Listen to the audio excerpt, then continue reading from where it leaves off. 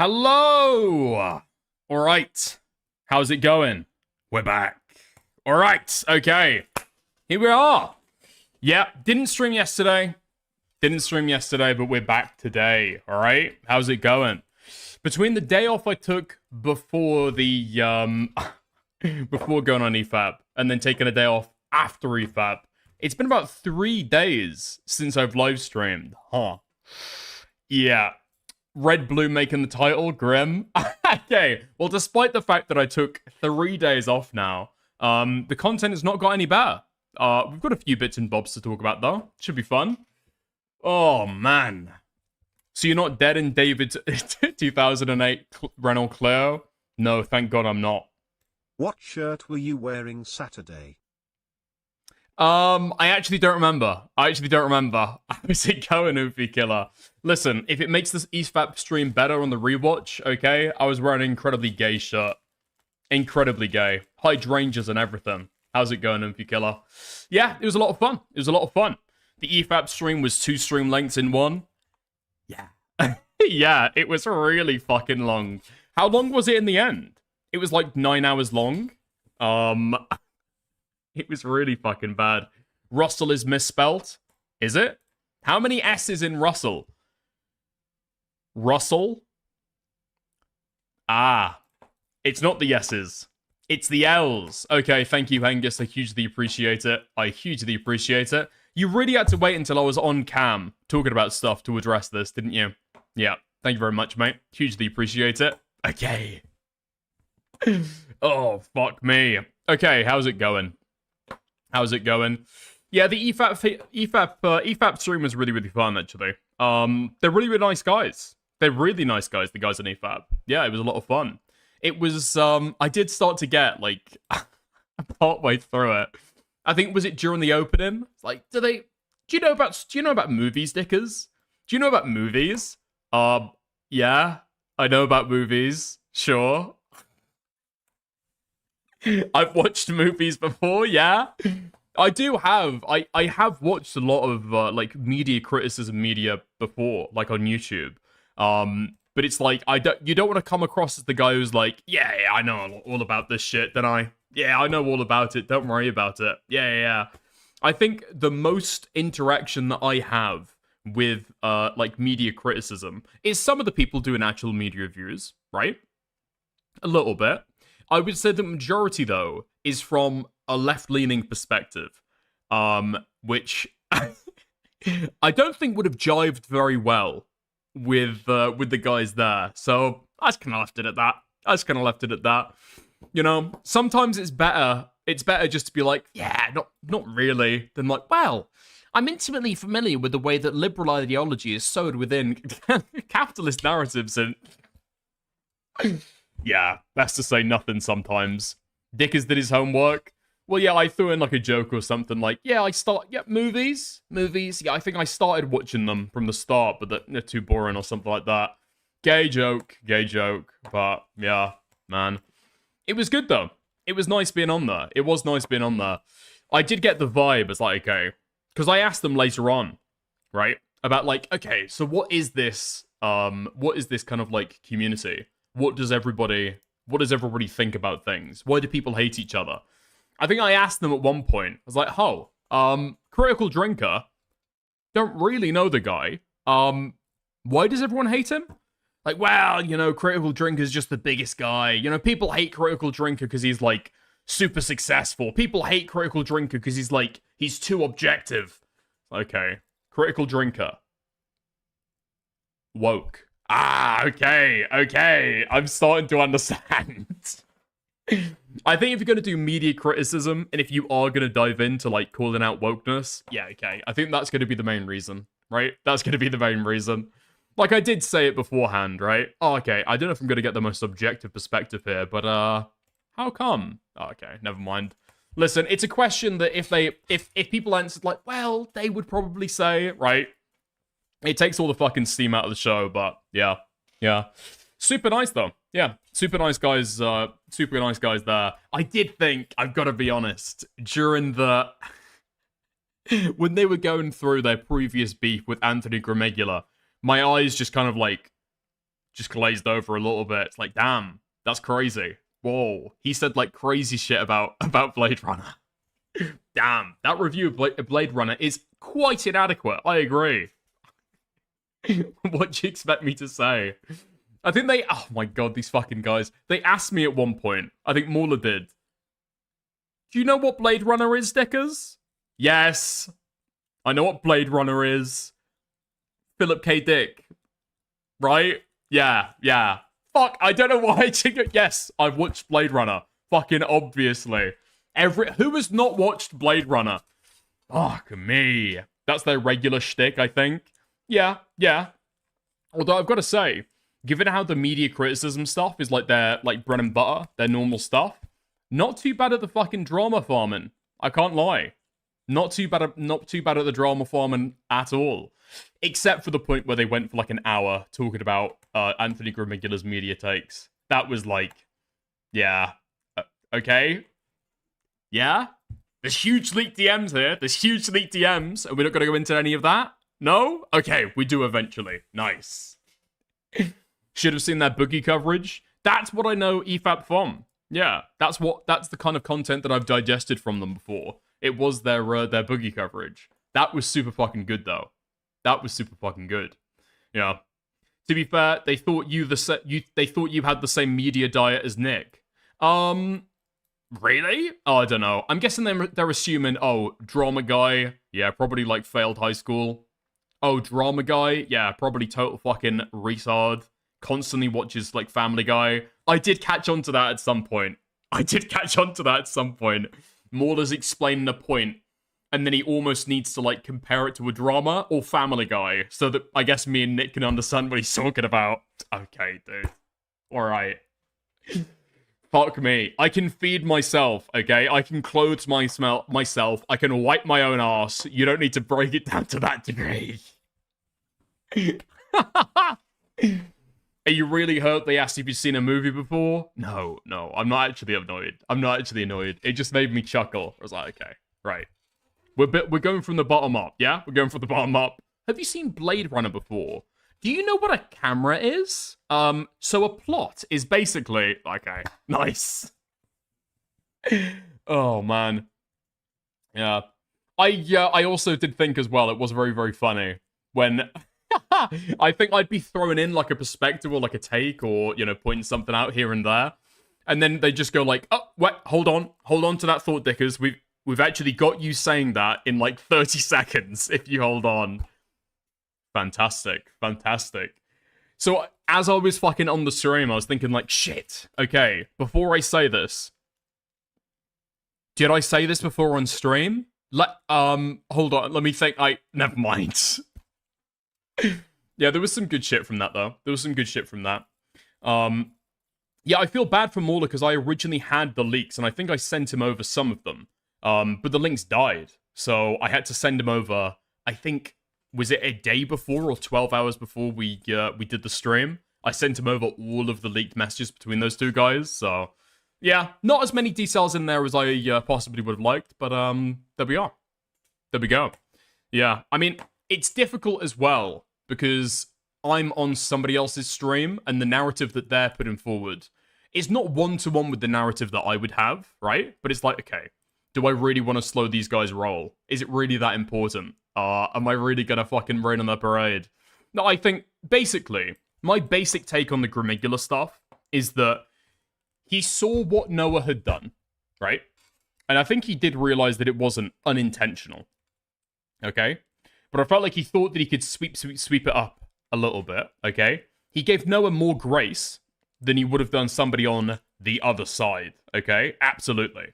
And I think that he got treated with absolute kid clubs because of it. So I don't think that Noah would have got the treatment if he was on the other side. 100% not. I do think that Anthony... fuck. I keep on going between it, okay? But having another look at the DMs, there are some points where I don't think Noah would be saying stuff unless he earnestly believed that that Noah was actually retarded and had actually done some of this stuff unintentionally just because he didn't know what to do, right? So I do think there was a core of it where it's like, did Does he think that Noah's done this maliciously? It seems like he can't decide which is the case, okay? But he is consciously making the choice to think, no, okay, I'm deciding that I'm going to think the best of Noah, and I'm going to let my biases take over, instead of having, like, a carefully considered position on it, right? That's my take, okay? In terms of the bias that's had there. I don't think that Anthony is intentionally lying about whether or not Noah did it intentionally or not, right? I think he can't really decide, and yeah, I think he lets his bias take over way too fucking hard. But yeah, I more than that, even ignoring some of that stuff, the help that Ant was giving Noah on a lot of this shit was just inappropriate, right? That's like the main line. He's going in there, sure, okay, don't talk to drama YouTubers. It might make me personally annoyed, okay? When people give other YouTubers good advice in relation to that stuff, okay? So that annoys me personally, but it's not like a big criticism, right? It's not a big criticism at all. What I would say is inappropriate is when he's going in there, seeing his initial script, and thinking, oh, yeah, say that you're using a plagiarism detector now, gonna be completely fucking worthless, right? Just a performative thing to throw in there to be able to mislead people, fundamentally, right? That's what's going on there. Because even if it was unintentional, a plagiarism detector is gonna do jack squat, okay? Absolutely fucking nothing. There's another point as well where he's telling him, like, he's looking over the script for the apology, and for some reason the best thing that he can think of is like, okay, say that it is plagiarism. You do need to say that at some point. And then you can move into it being about... something else. What is it? Move it into it being about citing sources. Like, bro, you're like helping the guy sweep. That's all you're fucking doing right now. You're just helping the fucking guy sweep. There's no other way to be able to explain it, but yeah. What can you do? So that's my basic perspective on it. Yeah, I think that Ant did self-deceive himself into believing that Noah had done it unintentionally. Because as soon as somebody in his live chat says, really? We think this was unintentional? He's like, well, yeah, it was probably intentional, right? Also, he massively overstates the help that he gave him as well at the time. So sending him university-level skills or courses to be able to fix the plagiarism. Not true. Not true. Somebody should have done a fucking reverse image search a lot fucking earlier, but as soon as you look up basic essay structure, it literally is there on Google. It's literally there on Google. I thought that he was sending him university courses from when Ant was in academia. No! He's sending him fucking Google images. What are we doing, man? Okay, nice. Also, the stuff that Ant was doing to be able to, like, help Noah was all essay structure. It wasn't plagiarism at all. It wasn't plagiarism at all, you know? And you can give people the benefit of the doubt that, oh, maybe he's, like, hearing people saying things, and then later on when he goes to give his take, well, he subtly inserted it in there. You can't have that take after you see the footage. After you see the Vincent Pavarel stuff. After you see the Neryl stuff. Where he's literally downloading somebody's video and sticking it in his own. Same with the Shamu stuff. He knows that he's doing it, and he's taking pains. He's making effort to be able to obscure the fact that he's nicking it. He knows he shouldn't be fucking doing it. Yeah? Anyway. Yeah, so that's the basic take. That's the basic take. He downplayed the fuck out of how much he helped the guy. As you come to the fucking, the more recent stuff, yes. He massively fucking underplays how much he helped Noah. To, like, a criminal degree. It's insane. Exaggerating the help looks worse to me. Why do you think this retard needs high-level uni shit when he isn't writing in paragraphs? I mean, give the guy some fucking pace to chew on and move on. You know what I mean? That's the thing. That's the fucking thing as well. Like, he had known the guy for 2 months at this point. He didn't have, like, a friendship with him. Noah was viewed as a tool to be able to promote a certain brand of politics in the media criticism space. That's the way that Noah was fucking seen. He was seen as like a foot soldier or like a big cog in the machine of convincing more people that gays in Star Wars is a good thing, actually, or something like that, right? Yeah. Also, I find that having a look at the fucking DMs, because this is what flipped me, okay? Because I watched the Ant stream initially, and I had some criticism for it, but I didn't go like scorched earth by any measure. The thing that totally flipped me was having a look at those leaked DMs.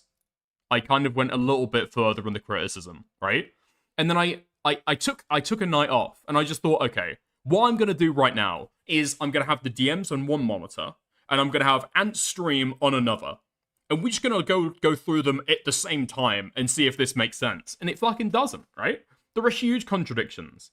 And the contradictions become more obvious just in what Ant's saying, you know? To be saying, for example, we've got clown makeup on, you know? We didn't realize what we were doing at the time. And then later on he admits, like, drama YouTubers, not to be a big dog, okay? But if I don't talk about it, nobody talks about it. This is my wheelhouse. This is my territory. If I don't talk about it, none of the audience is gonna know what's going on here. Yeah? True? So who's got the clown makeup on? Huh? How are you saying that it's a we issue? It's not a we issue, it's a you issue. Yeah, there are a lot of other, like, inconsistencies there as well, but, you know, what are you gonna do? What are you gonna do? Man, I think I saw that Ant, did he speak about it at all? Not really. Not really.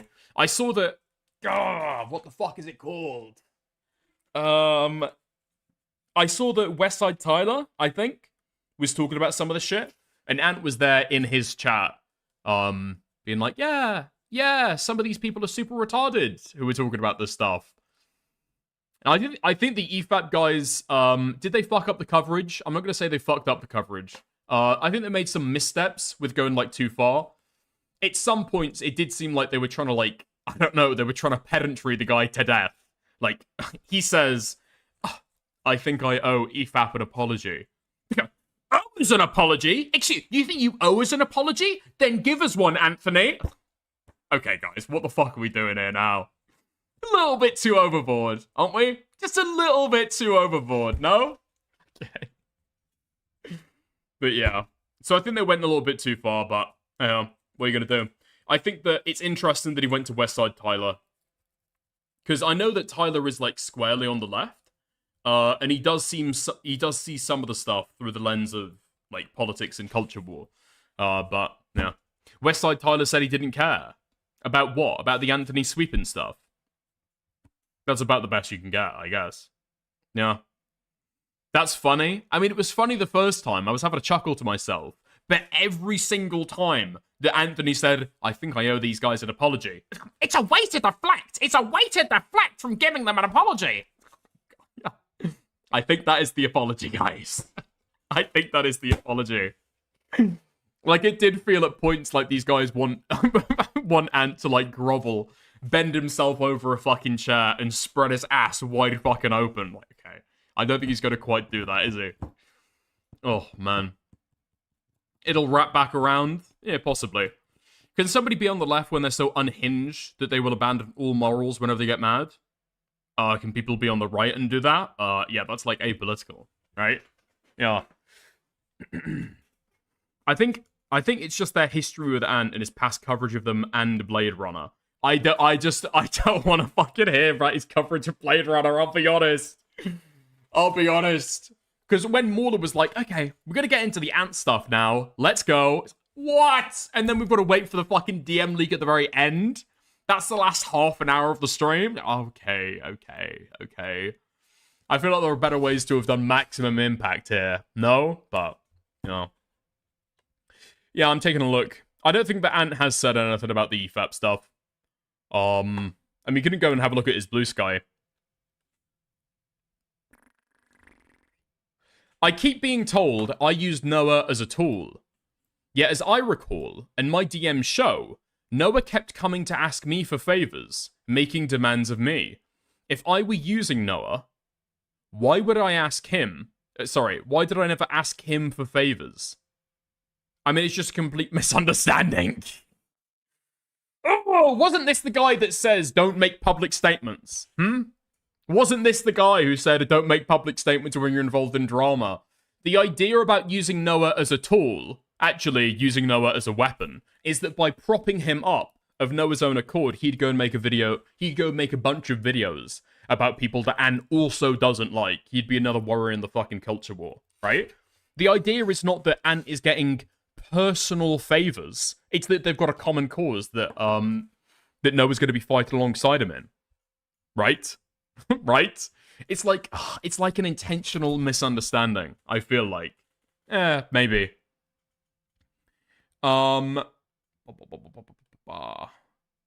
Anything else? I think he wrote a video and put it out, and so he's got a lot of people quote tweets and talking about it. I think if anything, today's proven putting out material people like is pretty damn good. True. Okay.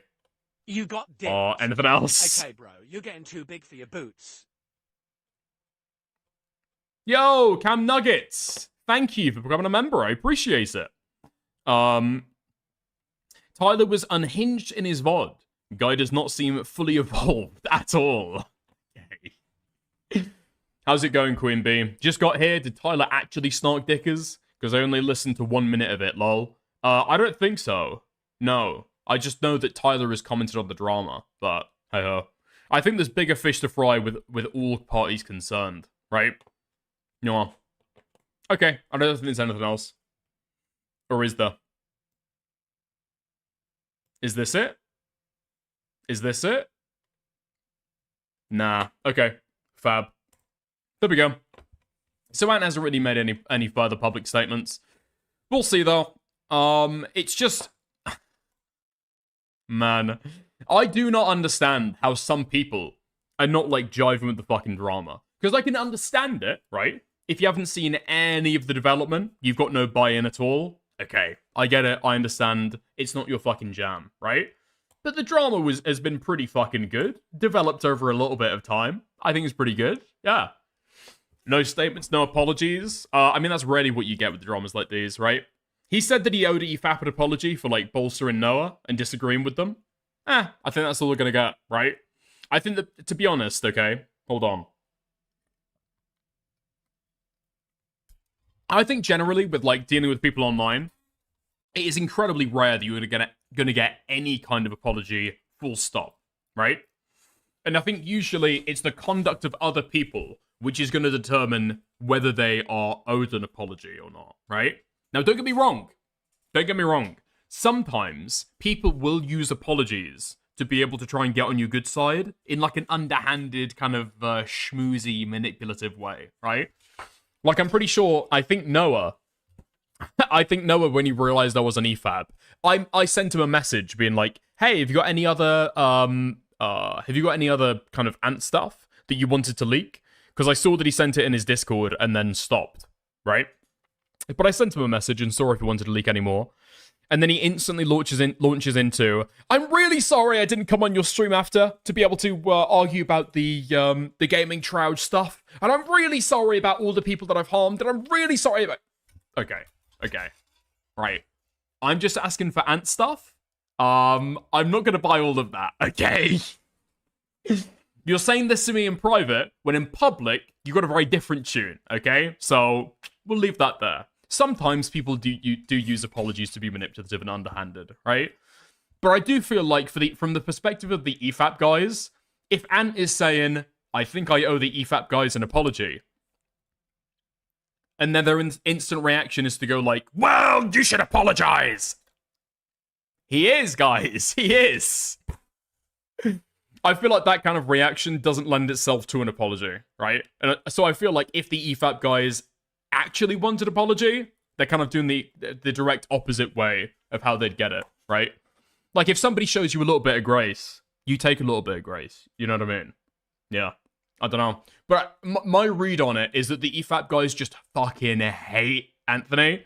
And so they want to see him, like, roll over, prostrate himself, and spread both cheeks. You know what I mean? But, like, either way, okay? Either way, I respect it. I respect it either way. Oh my god. Speaking about people that I do not respect. Huh? Speaking about people that I do not respect. Let's have a look at this fucking shock mounds guy. I saw this. Somehow I saw this, because as you can see, this shock mounds individual added the wrong account on Twitter. Huh? At Dickens TV. Sawyer Robert Wilson. Okay? Whoa! Name docs? Has this shock mounds guy created a fake account called Dickens TV with my name docs? Who the fuck is this guy? Joined December 2013. No name changes. Okay, I'm guessing he doesn't own this account then. I'm still alive. Alright, let's have a look at this. We also have famous streamer Dickens. Hello there. Dude, oh my, you're not gonna start doing this shit as well, are you? Holy fuck. That shit was funny. The bounty is still on for that guy, by the way. Say my name. We also have famous streamer This guy cannot let it fucking die, can he? Oh my fucking god. Yeah, this Shockman's individual. This Shockman's individual is truly scum. 100%. But there we go. So there we are. I've said his name. You can clip that. You can ship that to him. There we go. And he's getting nothing else from me. This fuck. No, we added each other on Discord actually, because when I was talking about him on stream, did I get trolls remorse? I don't know what was going on with me that day. I think I was just in a bad mood anyway. But I was way too fucking mean to him. Jesus Christ. I'm talking about him like, this fucking retard. Why is anyone paying attention to this fucking freak? Doesn't even know my name. And we're going to hit to him for the fucking law. Look at this fucking nobody fucking retard. I saw him watching it. I don't know if he went in there thinking that it'd be like a funny thing to like beef back and forth. But he was like, wow, this Dickens guy is getting really mad. This Dickens guy is getting really aggressive. Whoa. Holy fuck. I'm way too mean. I'm way too fucking mean. There we go. He deserves it. Fuck him. Wait, Shamu's sending me a message.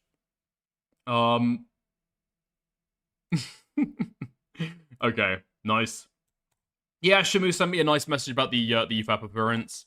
Yeah, they're nice guys. They're nice guys. My prediction, I've already said my prediction for 2026, right? In terms of where some of the content's going to come from. I think the right-wing VTuber community, they are ripe for the fucking pickings.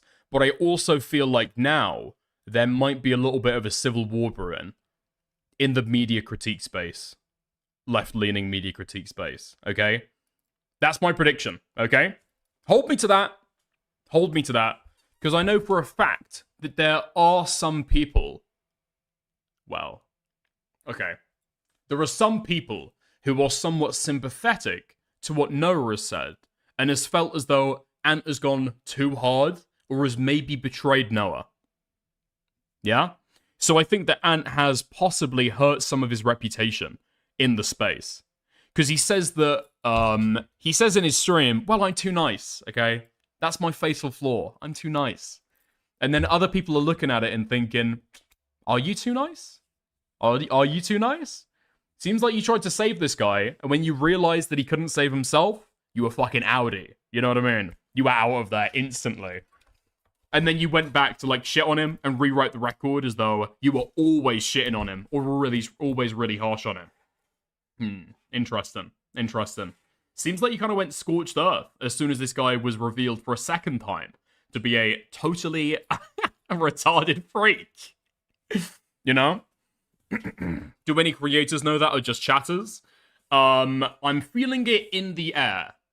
I'll say that, okay? So I'm feeling that in the air with chatters, but then also with how some creators are moving. If you kind of read between the lines, I feel like you can notice that there's a little bit of a rift going. But we'll see. We'll have to see if that stuff comes to fruition anytime soon. But I'm telling you, eventually, it will happen. It will happen. But that's my prediction. Yeah. Ant was too easy, what the fuck? Different communities, dude. Different communities. By drama standards, he was way too easy on Noah. By the standards of the people around him. And he's also kind of like rewriting his position in it as well, right? So I feel like some people are thinking that he like performatively just shat on Noah, which yeah, yeah, which I appreciate him for. That's the fucking problem, okay? Here's the thing, because I feel like now, especially after appearing on the EFAP stream, I feel like possibly Ant thinks that I think that he's like totally evil. And I totally hate him. I can see the yin and the yang in Anthony Grimigula. I really can, you know? I appreciate his stream on Noah that he did. I don't appreciate any of the other conduct that he did with Noah. I can see the yin and the yang. He burnt Noah to the at the fucking stake for me to watch and appreciate for 3 hours, which was very good, you know? Noah has been now pushed into the position where he's having to completely rebrand so that none of this bad reputation follows him into the future. But then also, he did sweep for the guy. He did sweep for the guy. Acted very dishonestly. Love to see. Nice. Okay. But for the record, Dickers, if you want to have me on stream to talk about Alt Noah, just let me know. Vincent, you know what? Yeah, fuck it, sorry. Because I said that I'd have you on the other day, and then I never got back to you, and I didn't stream. So if you want to hop on now, absolutely feel free. Vincent Pavrel. Vincent Pavrel. Feel free to add me on Discord, Dickers TV. Yeah, you can come on and take a victory lap if you want. 10 minutes, 15 minutes, something like that. Hello? Hello?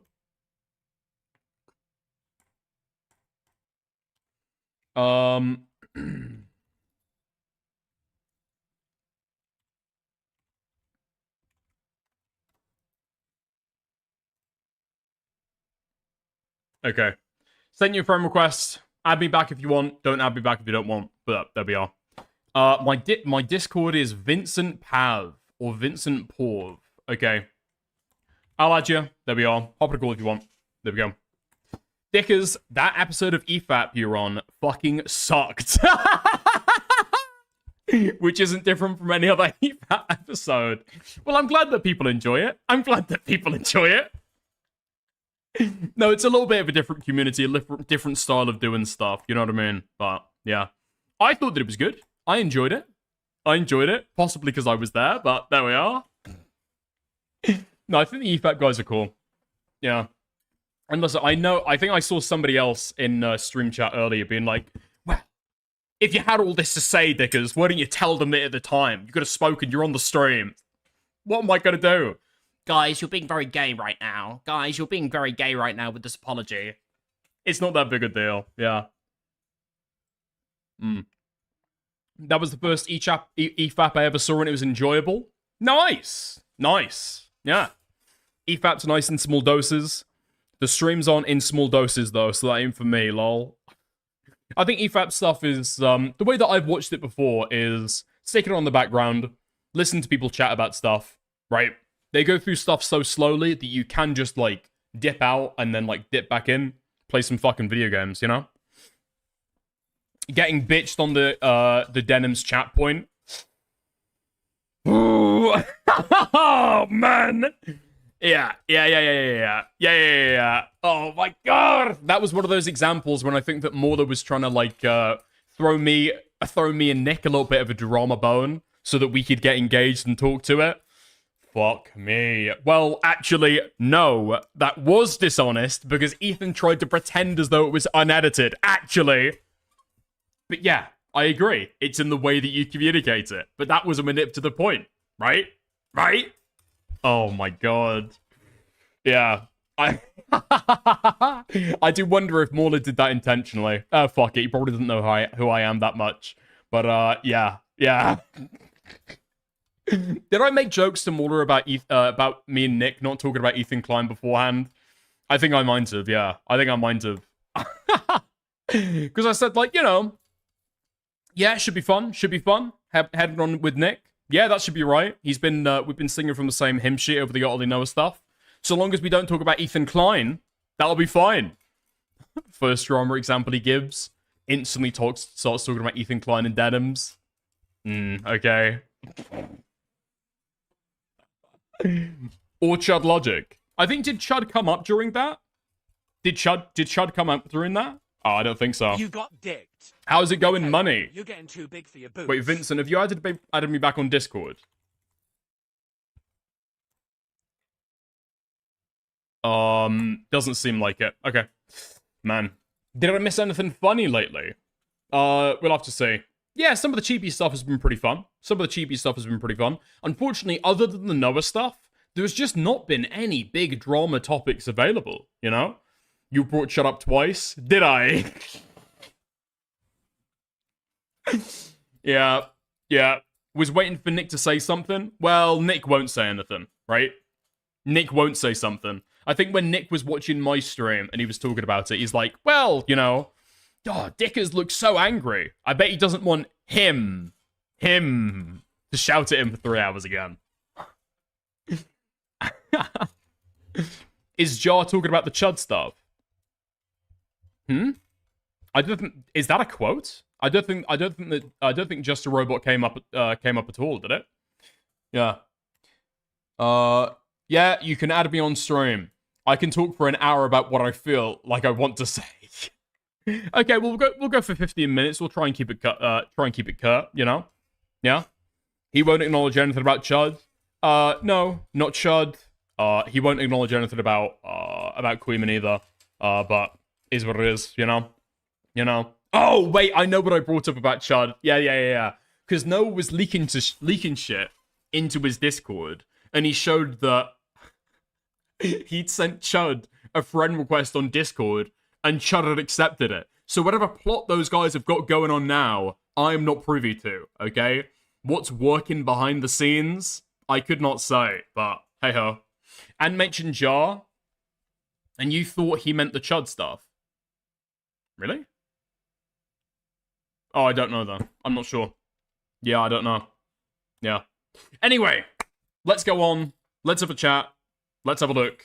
Let's talk to Vincent Pavril. Yeah, I meant to have him on a little bit before, but, whoops. Okay, we'll talk to him now. All's good. All's good.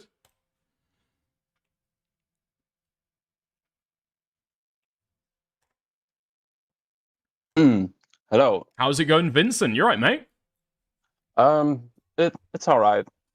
Oh, first and foremost, I do want to say that I do have a very noticeable accent, so I hope that's okay. I hope that's not too annoying. Yeah, I mean, we're pretty racist here, but we can look past it for a big story, okay? Don't worry about it too much. Okay. All right. I do, like, I'm gonna talk a bit more slowly, though, because now that I don't have a script, like, I'm just gonna articulate my points better, you know? Sure, yeah. So, for people who might not be aware, Vincent is kind of the man who started it all, right? You were on Twitter, tweeting it at Utterly Noah, saying that you, like, stole your fucking script, right? I think, you added him on Twitter, and did you send him a DM as well? And you got nothing for a very, very long time, right? Actually, I actually didn't send him a DM. Like, I tweeted him, you know, I called him out on Twitter, but I didn't even know if we could, like, send him a DM on Twitter. That one I didn't know. Actually, I didn't even know that there was a stream you made. Like, I was only aware of the fact that he pretty much stole my video, but I didn't know that he plagiarized 4 other creators. Okay. Fair enough then. So you weren't aware about the extent of it at all then? Yeah. That must have been crazy. So when did you find out, actually? Because I think you recently came and shot me a message, right? Yeah, so about the plagiarism thing of my video, because so I'm actually still in college, like I haven't graduated yet. So, you know, like that was a very busy part of my life. So like I was only aware of my plagiarism. So I think I found out when it actually wasn't Raul Kittenhouse video. It was actually me. Like I watched his Jester Bell video, and like 10 minutes in, I realized how much he basically just stole my talking points. So I think that was when I contacted him on Twitter, because I did comment on his video, but he had fans defending him. Says that this is his original video. So yeah, that was wild. Okay. Because I don't know if you're aware, during the conversation with Noah, he claims that he didn't see Shamu's message to him, complaining about the plagiarism. He didn't see your tweet where you were atting him to complain about the plagiarism, and now you're saying that you left a YouTube comment as well. Yeah, on his video, yeah. Hey, nice. Oh my fucking god. Yeah. And you've heard nothing back from him at any point? I did have a private conversation with him. I actually barely talked to him, but like I think at some point I did DM him. You know, I did say that I vehemently disagree with the whole thing, and like I want him to just, you know, I was actually over the drama by that point. So like I told him, hey, look, I'm not gonna argue with you. I'm just gonna tell you that like put my name in your video description, and you know, at least say that you have took a lot of my talking points in your description, in your video description. And I think that's what he did. Okay. Wait, when did you have a conversation with him? When did you speak to him? Oh, I think because now that I look back on it, I think it was after your stream. You know, when you and Nick Grandros and Shamu. Wait, no, I don't know if Shamu was on your stream, but I remember it was after the stream where you saw Raul Kittenhouse video, and he DM'd me after that. Oh, okay, that makes a lot more sense. All right. Yeah. Yeah.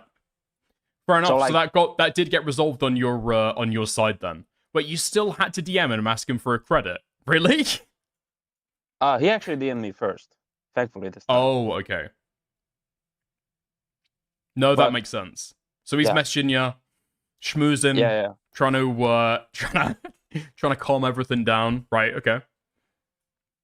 Yeah. You know what's crazy? Like, actually, now that I have a bit of a break, you know, from college and everything, like, it's only now that I caught up on recent drama where he DMC struck a content creator, right?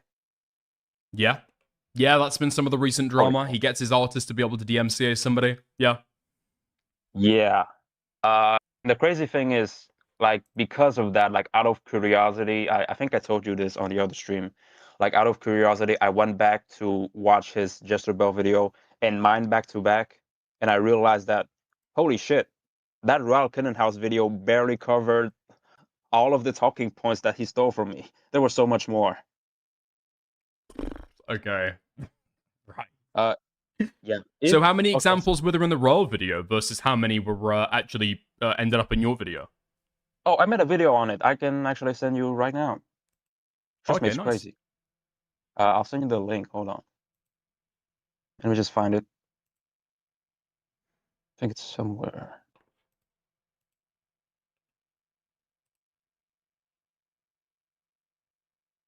There we go. I got it. Yeah, you can even put it on your stream if you want. There's like additional things. Oh, okay, nice. Yeah, yeah. Okay, fair enough. I mean, the drama's kind of been and gone, so I don't know how much benefit there is going back into that now, but Jesus Christ, yeah, fair enough. What kind of connections do you have with the rest of these guys? Do you know, like, Grimigula? Do you know Critical Drinker? Do you know Mauler? How plugged in are you into the rest of the space? So I'll actually say right now that I'm not really a fan of Critical Drinker's content. Like, the way he talks about movies, I disagree with the anti-woke, you know, the anti-woke opinions on films. I disagree with most of the time.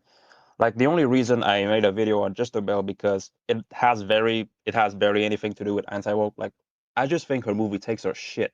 That's why I made the video. Fair enough, yeah. Okay. Nice. And for the record, like, you know, in Noah's video, like, he said something along the lines of, I am a professional critic for 5 years. And I realized that, okay, if you're a professional film critic, why did you steal points from my video where I explicitly said that I'm just a casual movie fan. Like, I'm not even a critic. So the whole thing just baffles me. Yeah, it was a pretty crazy drama. It was a pretty crazy Yeah. drama a couple months ago. Yeah, but yeah, been and gone. Yeah. There we are. Yeah. Like, Is there anything else, yeah. or is it just he stole more than you even realized? Because that is pretty fucking crazy.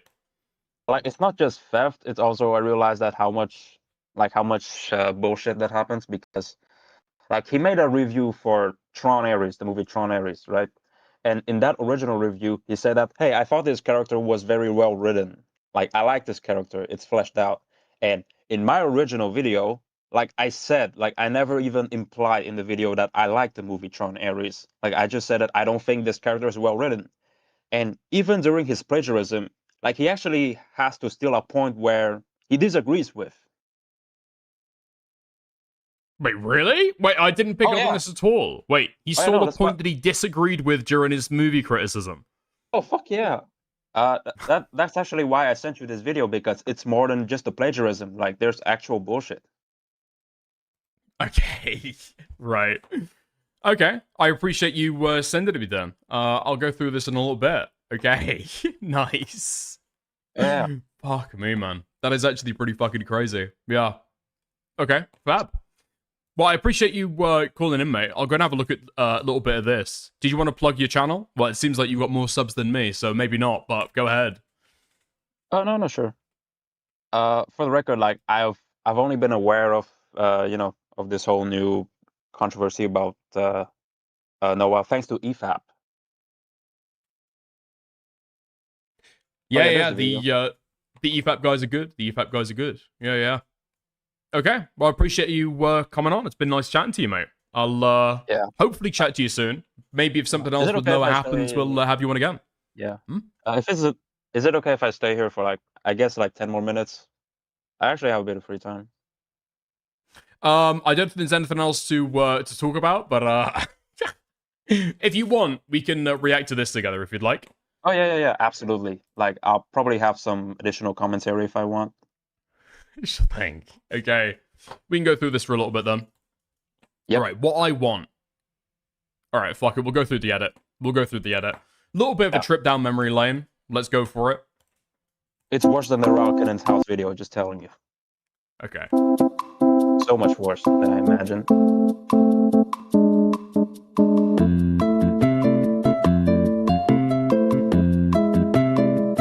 I thought it would be a good time to just express what I've been feeling this year reviewing movies. You mean reviewing only massive blockbuster IP-driven movies and not really movies in general, but okay. To just express what I've been feeling this year reviewing movies. Ah, yes, and by reviewing movies, you mean only major American mainstream blockbuster films. Sinners and Weapons, there were a couple things in it that I thought I don't want to see that in theater. What couple of things do you feel like you don't want to see in Sinner specifically? You want to at least elaborate a bit on that? Also, what exactly in Sinners made you not want to see it in particular? You mind elaborating on that? We then got Companion, a solid thriller that I'm not going to give away anything because the marketing unfortunately spoils the twist of the film. Companion is a pretty solid sci-fi There's thriller one with a twist that I'm not going to particular thing that pissed me spoil off. here because unfortunately.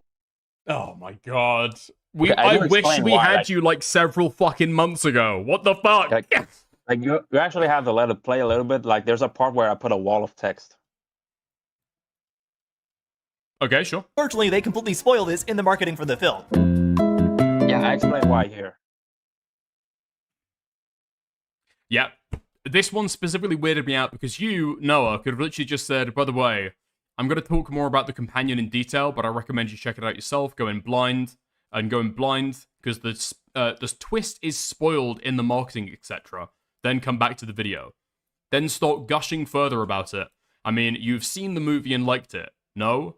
That's what's crazy about me. Like, the more I watch this, the more I start to wonder if he's even seen the movies he's talking about, you know? Well, I can say for a fact that he's watched Tron. Apparently, you went to go and see that because one of the actresses in there, has an autistic brother. So he has went to go and see that Oh, one. I see. Sure. Yeah. I don't know about the Yeah. rest of them though.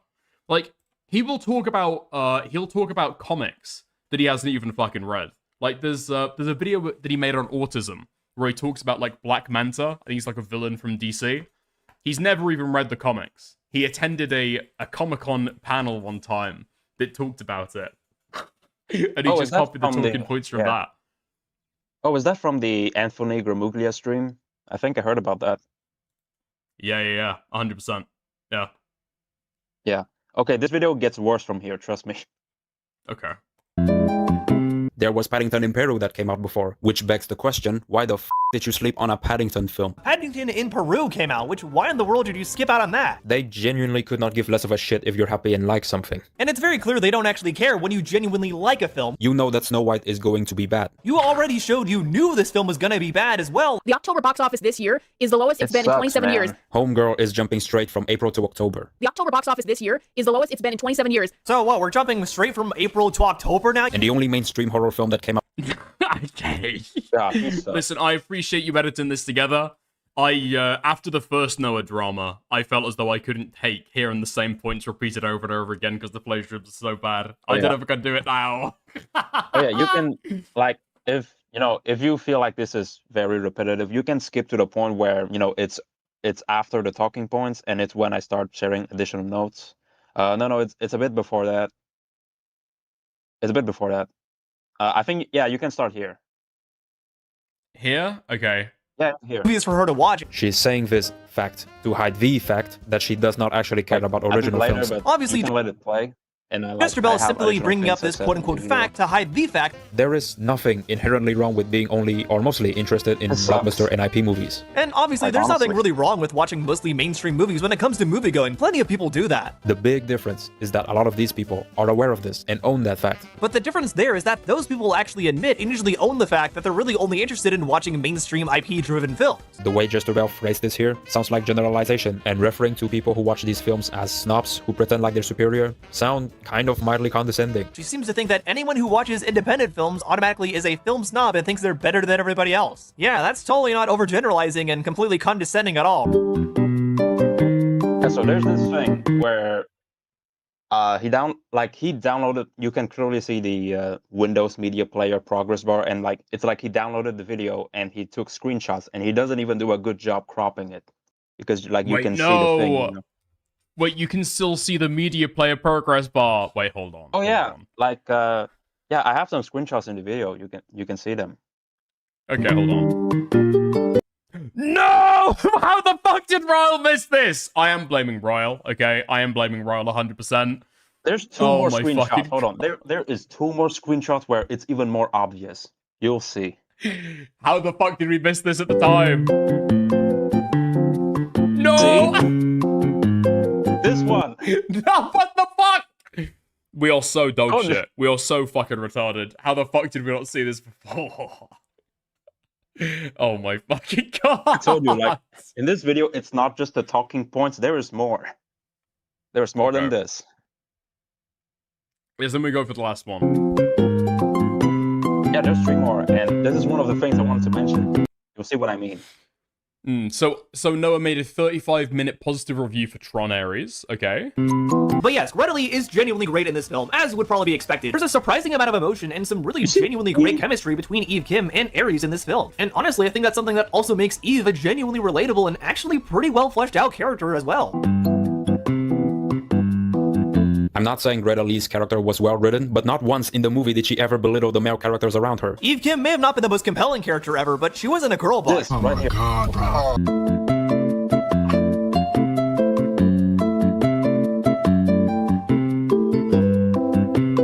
Hell, Yeah, Critical that's another Drinker made thing. more positive reviews praising good films this year than you did. Like the fact that he left that out is a bit odd. Wait, really? Okay. It is the Unlike worst part. Jester Bell, I'm actually a professional film critic and have been writing for 5 years about exactly Bro! There's no way! Told I you. didn't realize that he fucking dressed himself in these kind of clothes. Oh my I told you. god. this kind of subject. Oh yeah, I was pissed. I also want to mention out of the way that I'm not a cinephile. I'm a casual movie enjoyer. I don't watch 30 or 40 This new is what I releases a year. said at the beginning of my video. Like literally, I'm not even a film critic.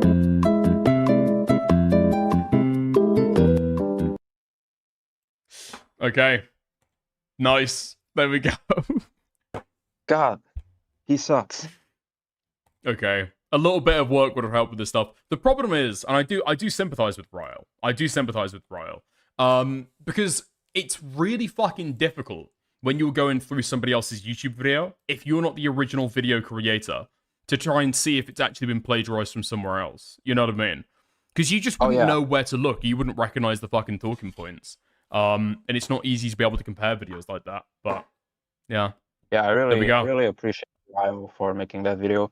So for more context, you know, with my DMs with Noah, so after I told him to, the thing is, I actually like explicitly told Noah through DM that he needs to put in the description that he basically used a lot of my talking points, but I think he actually refused to say that bluntly. Like he said that I took inspirations from Vincent's video, but like at that point I was like over it. I was like, whatever, you know.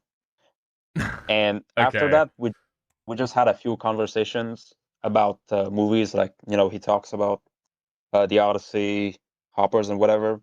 And I think it was since the DMC strike that like he told me that he's going through some things right now, but because I've just learned about that, I decided to just distance myself from him. Oh, so you don't even want the credit anymore? That's pretty brutal. Yeah. Yeah, I see this. This is what he wrote in the description. The original video idea came from Vincent Pavrel Animations, who I've talked with privately and is a fantastic creator.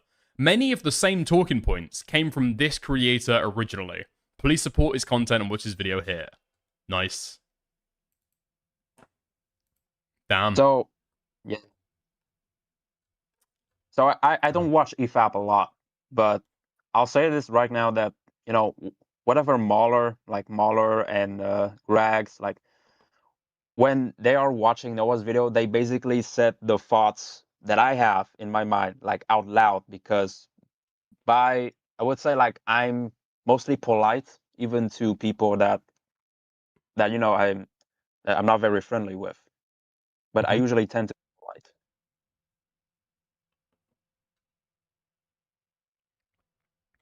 Yeah. They're on the money. They're on the money with Noah, 100%. Yeah. Yeah, Listen. absolutely. Yeah. I'll probably go and have a look at what Anthony Grimigula said about it as well. But yeah, the EFAP guys are good. Listen.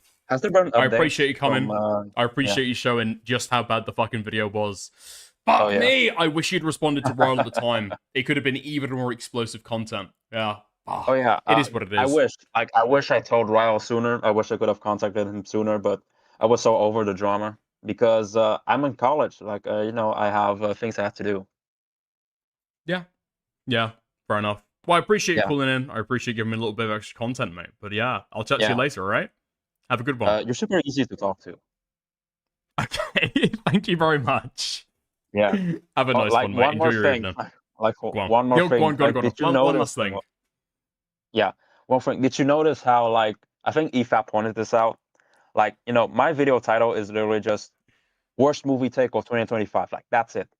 But Noah's title is like just like debunking Jester Bell's abysmal anti-woke take.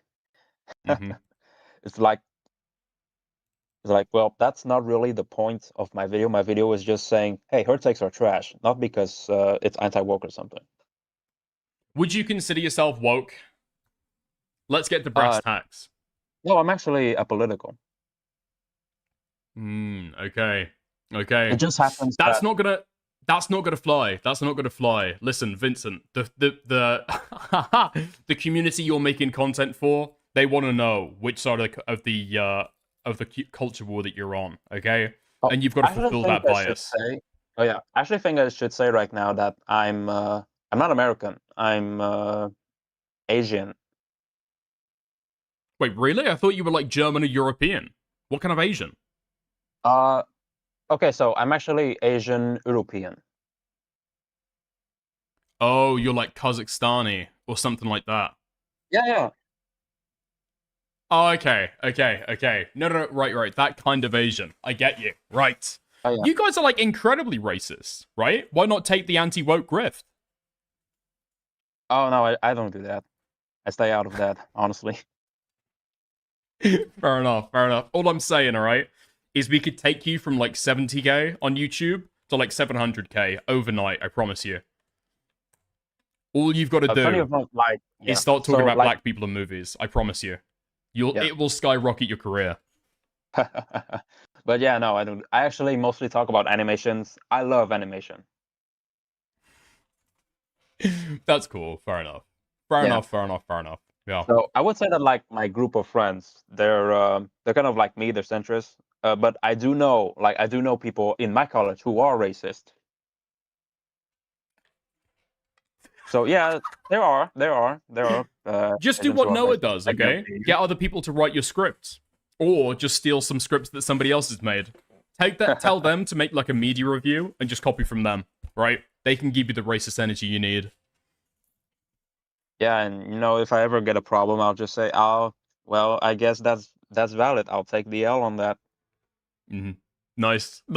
Listen, next script that you write, give it to me. I'll zhuzh it up. I'll talk about all the minorities in there. I'll sort it out for you, okay? Nice. Oh yeah, we'll make the most racist script of all time. Let's go. Okay. Have a But good like one, mate. on a serious note, most of my script, like I would say my content, I'm a solo man. Like I do everything by my own. That's nice. That's cool. I respect that. I respect that. Yeah. Okay. Like the only reason, And much like you, okay? Yeah. I am also a solo man. So I'm going to go over and have a look at what Anthony Gramigula's been saying, but it's been nice talking to you, mate, okay? You're a good lad. Yeah. All right. Chat to you later. Have a good one. Like the only reason, I guess I want to say that the only reason I'm not on the anti-woke side is because, their opinions on film, like the way they view cinema, I just completely disagree with, most of the time, 99%. And I am a movie fan, so that makes sense. I agree. Well, it's been nice talking to you, mate. I'll have you on another time, so okay? Nice. I'll chat to you later. Have a good night, okay? See you later. See ya. Peace. See ya. I fucking love that guy. I do. I fucking love that guy. I fucking love that guy so much. Oh my god. He is super nice. He is super fucking nice. Dick has asked her guessed his fave anime. Thank you, Will is me, for the two. Look, okay. I appreciate it. I like it. I'm just very, very aware while we're having the conversation. It's like, fuck me, man. We are milking this shit, aren't we? We are milking this fucking Utterly Noah stuff really fucking bad. He likes you. I like him. He's quite clearly a nice guy. He does have to be way more racist. Yeah. How's it going? Ryle, the guy who fucked up the story to begin with. No, how's it going, mate? I'd probably say that over the initial Utterly Noah drama, Ryle has absolutely been like our #1 fucking champion. So I've got to give it up to him. I do. I do have to give it up to him. Oh, thank you, Morale, for the raid as well. Thank you, Morale, for the raid. Bro, you're getting too big for your boots. Okay, big claps in chat. PLS notice his honourable present. Thank you for the 249 European. Thank you very much. And thank you for the 10 gifted subs. Hello. Thank you for the 10 gifted subs. Daxter. Thank you very much. Yo, wait, what? Nerdy John TO0. Yeah, I know that guy. Kinetic Kel is watching the stream right now. Okay. Thank you very much. I want huge 07s in chat for that. That is enormous 07s. Thank you. Thank you very much. I appreciate it. Okay. Nux uploaded his Muslim versus Christian copyright strike drama. Check inbox. I might go in to watch the original content. Like, I don't know. Nux talking about it? Maybe not, but hey ho. Maybe we'll give it a look at the end of stream. We'll head over to Kicken to watch it there, maybe. Yeah? Alright. I'll mute alerts as they cycle through, but I hugely appreciate it, okay? Thank you. Seriously, Dickers, check DMs. I can't show this on stream. That peanut has got a cock. Okay. I'm glad to see that you've been doing the good work though, David. Okay? Fuck me. I can describe it, I guess. It's David's character in Rust in the Faithful Sheriff server with a drawing, a recreation of the famous drawing that the Faithful Sheriff commissioned for himself, with a speech bubble saying, "I love Israel," and a little arrow pointing to his cock, saying, "Goy penis." Thank you very much. I've got to give you like negative marks though, mate. Okay, this would have been perfect. Unfortunately, the goy penis is circumcised, so a little bit. I'm just a little bit confused tonally, you know. But other than that, A+. Sterling job. All right, nice. Yeah, I did want to say again. Okay, Royal Kittenhouse. He deserves another fucking shout out. Okay, huge W on the work initially. I think that Ryle is probably the reason why the drama hit so hard the first time. And I don't know if we gave him enough claps for it initially, but yeah, Ryl's great. It's what they do to goys to humiliators. No, it's what you do to yourselves, actually. It is what you do to yourself. I don't know why, but American culture has got this really weird obsession with circumcising even Gentile boys. And I honestly do not know why. It's probably, I think it might be the only place in the Western world that does that. I don't know why. Yeah. Absolutely no fucking clue. Fuck me. This Jezebel girl is like getting raped on the daily. Huh. Is that how people make like the majority of their fucking money in this community? Is just ragging on Jezebel constantly. How big is her fucking channel? Hold on. Jezebel. No. Wait. There's no way she's in full fucking lolcowdom. Really? Oh my god. People making videos about her gets more views than she does in it originally. Although, Jesus Christ, she's pumping out these fucking videos. Holy shit. Is she putting out a single video, like, every 2 days? Listen, her fucking media takes might be total dog shit, and these videos might be total rush for garbage, but holy fuck.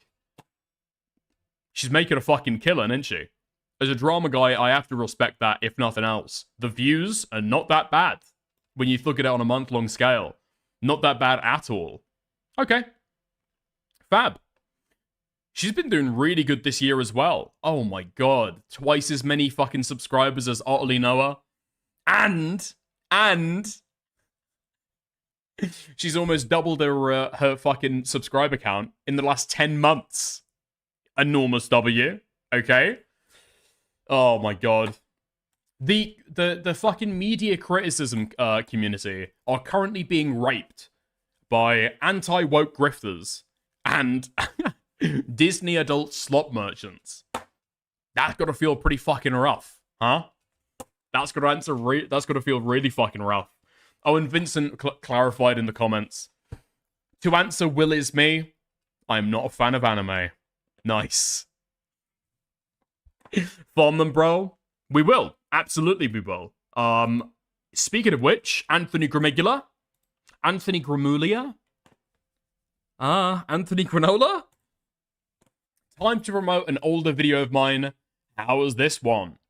I tried to watch this video. I don't know. Okay? I don't know. As a philosophy enjoyer, okay?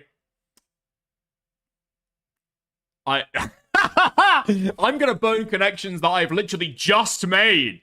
I don't think that any appraisal of art can be done objectively, okay? But there we go, okay? You can find objectively true statements about art. You just can't find it doesn't lend itself to analysis though. It doesn't lend itself to opinion making, right? So for example,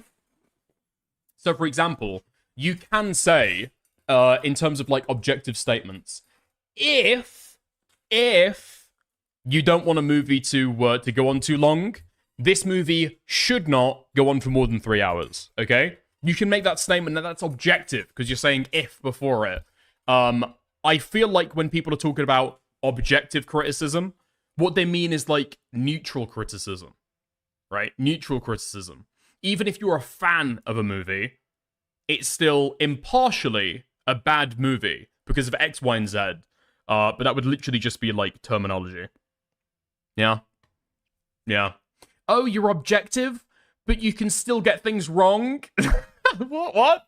Yeah, that's not what people mean when using objective. I feel like how intertwined art criticism is with philosophy a lot of the time.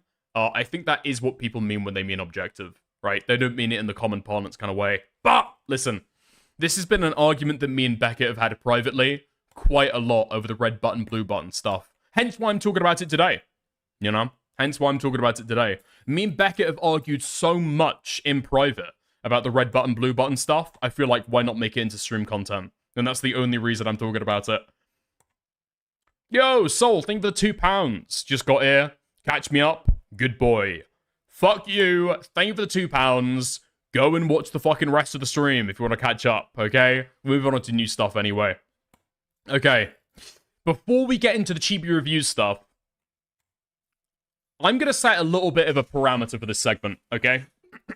Little bit of a parameter. And look, if anybody wants to call in, you can, okay? You can. What I want to do is I'm going to read out the prompt, and then I'm going to get chat to vote on it, and then I will say where I stand and kind of basically why. All right? So, let's go for it. Let's go for it. Let's get to the poll as well. All right. Everyone in the world has to take a private vote by pressing a red button or a blue button. If more than 50% of people press the blue button, everyone survives. If less than 50% of people press the blue button, only people who pressed the red button survive. Which button are you pressing? Okay, let's start a poll. Let's start a poll. Red or blue, pick your team. Pick your team, red or blue, okay? Don't type it in chat. I'm going to give you a poll in a second. People are saying blue, easy. Some people are saying red. Okay, let's split it down the middle. I'm actually interested on seeing what a drama audience says. Because I feel like I might be more in line with the people. We'll have to say. I don't know the difference. Okay, so. You've got two buttons in front of you. One of them's red, one of them's blue. If 50% of people press the blue button, everybody lives. Right? But if less than 50% of people press the blue button, only people who've pressed the red button survive. Okay? Everyone should pick red, or should everyone pick blue? I'm colorblind. Okay. Why wouldn't you press blue? Well, because here's where I stand. So I feel as though this is like an attempt for people. Dude, we're literally split 50-50 right down the middle. Okay. Jesus Christ. This is kind of why I am a red button presser. Okay? I am a red button presser. I am a red button presser. Okay?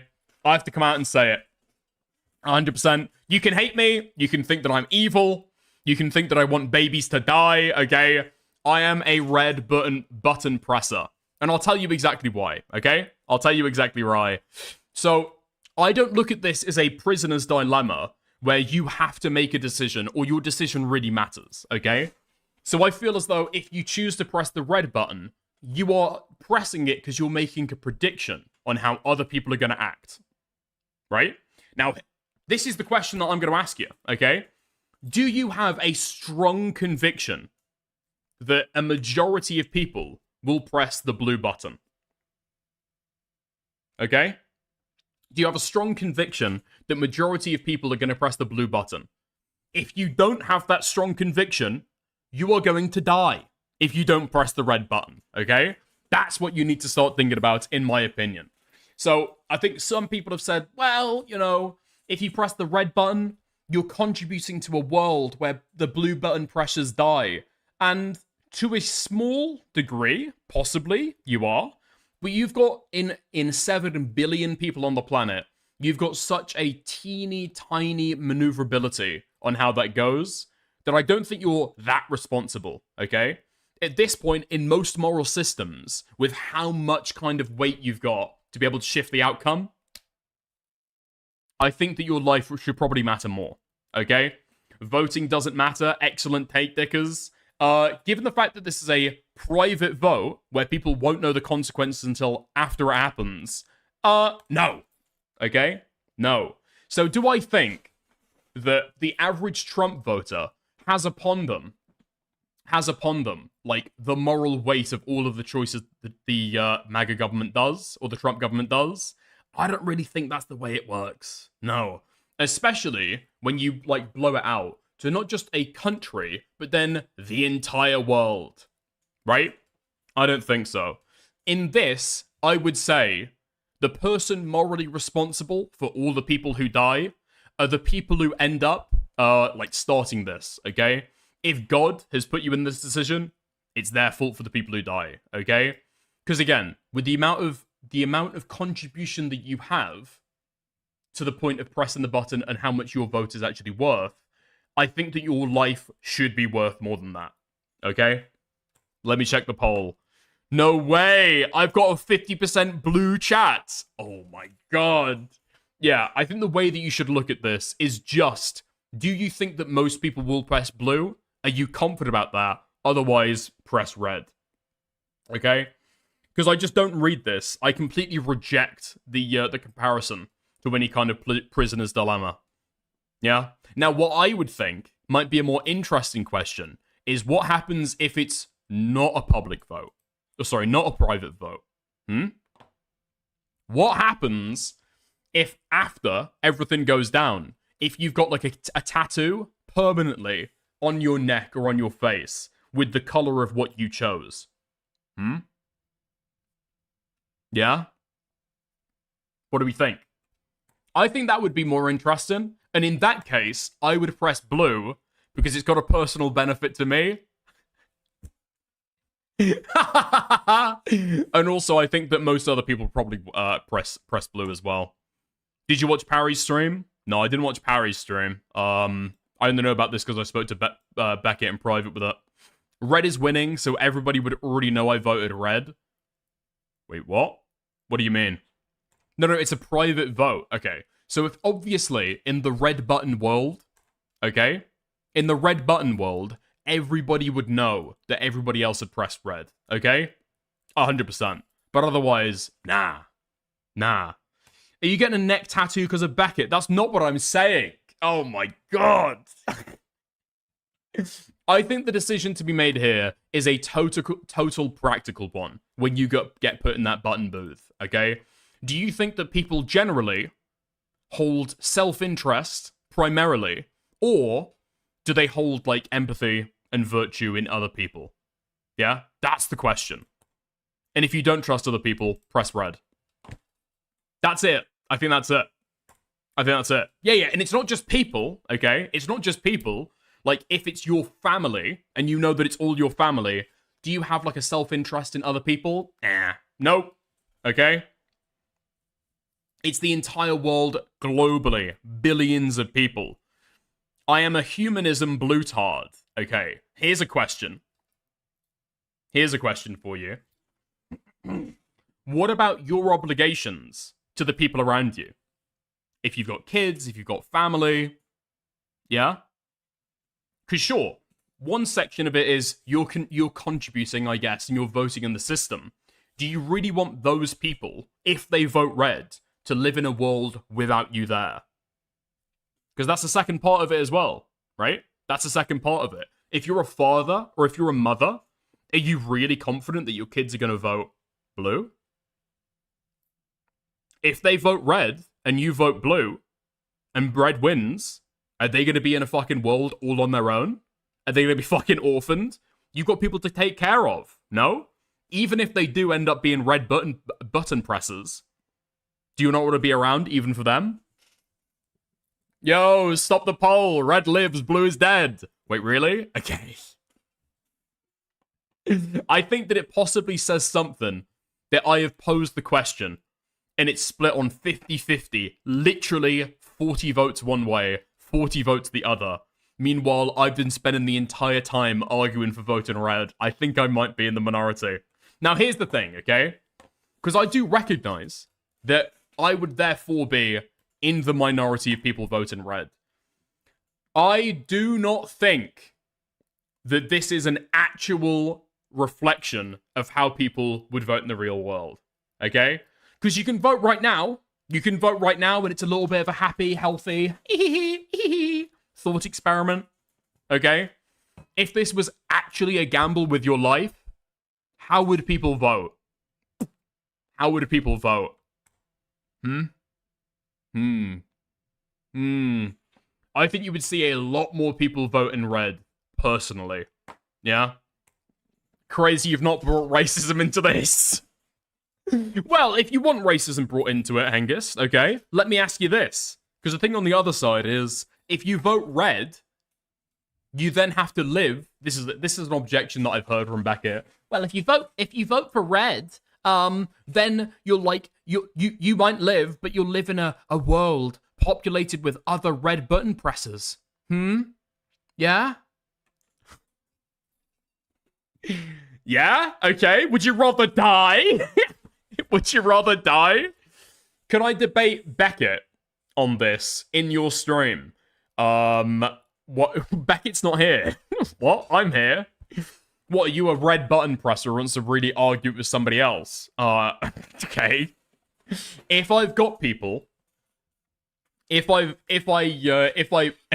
got people who strongly disagree with it, okay? We can do like a 5-minute timed argument, okay? And then we'll go through it. I clicked the wrong one. I'd vote blue. Fuck's sake. I don't even care if you're soy black-pilled freak, buddy. Yeah, but it's what you think about other people. It's what you think about other people, okay? I completely reject. People are answering it as if it's like the prisoner's dilemma. I completely reject it. I completely reject it, right? Because with the prisoner's dilemma, all that matters is what you have done and what the other person has done. It's like a direct thing, right? Are you really going to have some kind of like interpersonal trust with the majority of the world? Yeah, nah. Getting sued. I only vented against Dickers pushing the red button. Being a silly guy. Did you watch the Crimes New Romance LOP? I don't remember if you did or not. Thank you for the 5, Dan Mac Photography. I did not watch that video, because it was way too fucking long, and it seemed really, really boring. But, hey-ho. At what percentage do blues change their mind? I think that you're thinking about it from a red button pusher perspective. I don't think that blue button pushers do change their mind. I don't think the blue button pushers do change their mind. I think that it's like a... I think that this is like it's like a Rorschach test, okay? And I don't think that blue button pushers and red button pushers look at the question the same, okay? Blue button pressers, I'm gonna call them blueies, alright? When you end up on a school shooter's list, waves hands gaily, that's probably a sign you need to do a little bit of self-reflection, is a quote, rolling on the floor laughing emoji. Okay. Thank you for the 5. I might take a look at that, possibly on Kick, okay? Possibly. Okay, so I think that blueies are looking at the question and saying, oh, well, what would be the moral thing to do? How could I contribute towards this in a positive moral way, right? I think that's the way that blueies are looking at it. I think that reddies are looking at it like, fuck. Okay, there is a moral weight to this question, but also, do I want to fucking die? No, I don't want to fucking die. You'll see the Punnett squares in the comments, yeah? You'll see the Punnett squares in the comments. Yeah, there we go. Yeah, there we go. Blue, majority press, nobody dies. All press, nobody dies. Minority press, I die. Majority press, I live. All press, nobody dies. Minority press, nobody dies. Boom. Wait, what? Oh, yeah. I think that people talking about, well, if everybody pressed red, then there wouldn't be a problem. I think those people are kind of retarded. I think that's not engaging with what the blueies are talking about, but hey-ho. Yeah, there we are. Really, does nobody want to call in and disagree with me? I guess you guys have all consigned yourselves to die then. Interesting. Very, very interesting. yeah, all these guys trying to kill themselves by pressing blue, I need to save them. You think that could be it? Possibly. Possibly. I completely fucking disagree. I'm even coping and disagreeing with the poll here. There is no fucking way that if you ask these people earnestly in real life, that 57.9% of people would risk their fucking lives and press blue. Ain't no fucking way. I press red and I'm driving. Nice. Yeah. Saying humans are going to 100% agree on one option is inherently dumb. Yeah, it's totally retarded. That is redoid cope that I've seen. Yeah, which just is so fucking retarded, but there we are. Wait! Hold on. We'll wait until we get to 100 votes, and then we'll close the vote. Alright?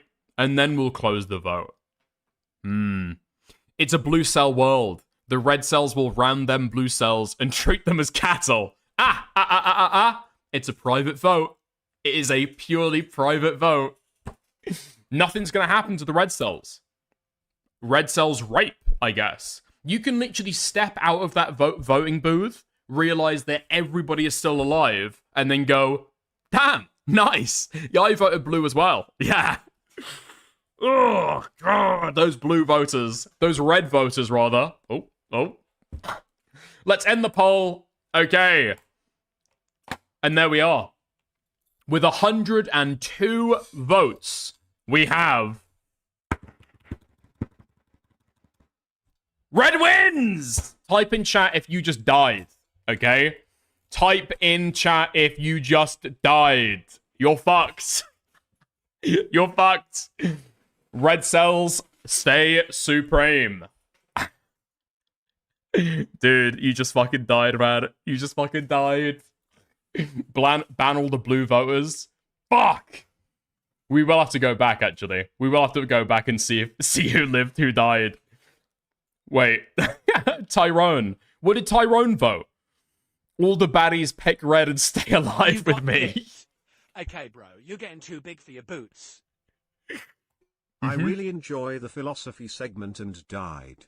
Thank you for the 2, Space Station. Thank you for the 2.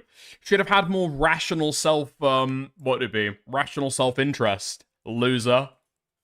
Okay. Dick has voted for red. Betrayal of politics. What color's Labour again? I didn't vote. That's an interesting question. Hold on. What happens to the people that abstain? I think it's only fair if people abstain, they just die, right? I think that's the only fair way to do it. If you abstain, you just die. You just automatically die. Yeah. Dude, could you fucking imagine, in a blue world, the only people who died, tens of thousands, and it's people who refuse to pick? Now, the cope that I've seen on this topic, actually, I don't want to spoil anybody else's opinion, okay? I don't want to spoil anybody else's opinion, but what I have seen, actually, me and Beckett were arguing about it earlier. Beckett is convinced that the majority of people would vote blue, okay? In fact, he's gone to great lengths to try and prove that other people would vote blue. So much so, he's going into age demographic data and looking at, how many kids are there? Would kids vote blue or would kids vote red? Oh, there's a lot of old fucks. Especially in the West, there is a lot of old fucks. Okay, wait, hold on. They would probably vote blue as well. Really? The theory behind it, okay, is that old and infirm people who can't read or think very well, and children who are very simple-minded, would read the question, be confused why they would want to press red, and just think, oh, blue is a save everybody button. I will press blue. And they don't realize the risk of pressing blue and the reason why there's a red button. Now, personally, I don't buy that, okay? I reject that in its entirety, yeah? They're 50-50 anyway, discount them. Well, I would say that for the mentally infirm. For people who are totally insane, yeah, okay. That shit's 50-50. Fuck it. But Beckett is saying that children would look at it and go like, oh, save everybody. Yeah. And then old people are going to be like, oh, well, I'm so old at this point. I would rather risk on humanity so that other people can live. My life is worth naught. I don't know about that. I honestly don't know. Because again, you gamble on everybody winning. But you're gambling with your own life. Right? So, nah. I did say that as well. Crazy opinions of boomers. Huh? Wait. List of countries and dependencies by age. What the fuck is that? What does this mean? Oh, wait. List of countries and dependencies by population. Oh, these are people so old that... What? Huh? Dependencies? What the fuck are dependencies? Oh, inhabited dependent territories. Okay. Wait, okay. I see the... Wait, hold on, Hengist. Are you basically trying to ask Beckett, do you really trust people in India? Is that what you're asking him? Now, Beckett, I understand, okay? You've got a great amount of belief in humanity. Only one problem with that. 17.2% of humanity live in India. Ugh. Yeah. You sure you don't want to join our side, Sar?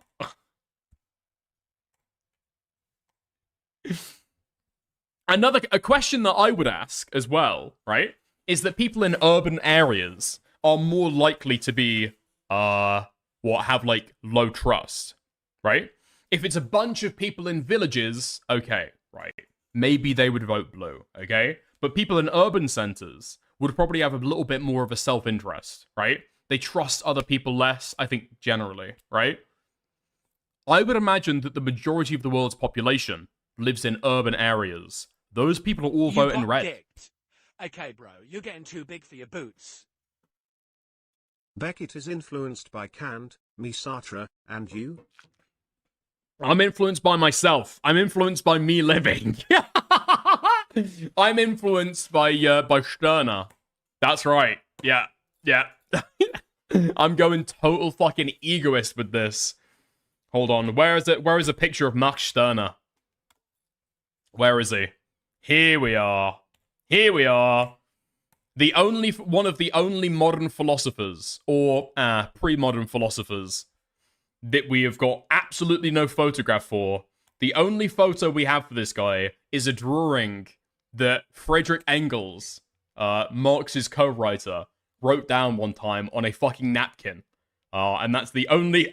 that's the only idea of how he looks, okay? But no, this is the Giga Chad guy. This is how all red voters see themselves. This is how I see myself, in fact. Yeah? Okay. There we are. 100%. 100%. I would say, in fact, okay, voting red is the proletarian vote. Yeah? Not just because communism is red, but think about it.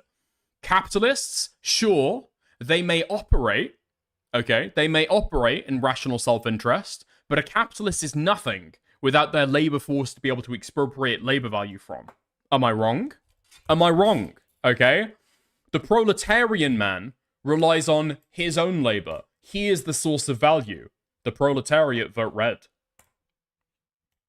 I literally defy anybody to disagree with me. Yeah? I mean, you kind of poison your own results. Sorry, are you still speaking? I think you're a dead Bluey, aren't you? Sorry? Pardon me? Can't hear you. Can't hear you. You're 6 feet under, motherfucker. Why are you chatting shit?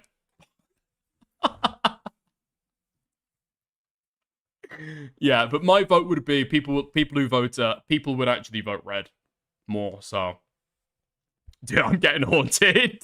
That, oh my fucking god, could you imagine the hauntings that would happen after the blue-red event? Now that's what you're fucking wondering. That's what you've got to wonder, actually. Do you want to be a red survivor constantly haunted by ghosts? Or do you want to be a blue ghost who's constantly feeding on the regret of the living? That's feeling a little bit different to me now. That's feeling a little bit different to me now. Also, the guy who made the question says that he's going to vote red. So, I win. I win. I win. Okay. Wait, where does he say? Because there's another layer to this. Give me a second. Give me a second. Okay. Wait, where the fuck is this? Okay. Is this guy's answer? Okay, nice. I may have spoiled it, actually. Seems like crazy bait. I mean, this guy knows how to go viral on Twitter. Yeah? Alright. Suddenly standing alone in the room, I begin by imagining humanity banding together and blue winning in a landslide. And I feel a rush of pride. Red is the genocide button. You say that like it's a negative. What? Okay. Blue is the save humanity from this nightmare button. I know what kind of person I am. As my hand hovers over the blue button, I can't help but imagine a gun pointed at my head with a bullet in one of the chambers. I feel a surge of fear shoot through my body. Then I think of all the other people staring at the blue button and thinking the same thing. Surely, some of those who initially decided to press blue will succumb to the fear. It starts to feel like a gun with 2 loaded chambers. A stronger pulse of terror. The more I think of it, the more I worry about other people thinking about it. My heart races. Yeah, me and this guy are basically on the same fucking page. Then I look at the red button. A gun with no bullets in it. A glorious feeling of relief washes over me. Will I hate myself forever if blue wins because enough others were better and braver than me? But don't I owe it to my family to protect myself? One vote won't change anything anyway, right? It's all irrelevant because the mammal I live in has already made up its mind. I wince and press red. Yeah, here's the fucking problem that I can't get over, okay? Blue is actually the morally superior option. Okay? I actually can't deny it. I actually cannot deny it, okay? Yeah. In my heart of hearts, I would vote red. Sorry. In my heart of hearts, in my deepest impulses, I would be a blue voter. Unfortunately, it's my life at stake, and so I'm voting red. Nice. Morals ain't shit when you're red. When you're dead. Exactly. That's why we vote red. He couldn't even grift blue. Would that have been the better thing to come on stream and say, actually? Would that have been the better thing to say on stream? I'm a blue voter. Yeah, possibly. Possibly. Dick is to be a blue voter. Clip it. Well, okay. It depends what country you're in. In the US? In the UK? Morals just isn't morality. Morals just isn't reality. Yeah, that's kind of the reason why I'm a red voter. 100%. And I feel like blue voters are coping, frankly. I feel like everybody would be voting red. If it actually came down to it, everybody would be voting red. Even though morally, yes, blue is the superior option. We're doing the blender game again. Oh, I saw that he quote retweeted this, actually. I don't know what the fuck the blender game is, although people tried to explain it to me. We're doing the blender game again. There is a large blender. Everybody in the world has to decide whether to step into the blender. If at least 50% of the world do step into the blender, it will be unable to overcome their inertia to get started, and thus everyone survives. If less than 50% of people step into the blender, then they all get blended into paste and die. People who do not step into the blender suffer no adverse effects. Would you step into the blender? Blue equals step into the blender. Red equals don't do that. Yeah, I mean, that's a better way to rephrase it. That's a better way to rephrase it. I mean, it's not really the same, right? It's not really the same. Because, I mean, not stepping into the blender is like a lack of action, right? Whereas choosing to press the red button is an action. You're like co-signing the events that come after, kind of, even in a small way, right? Yeah. I don't care if I die, to be honest. That's got to be the most disappointing shit, right? Because you know that some of the people who step into the blender just can't, they can't afford, like, what is it, like euthanasia. And so enough people step into the blender as well to try and go and save them. And then they just end up really fucking disappointed. Yeah, I could see that. Yeah, I could see that. Yeah, I think most people probably agree you don't step into the blender, right? The thing is, the phrasing is part of the consideration. With phrasing like this, blue would never win, so choosing it is automatic suicide, and very few people end up dying anyway. It's tougher when you know the phrasing would cause billions of people to choose blue. Yeah, I see that. I see that. Because the way that this is phrased, if you did a poll, like, I don't know, 10% of people would choose to, like, jump into a blender. And it's only because they want to die in a really cool way, you know? Or they're, like, hyper empathetic to a full. Whereas it feels like the blue-red question did end in a little bit more of a tie, right?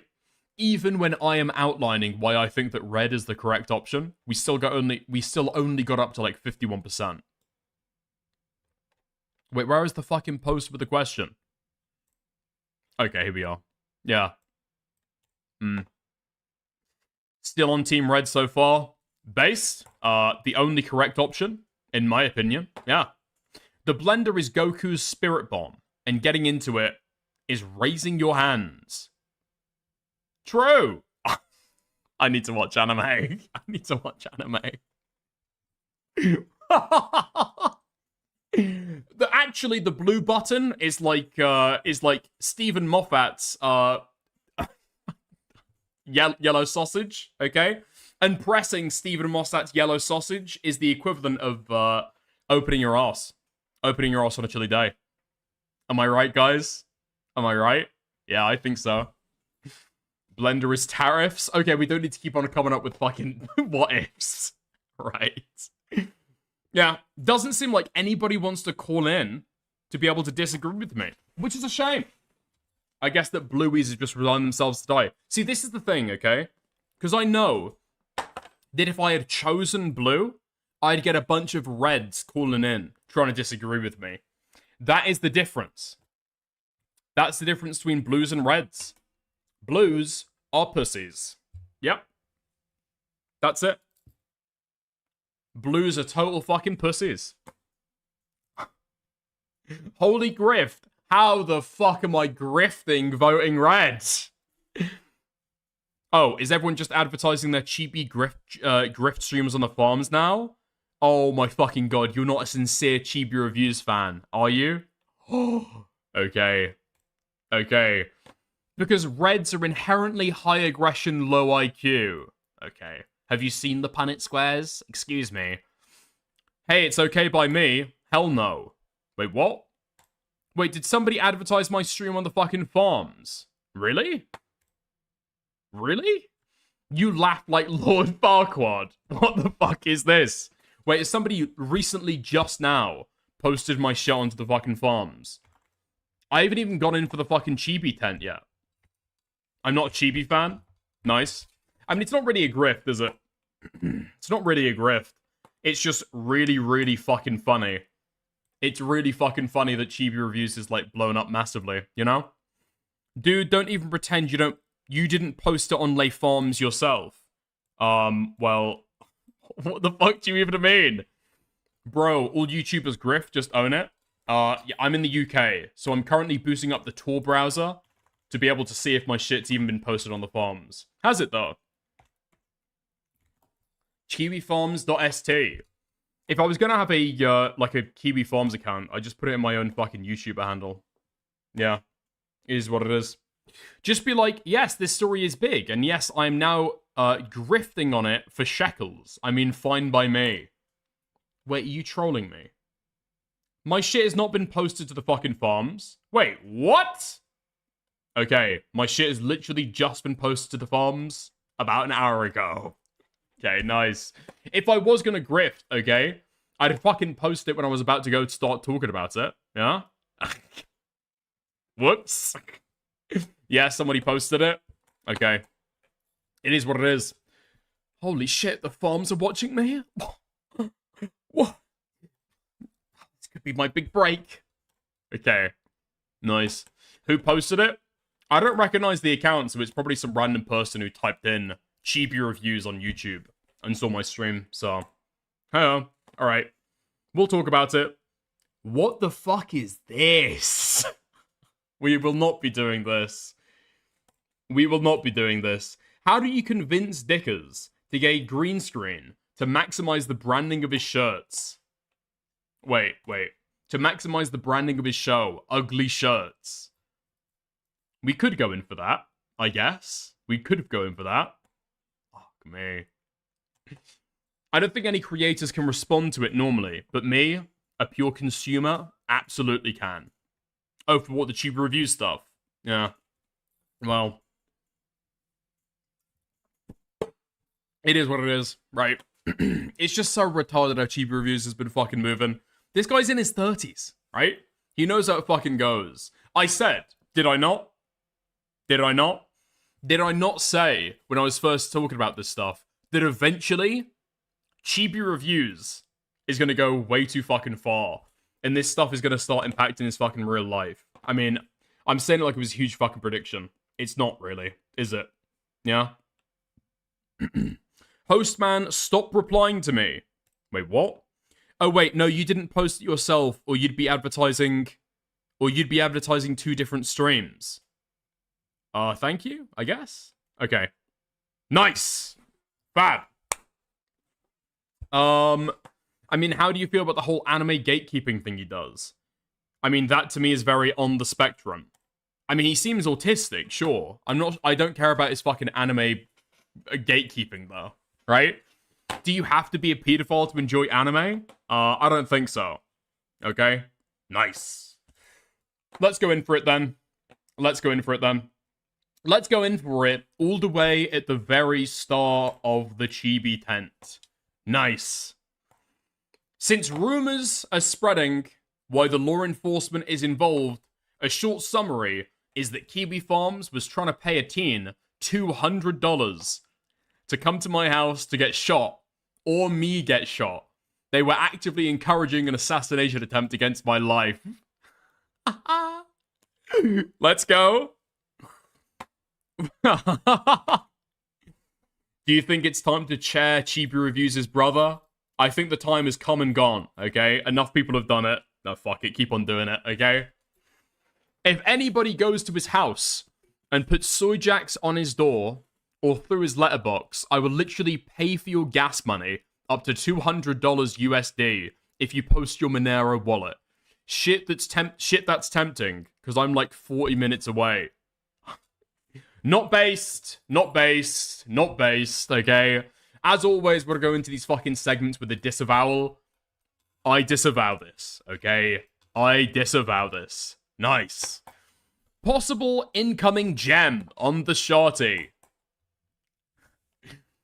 The user said, wait, lol? We have Sharties nearby? Be careful, Sharty bro. It's probably safe knowing the area and his family. Looks like wimps, but depends on how holler customs are. That can get to shoot first, ask later territory. God, Sneed, not a tipping endorsement. The user said they were kind of scared of his gun, which a fellow teen pointed out that he could go in the middle of the night. If anything, I low-key kind of want Chibi to pull a boogie, not because I want the soy teen shot, which I don't, but because because it would be very funny to see Chibi pull a boogie and make himself look even worse. Okay. Nice. Now, here's the fucking difference, okay? And the problem is that I know that Chibi Reviews has had people saying to him, these different communities are very fucking different, okay? If the farms are talking about you, just fucking ignore it. If the Sharty is talking to you, just fucking stop talking about it, okay? That's the best thing you can do to try and get these people off your back, or stop paying attention to you. Yeah? But he's decided to not do that, and he's quote posting his fucking Kiwi Farms account from, what, 10 minutes before, this guy is cooked. This guy is absolutely fucking cooked. I mean, it's just over.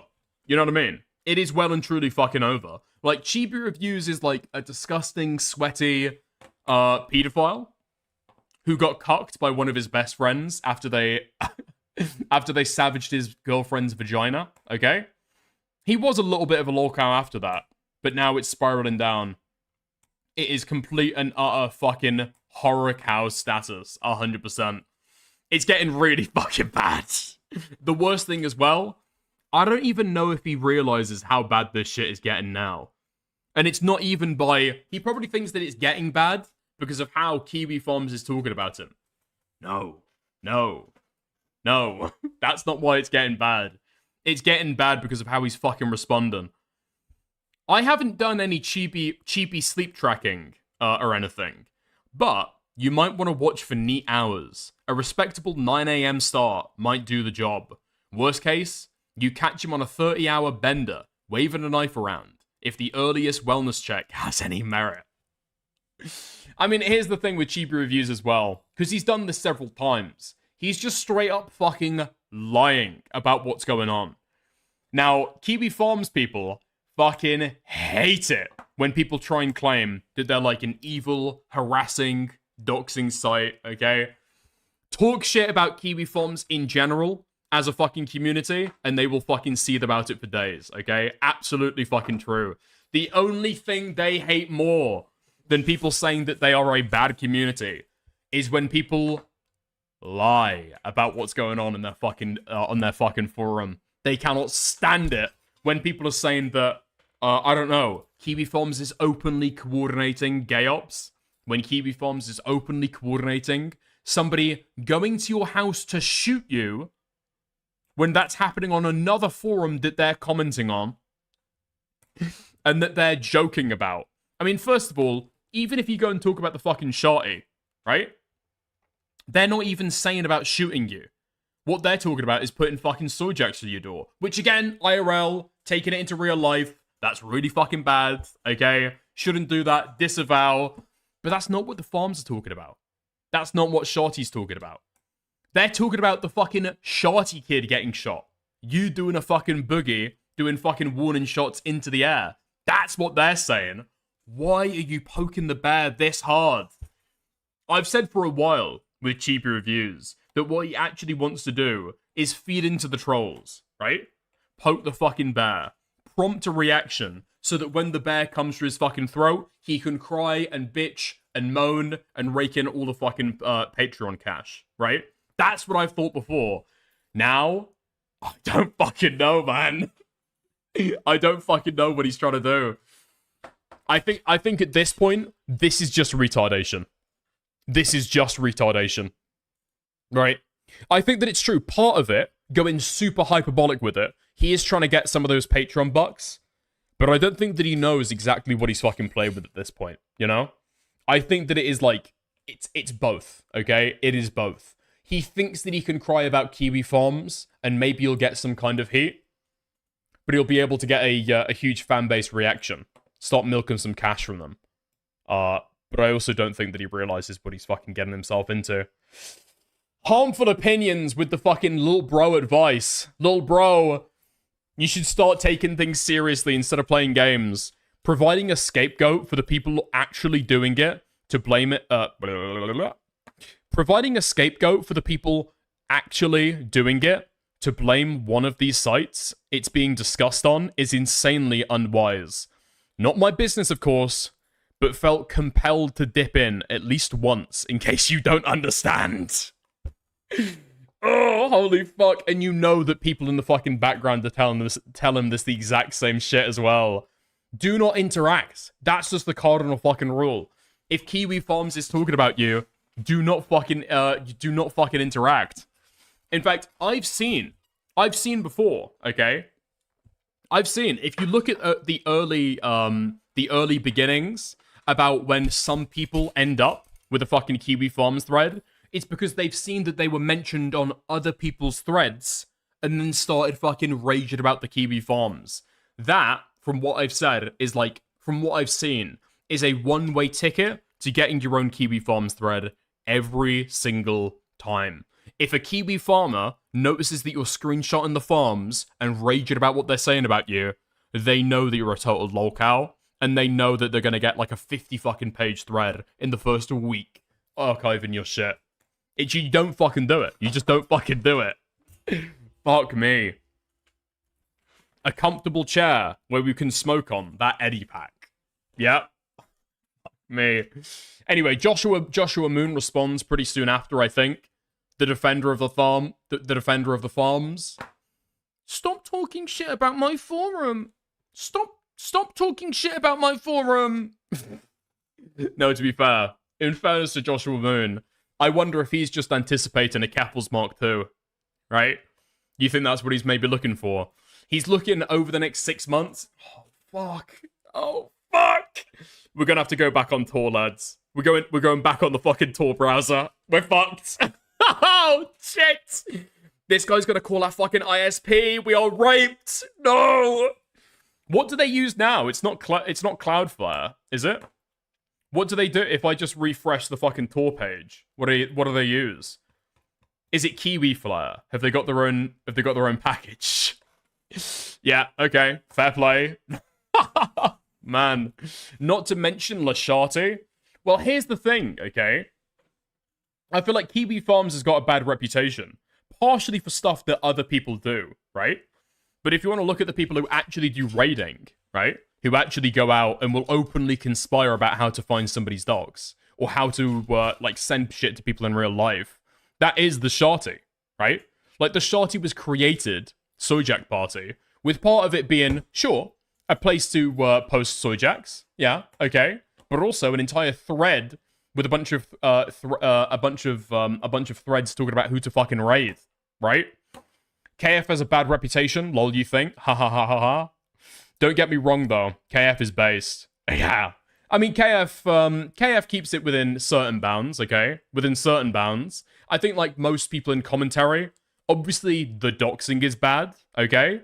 But acting as though Kiwi Farms is doing anything other than, like, yeah, just, like, archiving stuff, looking for stuff publicly online, and then documenting it there. That's what they do, right? That's what they do. Duty docs one of his own fans. We'll get to that. Dude, don't jump ahead, okay? KF at least tries the no cow tipping rule. Sharty tries recreating the good old 4chan with mega organized raids and shit. I mean, I'm not going to speak on any online communities, okay, with that broad of a brush, but I mean, that seems to be the initial impression I've got. Sure. Yeah. Yeah. And the Kiwi Farms doesn't always have a perfect cow tipping rule, right? But the culture is usually where that shit's going to be at. Like, I've spoken to a few KF guys, right? A few farmers who are in the fucking group chats talking about this stuff going on. And obviously we disagree about the doxing, and I wouldn't pass along anything that I thought could lead to dox. But when we talk about shit, like when we talked about the Kodiak VT stuff recently, right? It was an obvious fucking cow tipper sending emails through to a few different people to try and get them to blast out Kodiak's docs. Now, we realized later it wasn't actually a dox. He put that shit out publicly. But in any case, right?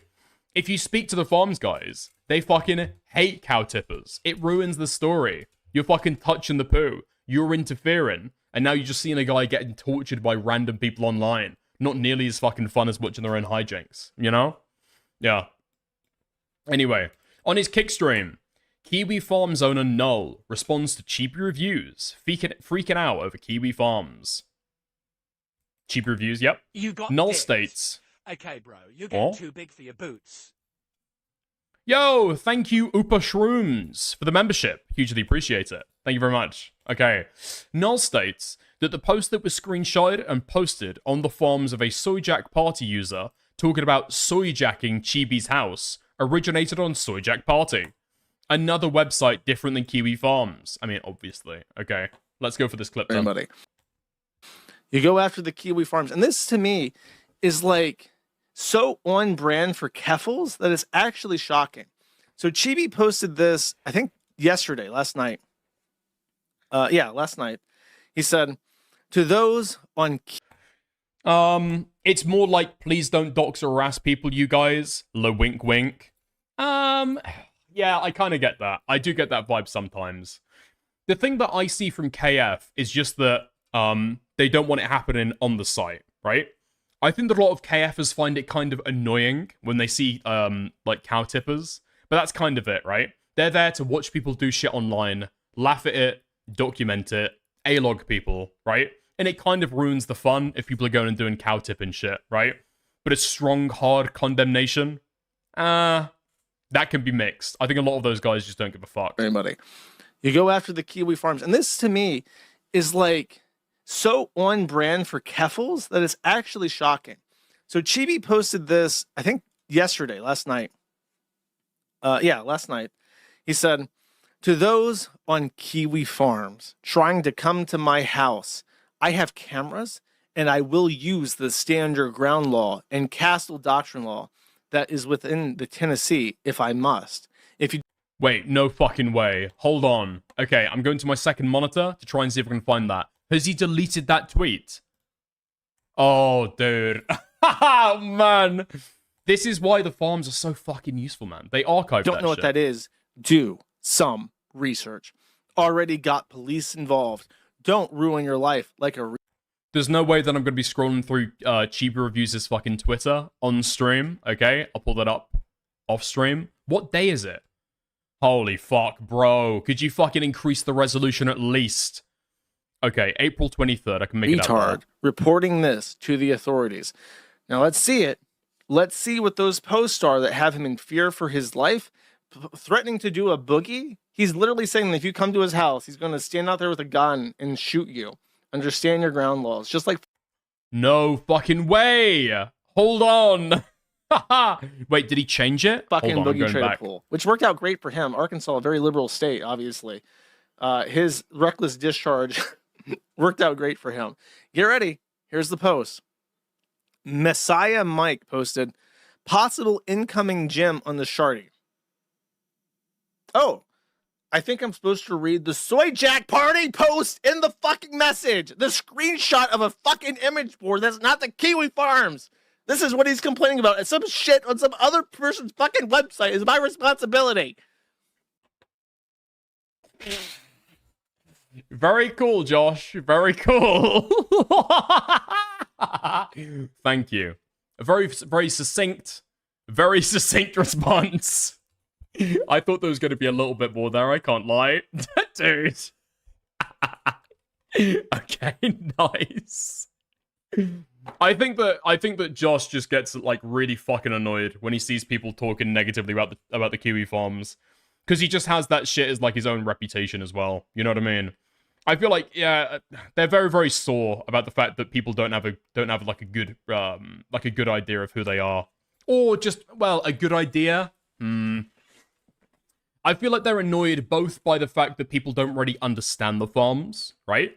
So they don't have a good idea of what they're talking about, and then also, even if people do know what the farms is like, even people who have like a bad view of it, I think Josh takes that incredibly to heart as well. Which is just, it is what it is, right? It is what it is. Joshua Moon Null has recently tried to be able to fix that by asking commentary creators to make accounts on Kiwi Farms, right? So he tried to do this during the Turkey Tom stuff. Do you remember that? Yeah. He was asking people, oh, if you want to ask questions to the girls currently making allegations, make a Kiwi Farms account under your handle on your platform, YouTube, Kick, whatever, and then you can like ask questions to them. Did anybody do that? I don't know if anybody did that. I didn't. I fucking didn't. Like, dude, I understand, okay? You guys have got a bad reputation. I get it, okay? Largely undeserved. Am I gonna fucking take on your bad reputation? What are you doing? Where is the impact going to be? You think normies are going to see that a bunch of commentary guys are making accounts of the farms and then think, oh, well, the farms ain't that bad after all, am I right, guys? No, what the fuck? People are going to look at me and think that I'm a fucking evil freak as well. What do you mean? Dude. If Chud Logic makes an account on Kiwi Farms, that's only going to be used to fucking punching bag against him, right? If you've got people, basically, okay? If you've got people who are positive enough about the farms to make accounts there, they're already telling their audience that the forums is kind of overly hated, right? You get literally no benefit from them making an account because they're signaling to their audience they don't think it's that bad anyway, right? You're not going to get people who think that Chibi Farms is an evil place making accounts there just to ask the fucking, Why did I almost say rape sluts? What the fuck? The alleged rape victims of Turkey Tom to make an account of Chibi Farms. Just not going to happen, you know? Not going to happen. Hey, Dickers, SK and Anthony Gabagoosh are spurging on Twitter, trying to claim the latter wasn't covering for Noah. Wait, really? Okay. Send me that in inbox, okay? Send me that in inbox. Alright. You've been watching too much Chud? I haven't even caught up with Chud stuff. I don't know if you've spoken about this stuff recently, but hey. Listen, I'm a rapist all on my own merit. Don't take that shit away from me, alright? Okay. Fuck me, man. This shit is, like, almost impossible to A-log, because Chibi Reviews has got, like, a shit ton of posts about this incident, all interspersed with images of underage girls. Like, I just want the drama slop. Just give me the fucking drama slop, dude. Why the fuck do I have to wade through little pictures of little fucking girls in order to do it? This guy is intentionally crafting his online presence to be as infuriating as fucking possible. You're looking through it to see, like, drama that Chibi's been in. Maybe you feel sympathetic to him, you know? Whoa, people are sending you stuff? IRL? Dude, people are talking about, like, coming to your door and posting a lot of images of soy jacks? Bro, that's really, I feel really, fucking 12-year-olds, fucking 10-year-olds. The same gif of Gwen from Ben 10 getting fucked from behind by forearms. No, I don't fucking want that shit, okay? Thank you very much. Any sympathy that I have for this fucking freak instantly evaporates. Got finished talking with law enforcement. I am fine, everyone. Oh my fucking god. Fucking way. Okay, so this person is coming in. Top comment. Chibi, I'll give you advice. As a person that was harassed by leftists and subhumans for over 10 years on the Spanish side and won the war, don't give power to your haters. Stop saying shit like, I'm continuing with my life despite my haters. They shouldn't have that level of importance and presence in your life. Wait, hold on. I thought this person was going to be like giga retarded because they're a Chibi Reviews fan. We have found the only intelligent pedophile. Let's go. Okay. Twice as dangerous, but also more interesting. Okay. I know drama gives you easy money, but this is a parasitic relationship in which you're both complicit. What your haters do to you is inexcusable. But that doesn't mean you don't have room to improve yourself. Never think this is not the case, just because you're the victim of a situation.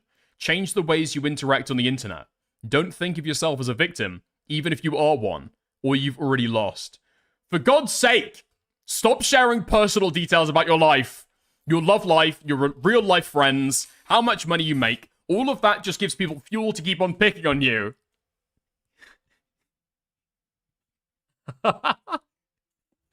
Okay. If Chibi is watching right now, please ignore this. Please ignore this bit of advice. Okay, this one, yeah, okay. Even I have to admit, good advice. Second one, no. If you stop telling people when your ex-fiance gets cucked, eaten out, pussy destroyed by your best friend, that'll only make things worse if you don't tell me stuff like that. Okay? Yeah. We need 1,000 more years of bone chair memes, and that's gonna end the drama. I promise you, okay? Keep giving people shit, they will get bored eventually. I promise you. Number 3. The internet is like a simulation. 98% of the time. The alliances, the friendships, and all the connections you make here are mostly fake. Based. But with very few exceptions. If you want people to support you, and be on your side, offer them something of value. More than just culture war squabbles. You can learn more about the medium and the world of anime, and offer content that's more thoughtful, rather than just inflammatory. when you've left a legacy in the world, say you translated something or made a documentary, people will be less afraid to support you. This may sound harsh, but love isn't unconditional here. This isn't everything, of course, but I feel some empathy for you, and I hope you can pull through. No one should have to go through what you're going through, just for defending creative freedom and being a little dorky. Oh my god. Literally, on every single one of these posts, bar none, you've literally, the top comment is somebody giving Chibi, like, real advice that could actually help him out. And here's the thing with these dynamics as well, right? Right? Believe it or not, Chibi Reviews, I know, has actual fans. People actually enjoy this guy's content. People actually like this guy. And what Chibi Reviews does is not just feed the trolls. That's like one half of the fucking equation. What he also does with this stuff is push away his fucking fans that care about him and earnestly just start to see him as a fucking lolcow like everybody else, right? Because I guarantee, I'll scroll through this off stream to make sure there's no lolicon porn. This is a Chibi Reviews comment section after all, okay?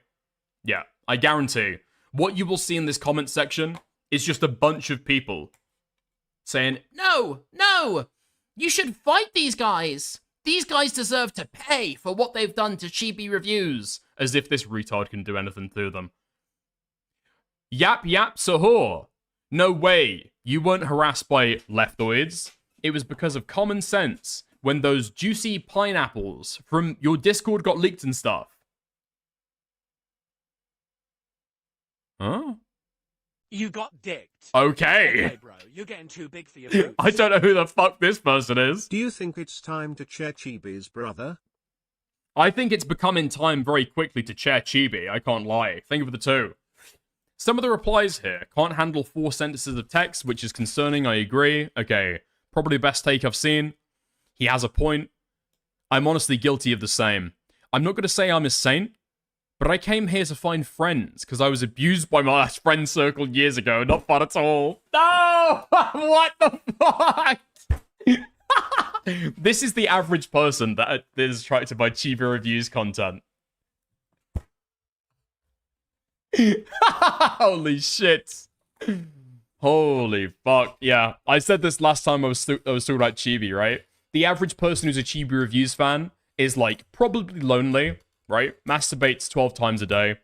They don't have a friendship group. They just spend their time watching anime and gooning. And so they find Chibi Reviews content through that. They're probably a pedophile as well. Okay, probably a pedophile as well. But they find Chibi Reviews content through that, and they get sucked in by all of the parasocial attachment that he does, right? Yeah. This is the average Chibi Reviews fan. As much as I hate the fact you're right, you're right. Wait, no fucking way. Even Chibi Reviews fans cannot sweep. No. No fucking way. Wait, somebody pointed out. You're right. This is in Spanish. What is pineapple in Spanish? Because I know that in French, it's ananas. Is it that in Spanish as well? Spanish for pineapple. Pedophilia. Piña. Those juicy piñas from your Discord. What the fuck are piñas? What does that mean? What the fuck does that mean? Hold on. Wait a second. I actually don't know what that could possibly mean. I don't know enough about Spanish to understand what pedophilia is. Pineapple is swinger, innit? I don't know. Okay. Interesting. Piñas? Dick pics? That would be penis. I don't know. Maybe it means screenshots. Maybe it means screenshots. I can't tell. Okay. Back to Chibi. Hold on. We're locking back in for a second. Okay? Chibi. Okay. Show there. You had Joshua Moon kindly informing him that, no, actually, retard, that is Soyjack Party that you're looking at. In fact, they even tell you in the screenshot that you took. And no, actually, nobody's coming to fucking get you in these screenshots. They're commenting on what somebody else is saying about posting images of Soyjacks through your letterbox. Very bad. Disavow. Disavow entirely, okay? But no, you're fucking wrong. And then I don't even know how this is possible. Chibi reviews his comment section are even telling him, listen, Chibi, bro, you gotta fucking slow the roll, okay? You're gonna turn into a total fucking lolcow. You are gonna spiral down even further. Stop, Chibi, stop! How's he respond?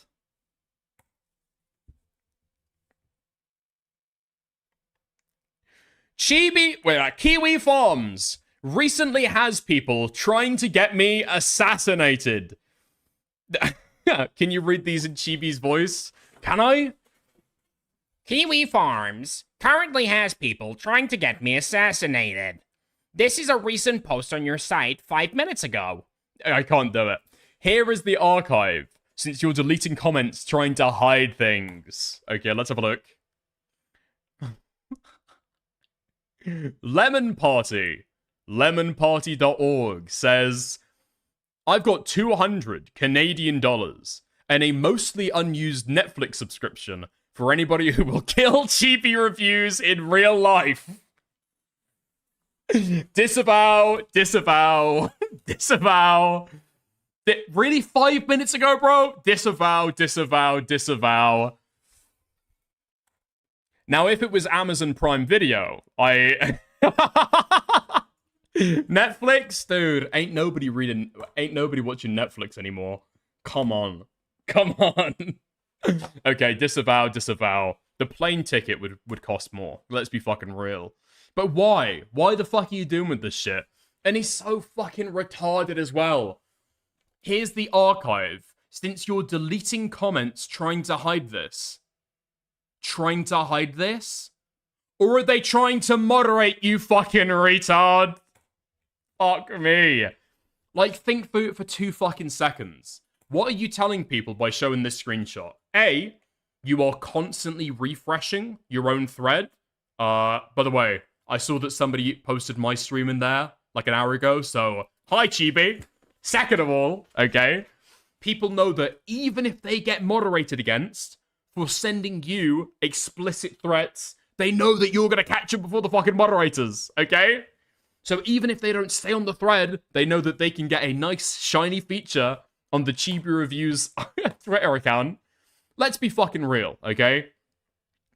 No, wait, Gibbs fucking... Oh, wait, hold on. I know Gibbs. Wait, Gibbs disliked it. Holy based? Holy based. Okay.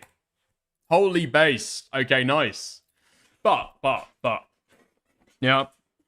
Let's be fucking real. I know a lot of drama people use the Kiwi Farms, but how many people would have actually seen this original post? Okay? Even if it wasn't TOS.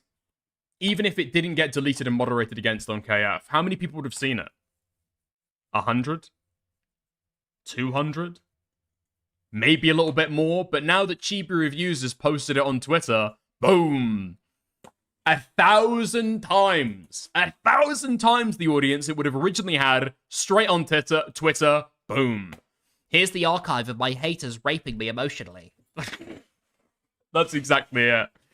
And also, I've seen this fucking Mr. Obvious guy. Holy shit. I'm not 100% sure. Well, actually. I mean, from what I have seen. Pretty sure this Mr. Obvious guy is a pedophile as well. I can't lie, okay? If you actually... Let me go off screen for a second. If you scroll through and search this guy's Twitter account for age of consent... I hate to do it to him. I hate to do it to him. Okay? No? No! Bro, in America, the average age of consent is literally 16. Makes sense to be... What? Makes sense, to be honest. Women grow on average 1 to 2 years faster than men, biologically speaking. That's a really interesting opinion. Now, stick your head inside this wood chipper, please. Fuck me. Yeah, I mean, if you take a look down, this guy's got an extensive history as well. An extensive history of this shit. Age of consent, age of consent. Huh? Just Pearly Things got slammed for saying that 16-year-olds are more attractive than women in their late 20s. She is 100% correct. Studies show when men rate women but aren't told age, they say that 15-year-olds are the hottest. Also, 16-year-olds are the legal age of consent in 31 states. Now, I know the study that he's talking about, okay? I know the study he's talking about. It is in fact real. What he leaves out is that it was done in prison. Unfortunately. Very, very sad. I don't really care about the absolute cope on this.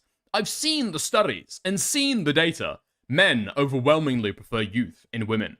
It's not even a contest. Anybody claiming this is a debate is in denial. Even if those studies are fucking real and not cherry-picked, okay? But even if they are real, where was the prison? Japan. Where else? Even if it is real, okay? That is people being told that and looking at women, girls, okay? Images of them without the age. Now, you have the age. That's the difference, okay? That's the difference between you and them. You know the age and you're still defending it. It's not the argument that you think it is. Yeah, but also 16 is the age of consent in most US states. Fuck me, man. Actually, my form of pedophilia is technically legal. Have you considered that? It's just so fucking retarded. People in the UK try and do this shit as well. Russell Brand tried to do this shit, as though America is totally different, right? Like, I did have sex with that girl when I was 30. I was a very immature 30-year-old having sex with that 16-year-old. That literal child. Yeah, I was so immature. I picked her up from school and everything. Took her to McDonald's. Yeah. Really immature when I was 31. Oh, bro. The only difference between somebody who would rape a teenager, like Russell Brand, and Chibi Reviews, is that Chibi Reviews just doesn't have the ability to go outside. That's the only difference. That's the only difference. The only thing stopping Chibi Reviews from having sex with a real 16-year-old is his complete and utter, overwhelming agoraphobia. This in-law just doesn't want to fucking go outside. That's the fucking difference. Yeah? Fuck me. Oh, I didn't even read the fucking tweet from Mr. Obvious. Hold on. Oh. Did you ever notice how Kiwi Farms Is so blatantly left-wing. they have a complete leftist bias? All their threads. Nice. Are just trying to ruin conservatives and right-wing figures. Even moderates, such as yourself. It's so obnoxious. They're just like Reddit. Sorry? Hold on. This guy clearly has got no fucking clue what he's talking about. Like, I mean, just go on KF, okay? Go on KF. Sort posts by most recent activity. What you will find is T-slurs, okay? You'll find brand new slurs for trans people that you never knew fucking existed, okay? You'll find T-slurs. You'll find furries. You'll find non-binary people. You will find weird fetishists. You'll find everything, okay? You'll find everything.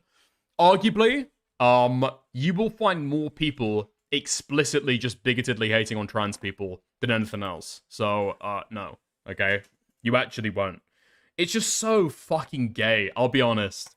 How these people want to, like, try and paint Kiwi Farms one way or another, and they'll paint it in the exact colors of the people that they don't like, you know? Keffels rages at Kiwi Farms, paints them as white nationalists. In reality, are there some white nationalist users on KF? Probably. Reality, not that deep. These guys talk about Kiwi Farms, tries to paint them as a bunch of communists, like Templar did, right? Are there some communists who use KF? Probably. Reality, it's not that deep, right? It's just so fucking retarded. It's very funny, though. It is very, very funny. Okay. We've got a couple tweets talking about this as well, actually. So, as I say, you've got more and more people, if I look in the comments right now, Yeah, telling Chibi Reviews to stop, to quit. To stop talking about this shit. Okay? What does he do in response to that? He's looked at the criticism. He's considered it. He's starting to take it within himself. He's really chewing it over. Noticing a lot of people that told me to be quiet about threats to my life thanks to the Kiwi farms that didn't want to back me up. Oddly now talking about the assassination attempt that happened against Trump because of buzzwords and violent rhetoric used against him. Now, obviously, he is the president of the United States, and he is 1,000% more important than I ever will be. However, seeing people saying violent rhetoric should be taken seriously, but then telling me in private to shut the fuck up about violent rhetoric against me is very odd behavior. Here's the fucking thing, okay? Here's the fucking thing. When Trump is talking about the people who want to fucking do damage to him, okay? Who, let's be real, might be on the deranged conspiratorial right wing, but they also probably are on the left, okay? When he calls that out and talks about it, it doesn't feed it, okay? When Chibi talks about that stuff, he's feeding an entire ecosystem that does, unfortunately, include people who take it too far, right? But, I mean, let's be real. Have the Kiwi farms ever actually gone out and killed anybody, ever? I hear people throwing around a couple names of trans people who couldn't take the heat and decided to top themselves. But obviously, suicide is a very complicated thing. Has a KFer ever gone out and actually fucking topped somebody? That's the end of the content, if anything. Maybe once? Nah. I don't think even once. I don't think even once, okay? Because why would farmers do that shit? Farmers are there to farm, to A-log, to laugh at shit going off online. Why the fuck would Kiwi farms want Chibi dead? That's the end of the fucking story. You get no more milk out of the lol cow. There's some big creators that have straight up told me to shut up about worrying over violent rhetoric and buzzwords against me to dehumanize me. Then went on to post a few hours later about how violent rhetoric bad because of Trump. A lot of snakes I'm starting to notice that only say things for easy victories. It's about optics and politics as usual. When things get tough, you realize who was using you or has flimsy principles that should swap on a moment's basis. Anyways, just an observation. Just an observation. What is it about lolcows online that see political violence against people actually at the levers of power and think, oh my god, that could be me. That could be me any second now. You see this with Chibi Reviews now. You saw it a few months ago. Let's be fucking real with Ethan Klein. Seeing Charlie Kirk get shot and thinking, oh my god. Oh my god. They're gonna Kirkify me next, bro. It's gonna happen any day now. Yeah, I mean, the difference between Ethan Klein and Chibi Reviews is that Chibi Reviews was probably never going outside to begin with. Right? Yeah. Yeah. That's narcissism for you. Everything is basically about me. Yeah, I mean, part of it as well is also selling it to an audience, right? You're going hysterical, in my opinion, to try and sell to your audience why this is really, really important. Really, really important. And you're trying to emotionally manipulate people into being on your side, right? Probably speaking in your defense. Although, I will be consistent, okay? With Ethan Klein, as with Chibi Reviews, you do not want other people talking about it. Okay? You're going to change absolutely nobody's mind. Nobody's going to stop A-logging you. Arguably, it's going to fan the flames even more, like you're doing right now. Okay? And it is a totally fucking meaningless gesture to do at all. But, who was he talking about in this message? Who was he talking about in this message? Well, we all know him. We all love him. He's bald. He's a grifter. He's a rapist. Tectone, let's go. Let's go. Is Dicker's camera dying or is it my browser? I've got 0 drop frames. It's probably you, mate. Okay. Let's go. Hold on. Rape tone mention. Let's go. Okay. Oh. Okay. Okay, is this the tweet that he's talking about? Yeah, of course Tectones jumped on the fucking Trump stuff. The left needs to acknowledge their rhetoric is making violent, brain-broken individuals who have no understanding of a civil debate. Due to the fact that the majority of stances the left adopt are nonsensical and are indefensible, so they can't defend their views, they resort to violence. We have seen this with Charlie Kirk. And now we've seen this again with our president, Donald Trump. We, as a people, need to say enough is enough. First they came for Charlie Kirk. And I said something because I'm a right-wing grifter. Then they came for Donald Trump. And I said something because I'm a right-wing grifter. But finally, they came for Chibi reviews. And I said nothing. Because that guy is a pedophile. Let's go! Chibi reviews is not only pushing his A-loggers to go further and further and further, dig harder into his fucking existence. He's not only pushing his fans away by doing increasingly low-cow shit, he's also pushing his fucking friends away. Let's go. Next time this guy is drinking by himself, trying to drink himself to death on that on that Eddie-flavored liquor, okay? He's not going to have any Tectone to call him. He's not going to have any Nicholas Light. And what's going to happen then? Think about it. Really think about it, okay? What is going to happen then? Absolutely nothing different, because this guy was not going to kill himself anyway. Let's go. Let's go. Oh my god. But, dude, all of this shit, it's all been a fucking prelude. It's all been a fucking prelude. This has all been a build-up to the actual shit going on. Chibi Reviews recently got a letter. Chibi Reviews, A-logged by Kiwi Farms, A-logged by Sharty, unfortunately met his match with the Postman. Okay. Now, Chibi hasn't censored this shit, okay? But I will. I will. This shit's got a lot of views, but fuck it. It takes like 2 seconds to be able to blur it, so I will. Okay? Let's go. You fucked up. Bad. Alright, fuck it. I'll read Chibi's tweet first, actually. Okay? Got a threat to my life in the mail. Kiwi Farms and others are encouraging this. People telling me to not take it seriously or it's just jokes. Explain this shit. You fucked up. Bad. You fucked up aligning yourself with Van Dragon, Pedro Garcia, and Mr. Anime 343, all of which were exposed for pedophilia. You fucked up having CSAM on DeviantArt. You fucked up trying to take down my first video on you. You fucked up in playing a part in suspending my @ZenoKonosuke account. I'll get it back, lol. You fucked up scamming your fanbase. And you fucked up by making an enemy out of me. Now, I'm gonna make sure I strip everything away from you.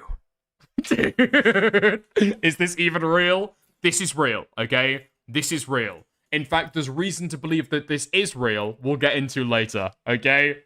Fuck me.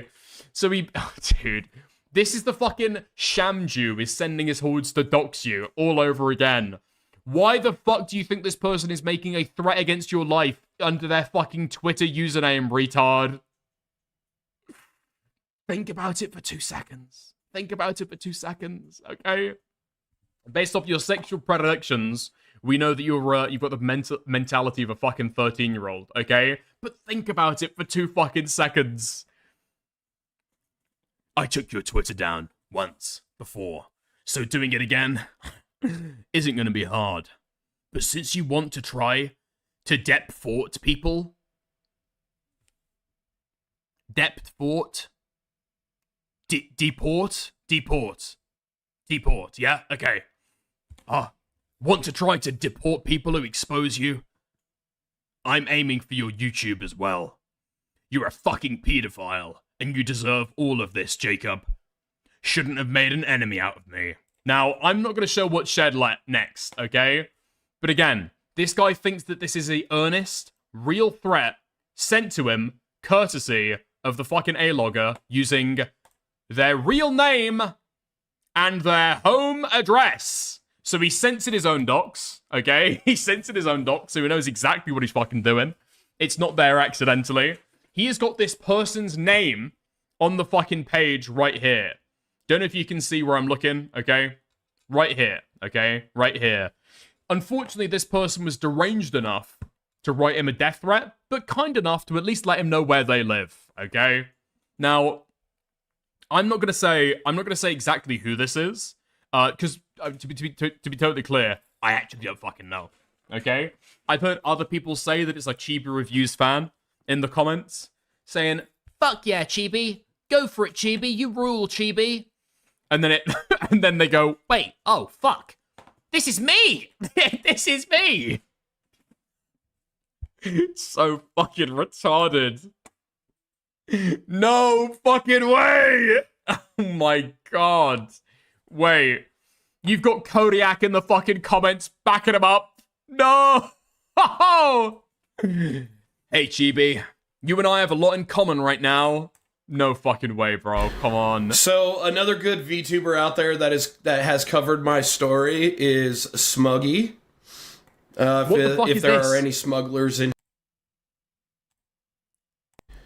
So another good VTuber out there that has Twitter covered. Busted? Hold on. Who the fuck is Smugly? So another good VTuber out there that This has covered my story. Never mind. It's not British Twitter, okay? Twitter is just retarded, okay? If this guy's getting A-logged by Kiwi Farms, we might be taking a look at that, though. I'll copy the link. I'll put it down in the docket. We might be talking about it later. Okay? Nice. Alright. But a return of a character earlier in the story. Okay? Return of a character early in the story. Mr. Harmful Opinions. Looks like you're being used as a vector. Most obvious motive would be to get you to post that name and address. Now, at time of streaming, okay, this has been over a day since this has been posted, and Chibi has done precisely jack shit about it, okay? People have warned him. People have told him, hey, watch out. You're probably being used as a vector. Why the fuck would a troll use their real name and return address on a letter threatening you? But he doesn't listen, okay? He doesn't listen. It's still up there. He's still publicizing this person's docs who, so far as I'm aware, okay, are his fucking fans. And then, yeah, it's so fucking hyperbolic. It's so fucking hyperbolic. It's got to be intentional. Nothing else makes sense. The letter isn't even fucking threatening him. The letter is saying that I'm gonna take your YouTube down. You took down my fucking Twitter. That's all that it's saying. But it's also a threat to his fucking life. So fucking retarded. Okay. You got a bunch of people coming in saying that the owner of Kiwi Farms, Joshua Moon, is a pedophile. Okay. Not quite sure about that. Not quite sure about that. I think the person who said that, oh shit, that's me, what the fuck? I think they deleted their comment as well. If that existed at all. Maybe that's a fake screenshot that somebody posted around as a meme, actually. I'm not sure about that 100%. Yeah. Okay. Is that it? Is that it? Okay. It's just so fucking dumb. It's unbelievable. I'm so fucking surprised every time it happens. I'm still surprised how many people don't cotton on and realize, oh, no, this is probably not the real information of the person trying to fuck with me. It's like when, fuck me. It's like when Otterly Noah was getting spammed on Twitter by somebody saying, hey, Shamju sent us to try and kill you, by the way. Is it actually Shamu doing that? Or is that somebody also trying to fuck with him? What do you think? What's more likely? Yeah? But, hopefully, okay? Hopefully, we can get Harmful Opinions to be able to talk him down from the ledge. Alright, he published a video on this shit yesterday. Wait, hold on. Last meme, and then we'll get to the Harmful video, okay? I mentioned the guy earlier, Unfortunately, he's been bit with the same bug. Because here is Tactical Templar doing the exact same shit. He's seen what's happened to Chibi reviews. I know, because I've seen him quote tweeting him and leaving a comment underneath talking about how fucking sad he is that Chibi reviews is getting baited and harassed online. And he's going in there and deciding, yeah, sounds good. Me too. Why are you trying to have your fucking game of it as well? Okay. Kiwi Farms does good when it goes after people I don't like. What a brave take. I'm sure many will agree. I'm doubling down on an optical error. Doubling down on an optical error makes you a lolcow. I suppose he is the expert, after all. Now, who the fuck even is this? I'm guessing this is Templar's thread, right? It's got Spectate, it's got Guns of the Patriot. I'm presuming that it's Templar's thread. Okay, let's see what he says. You can lead a horse to water, but you can't make them think. Vineboom. It's not about Kiwi Farms does good when it goes after people I don't like. That's cope. It's how you go after somebody, not who. Optics are important. The reason the Crusades against the Quartering was so effective and went far and outside of your circle was because the Kino Casino and others used clips from Jeremy's past, things that he said in public, IRL, on stream, and demonstrated behaviors he exhibited that were greedy, retarded, degenerate, drunken, cuckolded, and otherwise asshole in nature, and did so in a relatively good faith way that most everybody could get on board with. I mean, I don't really give a fuck about this, dude. Why the fuck would you go and do this shit? Why would you reply to your fucking Kiwi Farms thread? You think they don't follow you? You think they're not gonna fucking realize? No, they're gonna see that shit. They're gonna see that shit. And they're gonna realize by posting on your fucking thread that they can get a direct engagement with you. Possibly, I'm gonna be real, better than even replying to you on Twitter. Fuck me. I mean, somebody has actually got to take this guy aside at some point and tell him, okay, do not directly engage with your fucking Kiwi Farms thread, retard. If by chance, Kino Casino had started off going after the Quartering by doxing his parents' home, and then joked about how funny it would be to visit his parents' house in the middle of the night to violate his mum, or some such disgusting degenerate shit, nobody would have touched it, and it would have withered on the vine, as they say. Do you understand what I'm saying? Wrong! Wrong! Wrong. Totally fucking wrong. Doxing is just what Kiwi Farms does, okay? Posting people's docs, that's just what KF does, okay? People are not surprised when they see docs information on Kiwi Farms. Destiny's thread, pretty sure, basically, some of the most notable shit was doxing people around him, okay? And it ended up with his career being fucking destroyed by some of the leaks posted on there. Solo leaks and so on, right? No. People don't give a fuck if it starts by doxing people. And even if it is, right? Even if it was, people don't go to KF for actual, I don't know, for a fucking mission. Right? People don't post on Kiwi Farms as a form of fucking activism. What? Who the fuck do you think you're dealing with? Who the fuck do you think you're engaging with? Oh my god. Wait, Templar's one of the people as well that also think that Kiwi Farms is full of leftists trying to do direct action, right?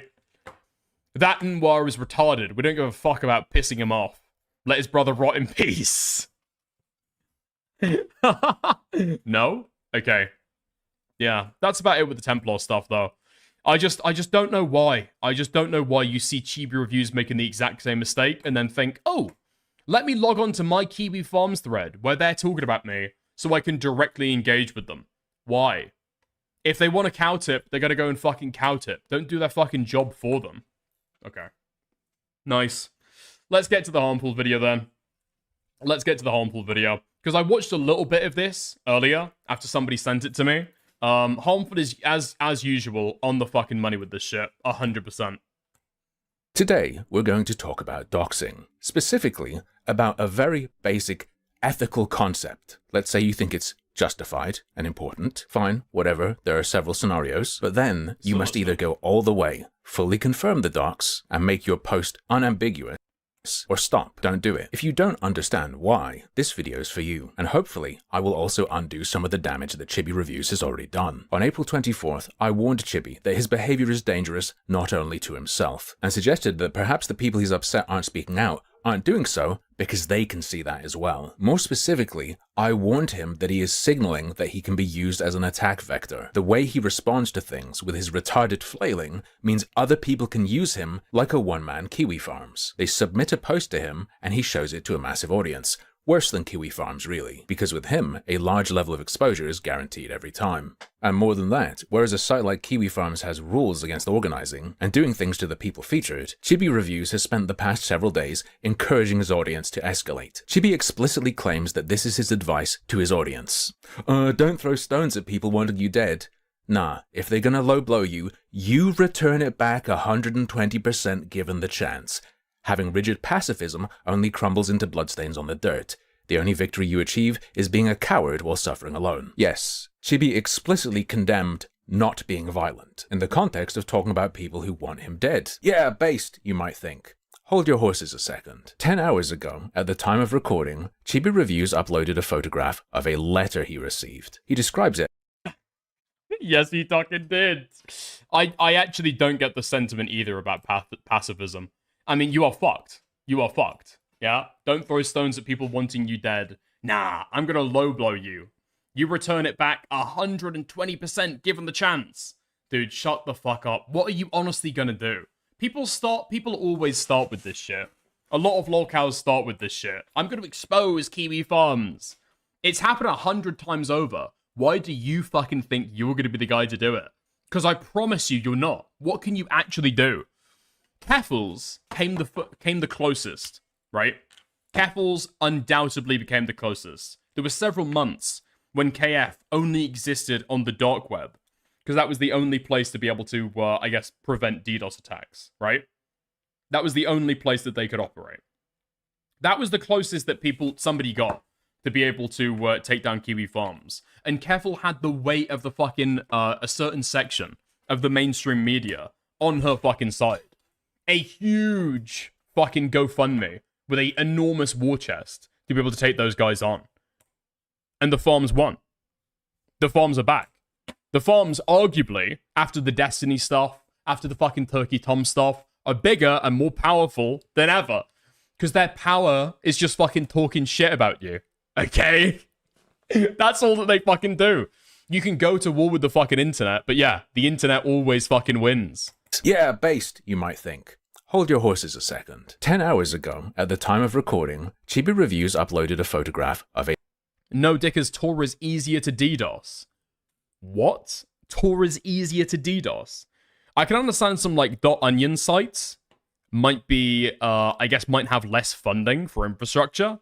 But I mean, like, it's incredibly slow to be able to access Tor. You're, like, rate limited so much from how the architecture works. I don't think that Tor would be easier to DDoS. A letter he received. He describes it as a threat to his life, though no such threat is present in the pictures. You'll notice there are two pictures as well. It's actually the letter twice, but the second one is a person's name and an address, with his underneath scribbled out. Now, someone who goes by Sly Fox Son retweeted this post. See you later, Dirk. And followed up by saying, "Keep Chibi Reviews in your thoughts." And they then said something very interesting. That's me! Bruh, Sly Fox retweeted. No! No! Wait, this is the person that I was fucking thinking of. That's where I heard it from, the harmful video. And said something very interesting. That's me! Bruh, Sly Fox. Fuck me. What? All these people are so fucking retarded. Why would you confirm it underneath? Holy fuck. Why the hell are people from Kiwi Farm so obsessed with me and trying to bring my reputation down with this shit? What the fuck, bro? It's the Kodiak thing again. It's the Kodiak thing again. Yes, yes. It keeps happening. This is 99% of the time, okay? When somebody gets fucked with online and there is a name and or address attached to it, it is another lolcow that's getting, like, publicized their docs of. Sly Fox retweets it again and says, "A reason why I despise the Kiwi Farms, because they literally used my preferred name to send a death threat against someone I'm following. How confident are..." Preferred name?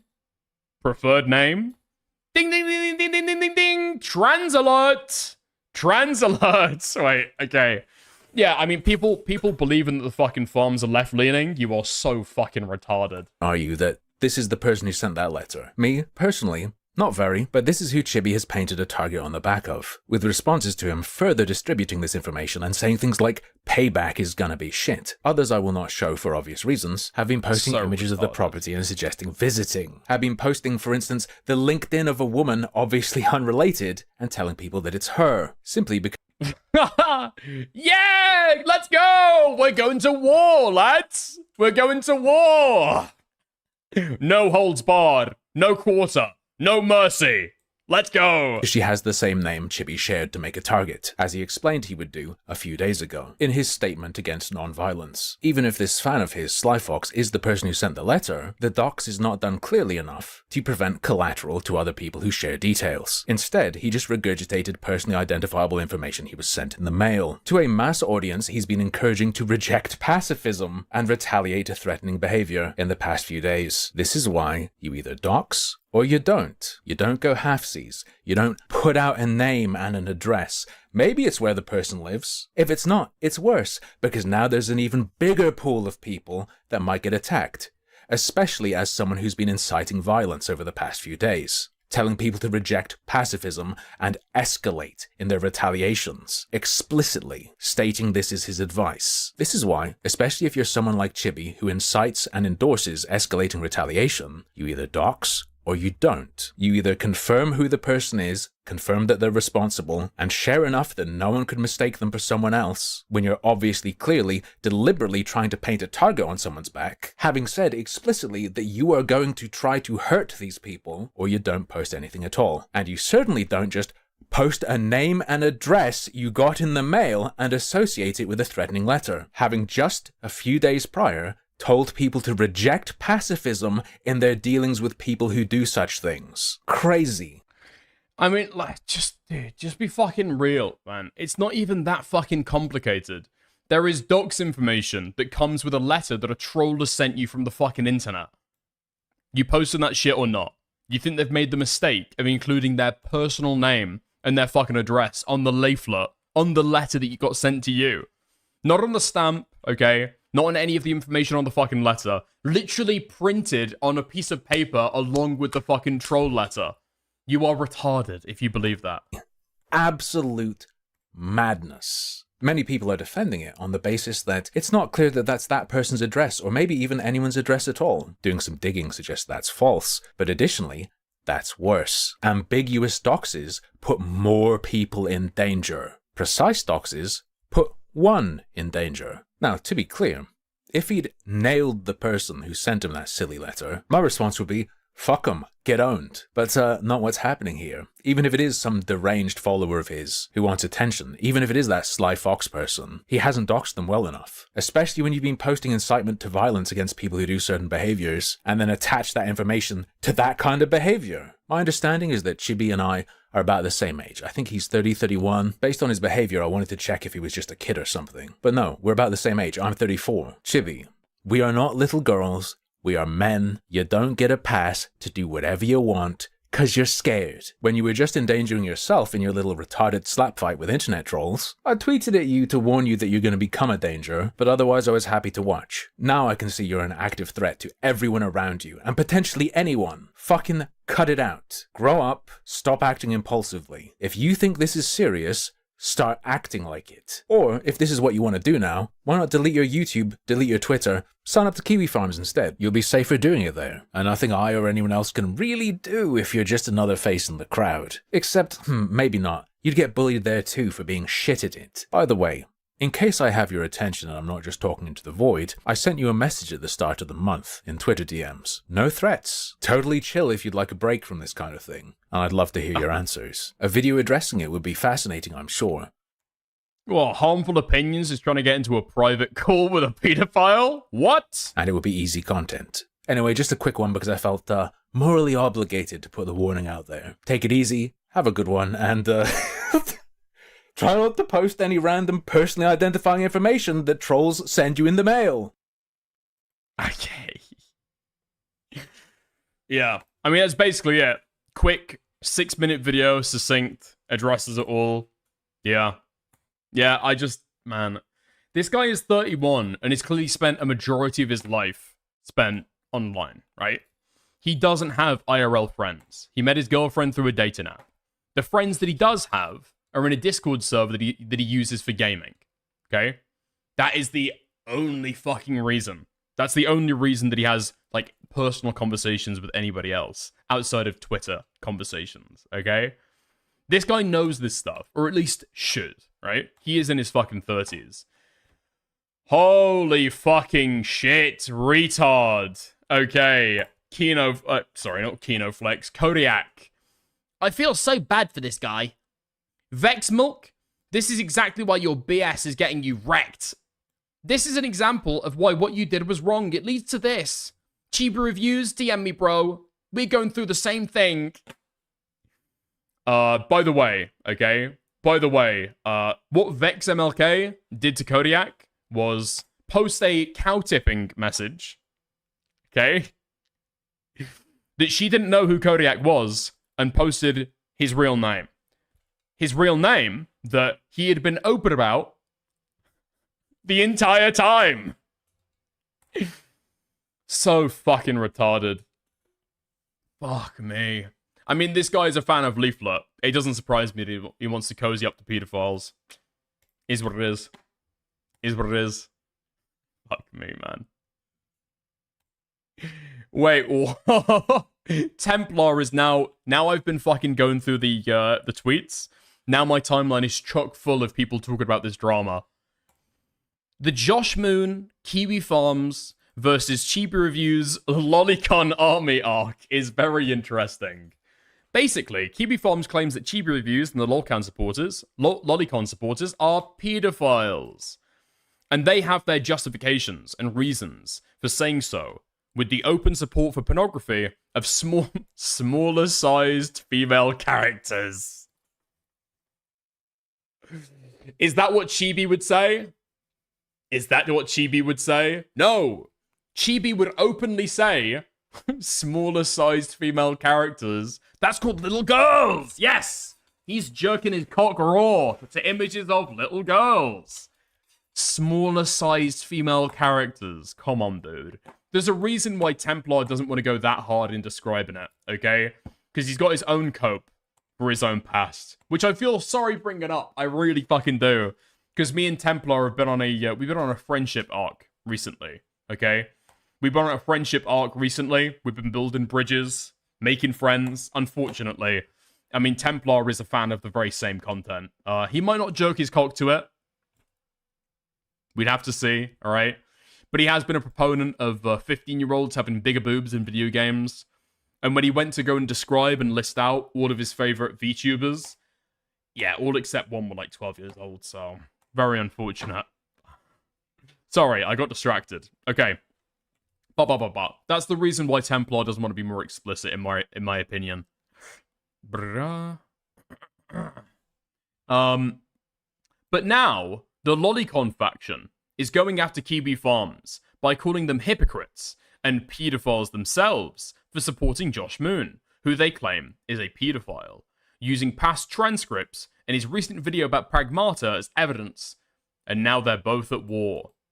Who would pay for Netflix with entertainment like this? True! True! Who would pay for Netflix when you can just go and kill Chibi Review? That's not what I'm saying. That's not what I'm saying. You just misunderstood what I just said. Okay. Nice. Pedo Wars? Yeah. I mean, the difference is that supporting a content creator is not really like using a forum owned by somebody that may or may not be a pedophile. I don't know. I haven't looked into it. Okay. Fuck me, man. Is there any more of the Chibi stuff? Somebody told me inbox. We'll have to try and see.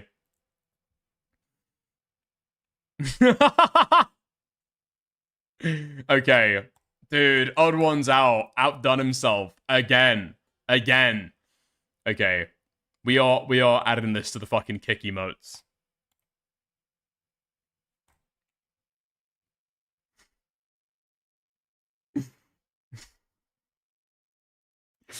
Okay, nice. We will be adding this shit to kick very, very soon, okay? Very, very soon. That's actually amazing. Nice. Why are you sending me stuff by Tucker Carlson? Hold on. Let me get the fucking link.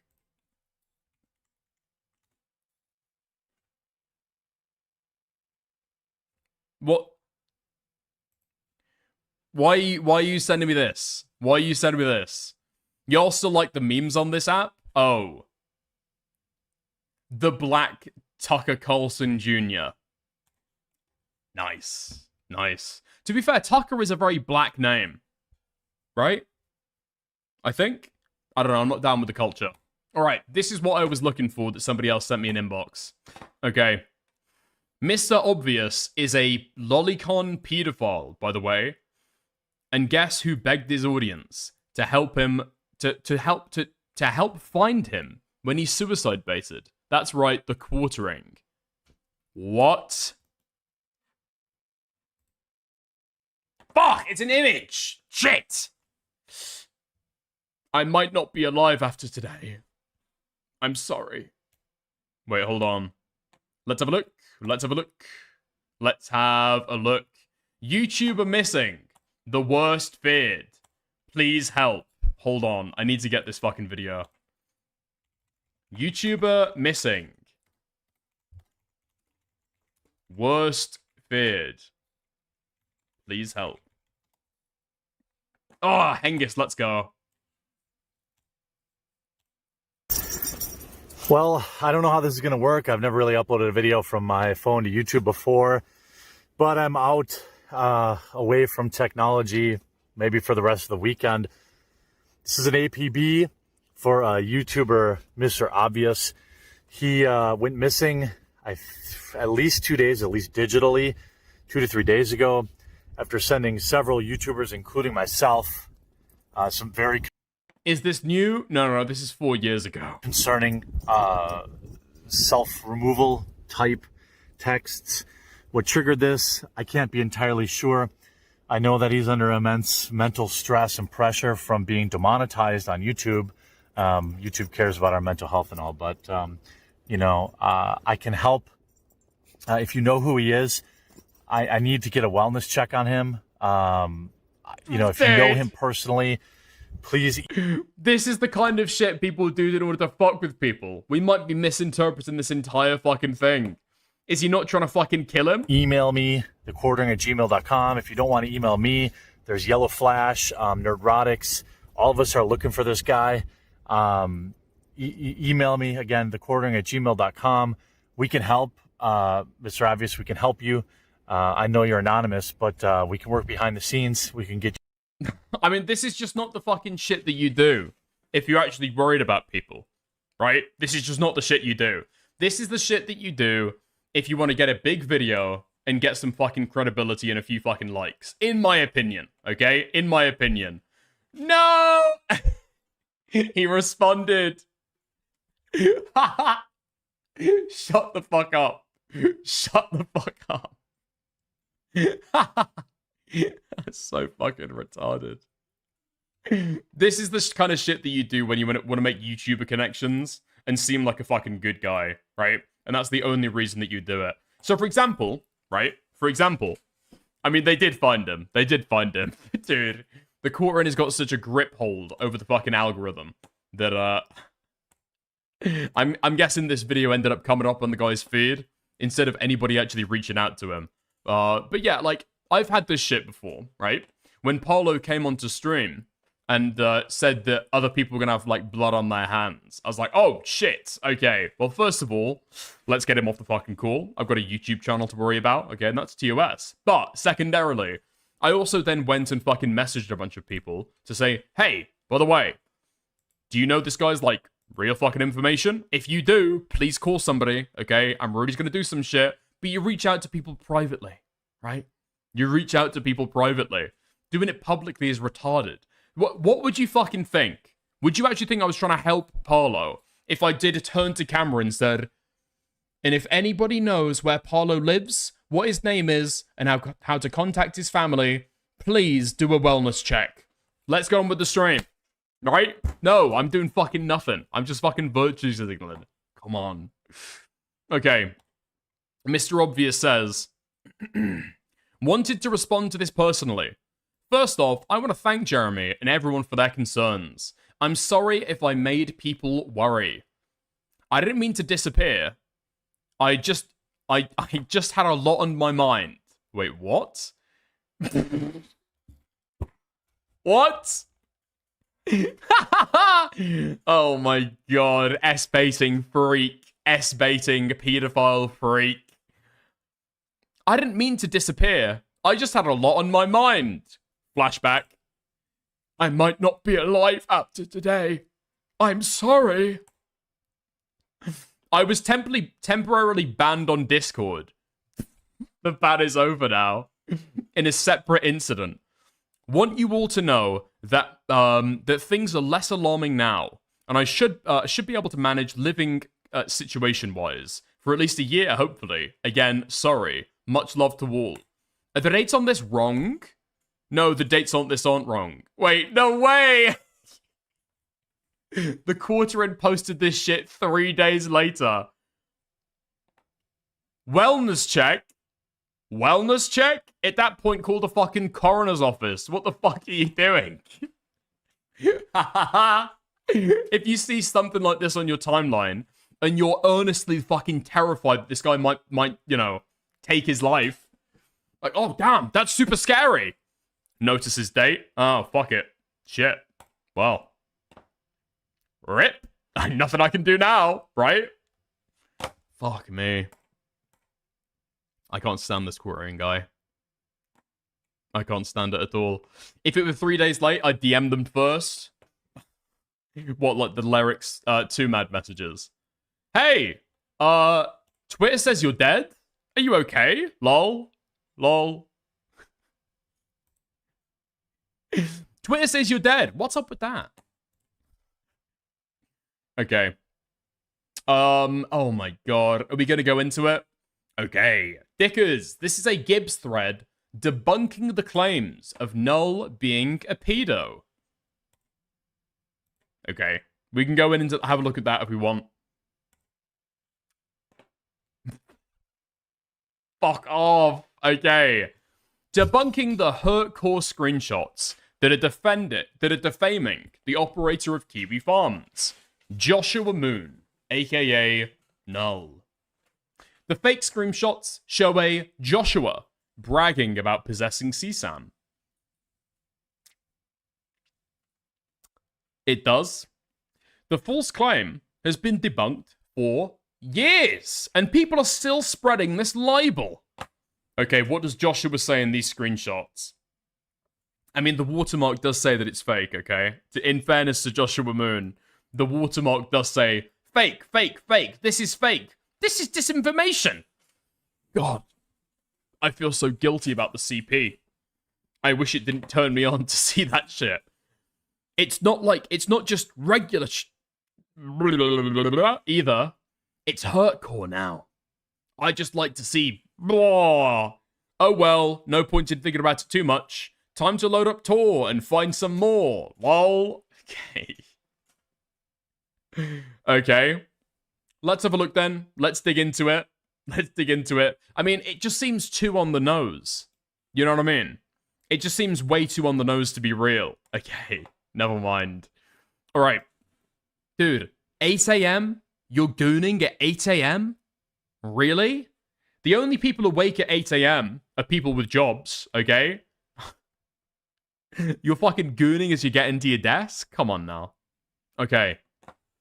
This piece of disinformation originated from Encyclopedia Dramatica, a satire wiki that goes out of its way to be offensive.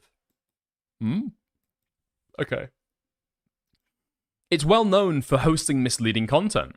Use it as a source of factual information is very questionable. You should be skeptical of ED. Specifically, the defaming content against Null comes from his page, dedicated to him, on the Encyclopedia Dramatica. The offending quote were first created by Nif, which was his first edit to the site. The edit was made on the 11th of January 2014. The false quotes were the second thing added to the page. Later on the 24th of January 2014, Nif would remove his edit with the reason, I just straight up made this up. It's 100% lie. Sorry. Fuck off. No fucking way. Shut the fuck up. Shut the fuck up. There's no fucking way.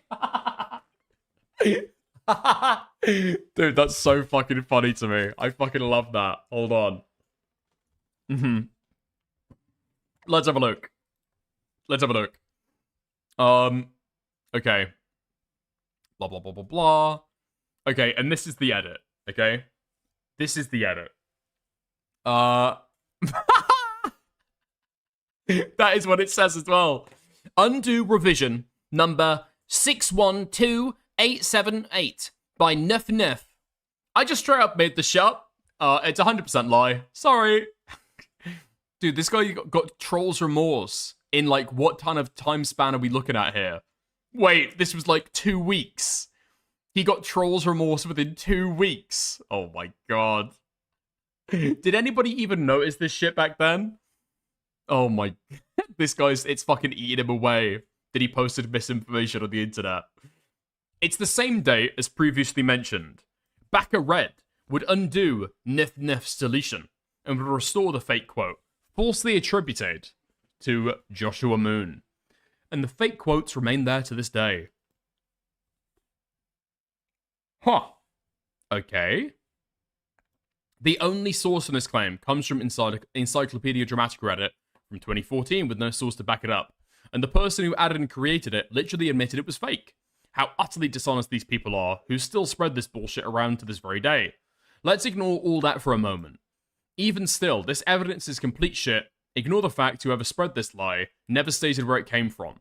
First off, every single person named Joshua isn't null/Joshua Moon. Okay, yeah, I get it. Wait, hold on, we've got brand new evidence. So this is the real shit, right? God, I love being into incest lolly porn, says Jacob. Jacob says, wait, so he's changed his name to be able to obfuscate it. Holy fuck. I wish he didn't turn me on when I saw that shit. It's not fictional incest anymore. It's real life stuff now. Whoa, Cuddy! Oh well, who cares anymore? I need to collect more incest CSAM. Time to load up Thor. Wait, so he actually did that shit. Okay. How easy it is to fake such overly incriminating quote. For example, the following screenshot is fake, and it's to serve as an example. Whoa, I can't believe Jacob would say such a thing. How would Chibi Reviews say this? Quite clearly, this is solid proof. Oh, okay, never mind. Fuck. Listen, you gotta be careful spreading shit like that around online, okay? It can fall into the wrong hands.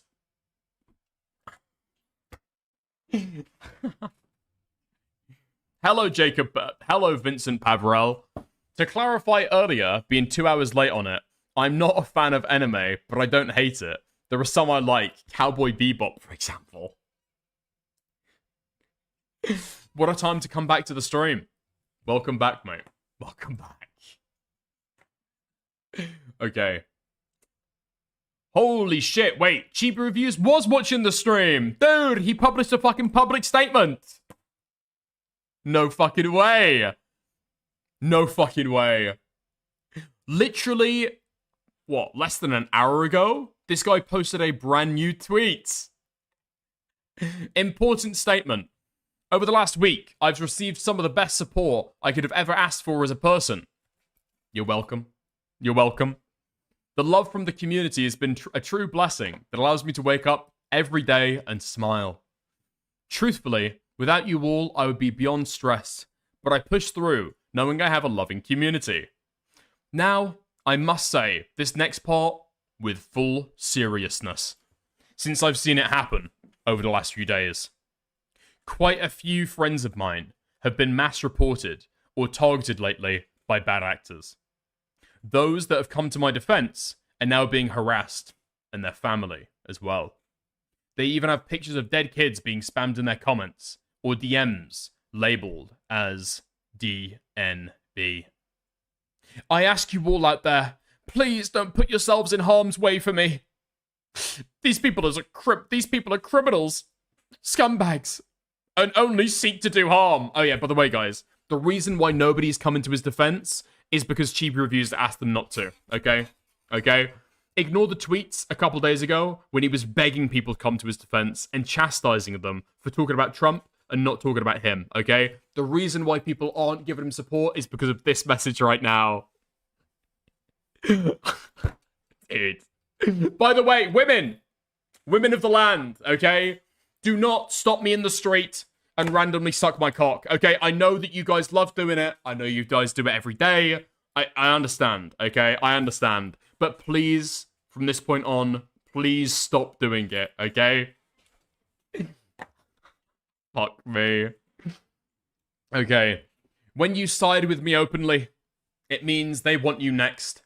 They will do everything they can to tear you down and frighten you off. I want you all to be aware these people can't be reasoned with. I do appreciate those that do speak up in my defense, but only do so if you are aware of the risks at hand. If you wish to distance from me because of this, I will fully accept it out of respect. With that said, I will go back to my scheduled ecchi manga reading. What the fuck? I'm not enough of a pedophile to understand what this is.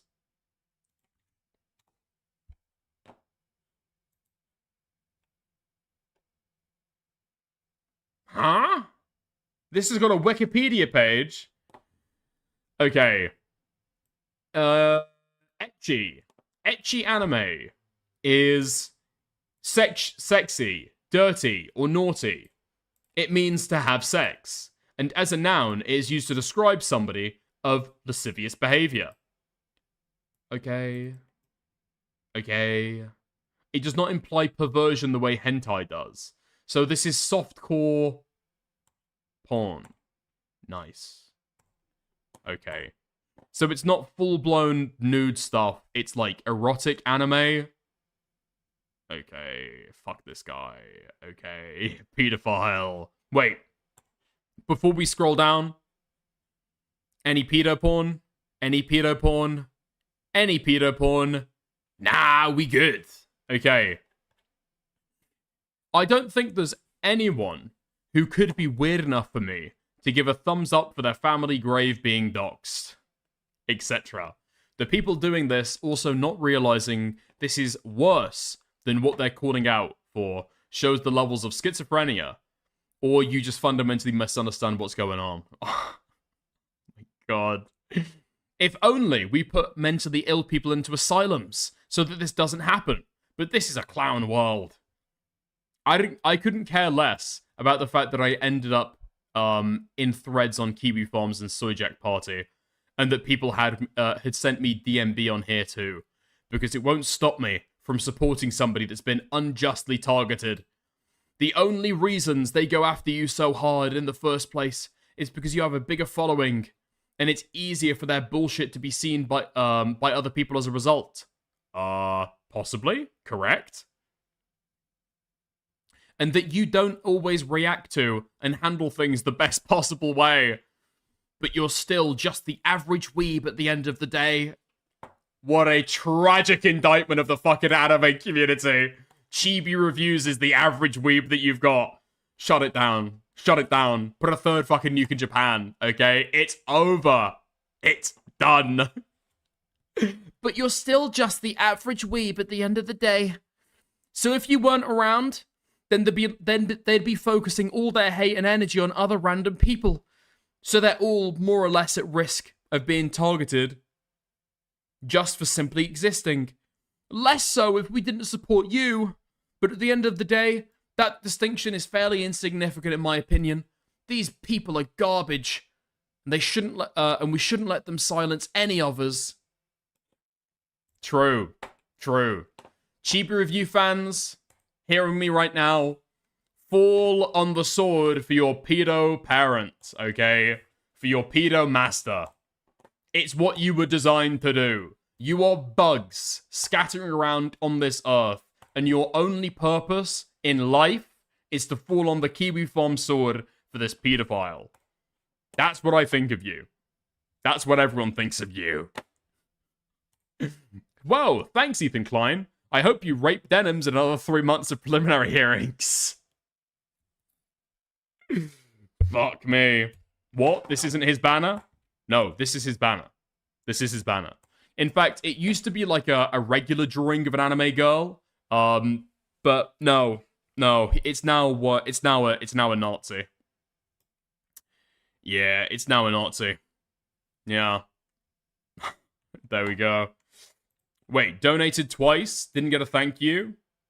Really? That shit should come through on my fucking, on my Streamlabs, Kathy. Kick.com. Let me go to my page real quick. In fact, having a plug into the WebSocket should guarantee that I get all the fucking shit through. Yo, thank you, Ethan Klein on Kick, for sending 2 kicks. Hell yeah. Thank you for the 2 cents. Really? Kathy? You're crying about not getting acknowledgement for the fucking dono, and the dono is a single cent? Okay. I appreciate it nonetheless, okay? Donos, large and small, we appreciate it all. Nice. Fantastic. Nice. And thank you to the Impregnator for the follow on Kick. I appreciate it. Sir, I send you 100 rupees. Why am I doing that? Okay, nice. You shortchanged him by 50%? Yeah, okay, sorry, 2 cents. 2 cents, pardon me.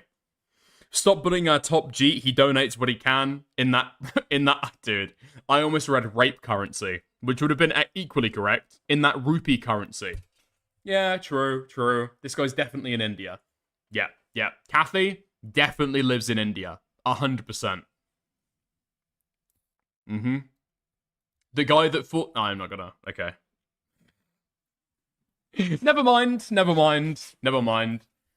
Let's be... Actually, fuck it. Can we be fucking real? This guy is Pakistani and is too ashamed to be able to actually admit it. That's what's going on there. Yep, that's what's going on there. This guy says that he's Indian because he's self-hating. He wants to be in with the fucking crowd. He's not in with the crowd. He's not Indian. He's Pakistani, 100%. 100%. Oh my god. Yeah, I'm seeing that SK is getting in on the fucking, the drama as well.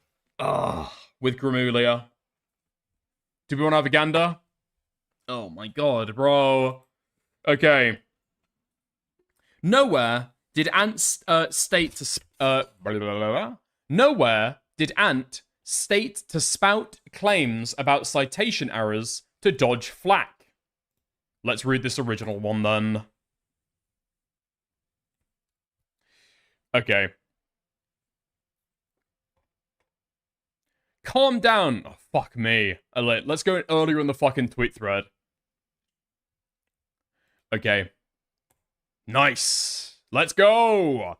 Been made aware of this recently, so I'm going to address it briefly. Ant wasn't running cover simply because I didn't agree with the claim that Utterly Noah plagiarized me specifically. He watched the stream where we went over the evidence and proved it didn't make sense. Right? Or is it a different... Oh. Heads up. New plagiarism video dropped, but the person allegedly being ripped off isn't convinced by it. Wait, what? Another one? It feels like a stretch. Already running cover for... This is, this would be Calesto's video, right? Or is it a different one? No, this would be SK's video. You sure it's not Ryle Kittenhouse? I don't remember the dates for those Ryle ones. Kittenhouse went through and found another example, which is SK's video. Okay. And that's what they... Oh, so the not convinced by... Right, okay, I follow. So the fact that...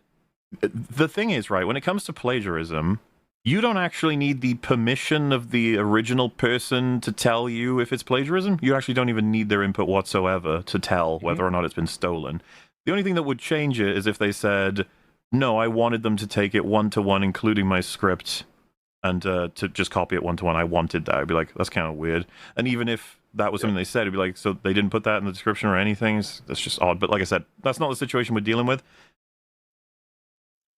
Okay, I thought we talked about it in a little bit more detail. No? Anyway, if you guys are confused about this, SK has a huge fucking hate boner for Kinoflex, okay? And KinoFlex brought this shit to him on his debate night that he has regularly on stream. In fact, okay, I think you can see it there. It's a disagreement stream. Open disagreement day. It's basically a debate night that he has.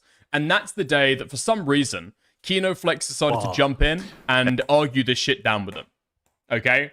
And SK decided, no, actually, because he hates KinoFlex, and he called it on debate day, that he's going to completely be like an obstinate retard about the fact that Noah clearly plagiarized from him in the same way that he plagiarized from other people.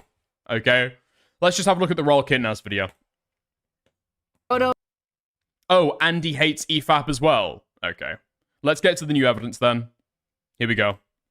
The very next video I decided to scan through, I found Audrey Noah stealing someone else's script beat for beat and remixing it for himself. The original work was a video called Jezebel's Delusional Supergirl Rant by Sergei Kravinoff. Audrey Noah put the plagiarism in his video Anti-Woke Hate for Supergirl is laughably petty. So let's take a look at the evidence. So the Supergirl trailer had a variety of reactions, and this was one of them I was suggested to respond to. Recently, she did a video about Supergirl as well, so let's see what she had to say. Now it gets a lot worse, so hang on, but right out the gate, Audrey Noah steals the exact same screenshot from Sergei. It's the same size and the same crop. Hello, everyone.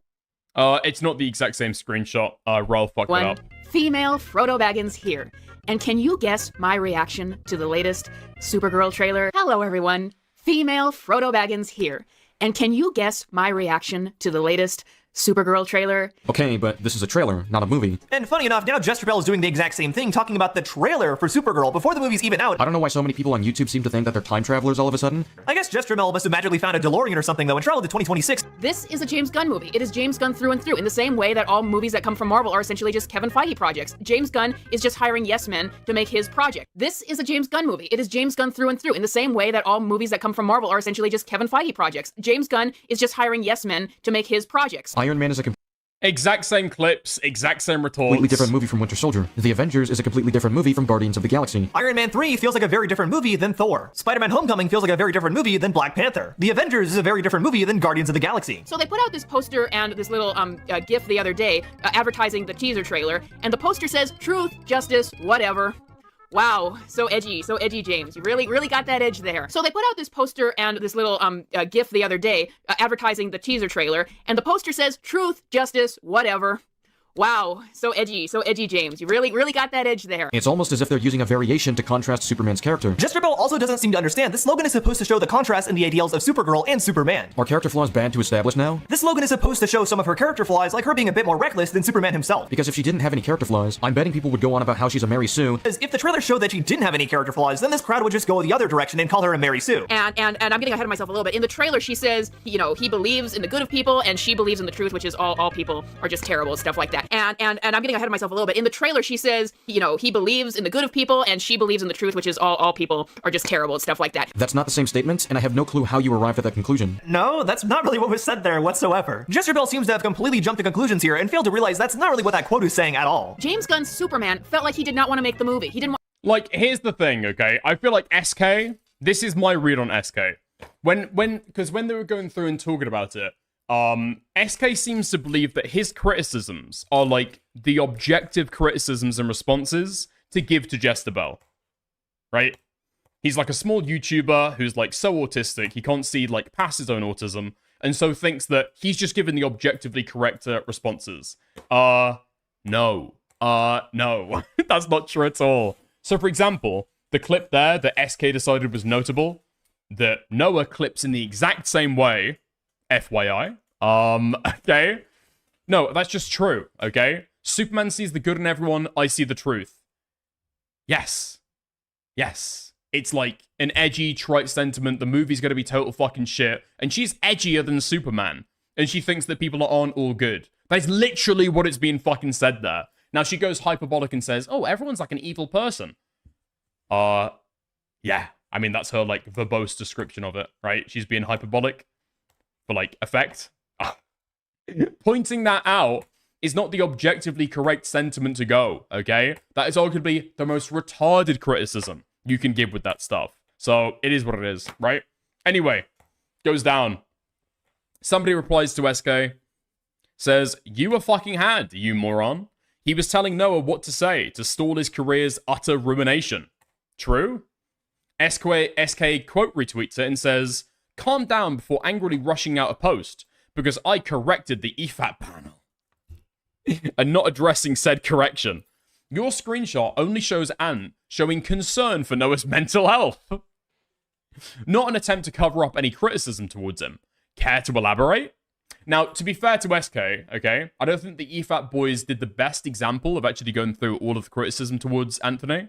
And I don't think they framed it in the best way either. So there's that charity, but this guy is again being intentionally obstinate.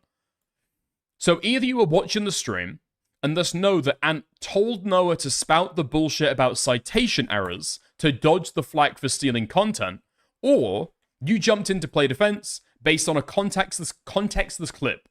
Dishonest motherfucker, or too lazy for research. And then these clips here. Yeah, fair enough. Because what I saw last night, if I had done that in university, I would have been immediately expelled. Actually, I absolutely want to make sure you pull through with this. I think you might need to keep your head low and reevaluate your process. Noah says, yeah, same. I appreciate you giving me these plagiarism detector resources and also offering to review the next video script, and possibly the video I make after that.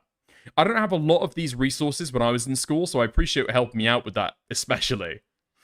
Ant says, it's fine. I want everyone to be better off, I think. Okay. No! Oh my god. Nowhere did Ant state to spout off claims about citation errors to dodge flack. The level of retardation, the level of autism we are dealing with here are, as of yet, unseen. No, true. You're right. Ant didn't directly state, spout claims about citation errors to dodge flack. True. True. Ant didn't say that verbatim. You're correct. However, he did do that thing to that benefit. Ant publicly stated that there was strong proof of stealing footage and argument structures from older videos. That was in a public server during the time. It wasn't the argument structures, it's the fucking arguments. Okay? One of the Royal Kittenhouse videos, the first one, had some strong proof of him stealing footage from other creators without taking proper credit, basing argument structures off of older videos. It's not argument structures though, is it? Even that is a fucking sweep. He's stealing the fucking arguments. He's stealing the fucking jokes, dude. This is absolutely downplaying what Noah did, okay? Taking footage from other creators without giving proper credit. It's not credit. It's not credit. Some of the stuff that he's doing, you could not credit your fucking way out of. It's just plagiarism. It is not, as Ant is saying here, a lack of citation. You were wrong. Dude, people hate EFAP so fucking much. So fucking much. It's insane. And yeah, I mean, this guy claims to have seen the fucking stream. Clearly, he's not seen the fucking stream. Because otherwise, he would be aware of this shit. Now, EFAP is long. Okay? I accept that. I accept that. EFAP is very fucking long. But just go back and reassess, dude. It's not that fucking deep. Okay. There we are. Nice. Boom. Fantastic. Oh, man. Is there anything else to go over with the Noah stuff? I don't think so.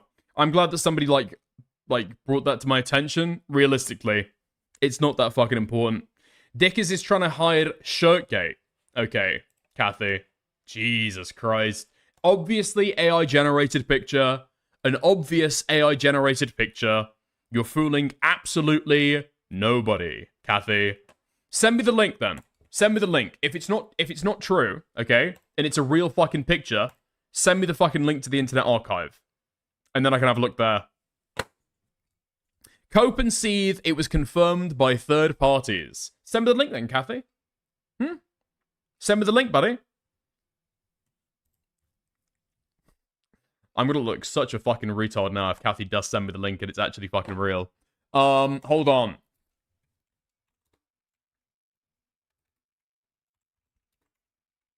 There's no way that me and that man have the exact same shirt.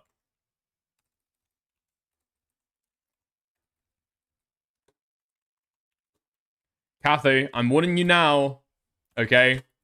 If this is fake, And if this is AI generated, I am going to be taking Aiko's side in your war against her. Okay? I'm just letting you know now. I'm just letting you know now. Yeah, I can see QQ in chat immediately. Internet Archive. I can't see it. Give me a min to grab the link. Okay. You know what? I don't even know what this pic is. Never mind. Okay, archive.org. Archive.org. Let's go for it. Okay. Nice.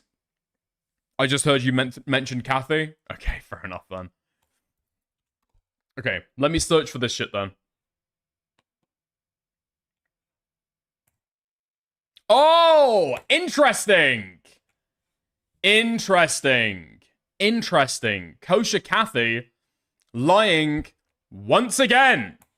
So the image that I was sent, as shown above, is this. Very interesting. Very interesting indeed. It is lagging, sir. Give me a minute to grab the link.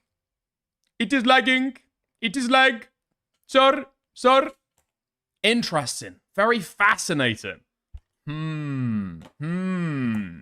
Fuck you.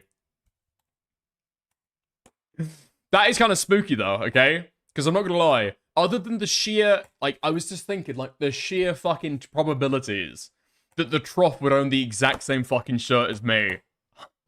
I couldn't lie, okay? I can't lie. Fuck. Is this real? There's a teeny tiny chance that this is real. I was trying to think, where the fuck did I buy this shirt? Okay. Yeah, fuck you. Okay. Anthony G tweeted, oh yeah, all this proves is EFAP is afraid of me. Need 10 guys on a 10-hour stream to fight me. The great irony here. No way. Okay, listen. I'm not involved with Anthony's beef with EFAP. Whatever those guys have got going on together, okay, 1,000 blossoms bloom so far as I'm concerned. I'm just here to see the fucking fireworks. Really? Really? No, he didn't tweet that shit. Fuck you. What? He didn't tweet that shit. Alright, you're fucking lying as well. Fuck you. Alright, never mind. Fuck it! Okay, nice. I don't know why Anthony's coming out and trying to downplay it. This guy was going on and on and on about rose-tinted glasses. The lack of severity of his fucking initial claim was not in question. And now he's trying to argue that it is? Interesting. Interesting. Alright. Nice. Why don't we go in for a little bit of the Russell Brand tent then? I missed this because I was off. But we should go for a little bit of that. Alright. And then after we're done with that, that might be our last segment of the night, okay? Because this is going to be especially long. Let's go for a little bit of Russell Brand tent. Yeah. Yeah, but to be fair, his Blade Runner review was shit. I don't know. Oh my god. This Blade Runner review is going to be the fucking death of me, man. I just don't know. Okay? I just don't know. Blade Runner is a good movie. And I think so long as everyone can come together to say it is a good movie, we can all agree. Yeah. Oh, I sent you the EFAP is scared of me tweet in your inbox, I'm guessing. It's fucking real. No, I saw that before the thing happened, right? In my email. No way you sent it to my fucking inbox. Did you? Wait. You said, dude, this is the first time that somebody has actually used my email correctly and sent me a fucking content recommendation. You sent me, dude, you sent me a fucking email. Okay, hold on. I'm firing up my Gmail right now. Okay, thank you, Anthony. Update. KinoFlex and SK are going around in the thread. The quote retweets SK has made defending Ant are funny as fuck. Okay, I appreciate it. W chatter. Okay. I actually love that. Hold on. Oh my god. Oh my god. All this proves is that EFAP is afraid of me. Need 10 guys on a 10-hour stream to fight me. The great irony there.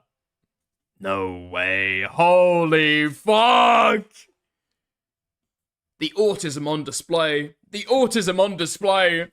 And then Simon is in there in the trenches as well. Fuck me.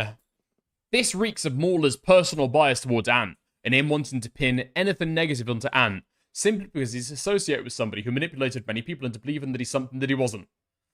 I'm gonna be real, okay? Noah is a manipulative freak, okay? True. 100% true. Not everybody around Noah was blamelessly manipulated. Okay? Some people are biased, some people are retarded. That cannot be denied. That's an empirical fact at this point. Alright. What's the brand content? Let's go. I'm not reading any more of this shit. I will, however, read through it offline and go and stick it on the docket for tomorrow if I want to, okay? So I appreciate it. Anthony, thank you very much. Alright. Let's go into it then. Let's go into it. Actually, instead of going through, like, a summarization of it, let's just go through for the fucking raw footage, okay? Piers Morgan grilling Russell Brand on whether or not he is a paedophile and a fake Christian. Save your best lines. Look, I know we're both English, but do you mind if I pray? Sure. Before? Sure. Oh, God, help us have a... I don't know where the truth lies. You're going to basically go through a process which could end up with you going to prison for a long period of time. I did sleep with a 16-year-old when I was 30. Here in New York. Let's go! Oh, I saw that on Twitter as well. Him making that admission that he slept with a 16-year-old. Off to a good start. Yeah. So if you guys aren't familiar, okay, give you a fucking catch-up. Russell Brand has been in and out of the UK because he's been accused of, graping? Is that easier to say for YouTube? Graping a 16-year-old girl when he was in his 30s. Now, a lot of people, even on the right at the time, said, listen, if this is true, even if he had sex with a 16-year-old girl, that is it for me. I'm fucking done with Russell Brand, okay? That guy's a freak and a pedophile. Now, Russell Brand did a Christian grift 6 months after the allegations initially came out, okay? 6 months after the allegations initially came out, this guy says that he's a born-again Christian and starts the Christian grift. So, the grift is not set in that much, okay? But now, we get to the point several years later where the grift is firmly established. I'm pretty sure this guy's had, like, celebrity endorsements by other people on the right. He's been well welcomed in. And now, it's set in. And all of the people who said that they weren't going to sweep for him are, in fact, sweeping for him. It would have been a crime. We are going to find out the truth, and if the truth is I am going to prison, my job will be, do not be afraid of that truth. This Bible, actually, I think it was this one you took into court. What were the relevant passages for you? All right. Thank you for asking me. This is the first interview you've done with any Brit since the allegations. You are slightly hypersensitive to anyone challenging you, because most of the media you do, you don't really get challenged. Excuse me. Amidst the rape allegations, the Shagger of the Year titles do not seem quite as valuable. Some of the shines come off. You only became a Christian 7 months after the allegations were made public. You've worked out that this could give you some kind of cover. You know there are people who think you're basically just a massive grifter. No, that's what they say about you, actually. Here's... Oh, good. Dude, look at the size of the fucking cross necklace. And people actually believe in this shit. Calm down and slow down. It's a serious question. I want you to calm down and slow down. Very calm. This sense that you... Dude, who could believe that this guy's a fake Christian? Who could possibly believe that this guy's a fake Christian? Look at the size of that cross. Holy shit. Jesus fucking Christ. Are these prayer beads? How fucking long is that prayer, dude? I think you're wasting your time. You were somehow singled out, targeted deliberately. A lot of people think that's, honestly, bullshit. I can't actually find the verse that I had that day. You were an atheist. And what are you going to be next? Well, yes. A Muslim? That's what some a Jew? people... A Scientologist? That's what some people think. Hitler? What do you think about Hitler? Russell Brand means many things to many people. He's the boy... Okay, nice. Wait. Hengist. Yes, W. Okay. UK's worst export. Somehow Russell Brand may have raped teenagers. Who is the fat boys? What's the fat boy called? Blonde comedian, late night talk show host. Yeah, who's that guy? I've completely forgotten his name. Croden? Jim Croden? Fuck! James Corden! That's the guy. Yeah, Jim Corden is way fucking worse. James Corden is way worse than Russell Brand on every fucking metric, okay? You don't want to know what he was up to in the UK. Yes, this is the clip I was fucking talking about. Megyn Kelly and the rest of the guys, yeah, saying they were going to disavow him. They need to, before they rush to defend somebody like this, they need to pause and think about their own honor code and their daughters and their wives and their sisters. If he had sex with a 16-year-old when he was 31, I'm done. I'm not his fan. I'm perfectly comfortable condemning that full force. Before they rush to defend somebody like this, they need to pause and... I'm pretty sure as well, okay? Megyn Kelly went further than this. She was reading out some of the allegations live on air on her fucking show and saying basically anybody who's not like condemning this guy just have not read enough of the fucking material, okay? This is pretty bolted on. There's some serious stuff going on here, and now it's going to court. People shouldn't take this stuff so fucking glibly. And now... This man that has the... In Europe and in the United Kingdom where I'm from, the age of consent is 16, and I did sleep with a 16-year-old when I was 30. But when I was 30, I was a very different person. I was a lot younger, and I was an immature 30-year-old.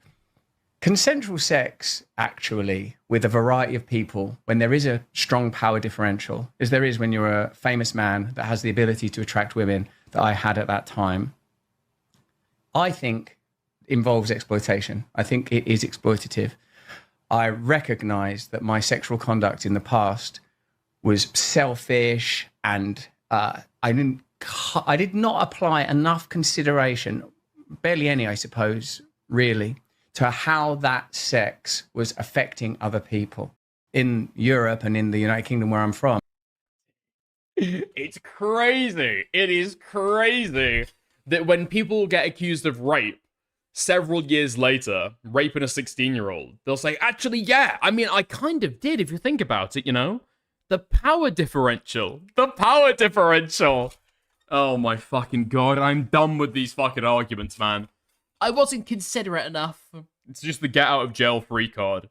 It's either people who've actually raped, who want to downplay what they're admitting to, or, right, it's people who have, like, essentially done nothing wrong, and then people want to rump that shit up as, like, insanely as possible. Make it sound as bad as possible. Yeah. Oh, and that's with Megyn Kelly, by the way. That's with Megyn Kelly. Softball interview after softball interview. Why the fuck did he think that Piers Morgan would be nice to him? Boisterous comic with a silver tongue and a savage wit. He's the eccentric British movie star with big words and even bigger hair. To some, he's a fearless truth seeker. To others, an oddball conspiracist. But whether he's reviled or revered, and it's usually one or the other, almost everybody finds him fascinating. And in recent years, his mutual embrace of MAGA in America has kept people guessing. So too has the very public conversion to Christianity, which forms the subject of his new book. And surrounding it all, of course, are the very grave allegations that he's now fighting, all of which will make for, I'm sure, a very interesting, uncensored interview. Russell Brand joins me now. Russell, good to see you. It's good to see you too. It's sort of weird to see you in this context because I first interviewed you in 2006, 20 years ago. We sat and did an uproarious interview for GQ. I'll come to that in a moment. We did another big one for ITV, for my life story show about your whole extraordinary life. We did a big one at CNN here in New York when your divorce from Katy Perry was just coming through. So I feel like I've been around your world, your orbit, and I've seen you at lots of events and things along the way as well. But I don't really know you. Like, I know... Fuck me, man. These guys have got this 1.1 million fucking views, and they can't even figure out the fucking sound. A bit about you. And I know you in a media context. I don't really know you. I wouldn't consider myself to be your friend, or somebody that has an intimate knowledge of what you're really like. And one of the more interesting things about you, I would say, is that I don't know where the truth lies about these allegations. And I don't want to try and find out whether my instincts are one way or another.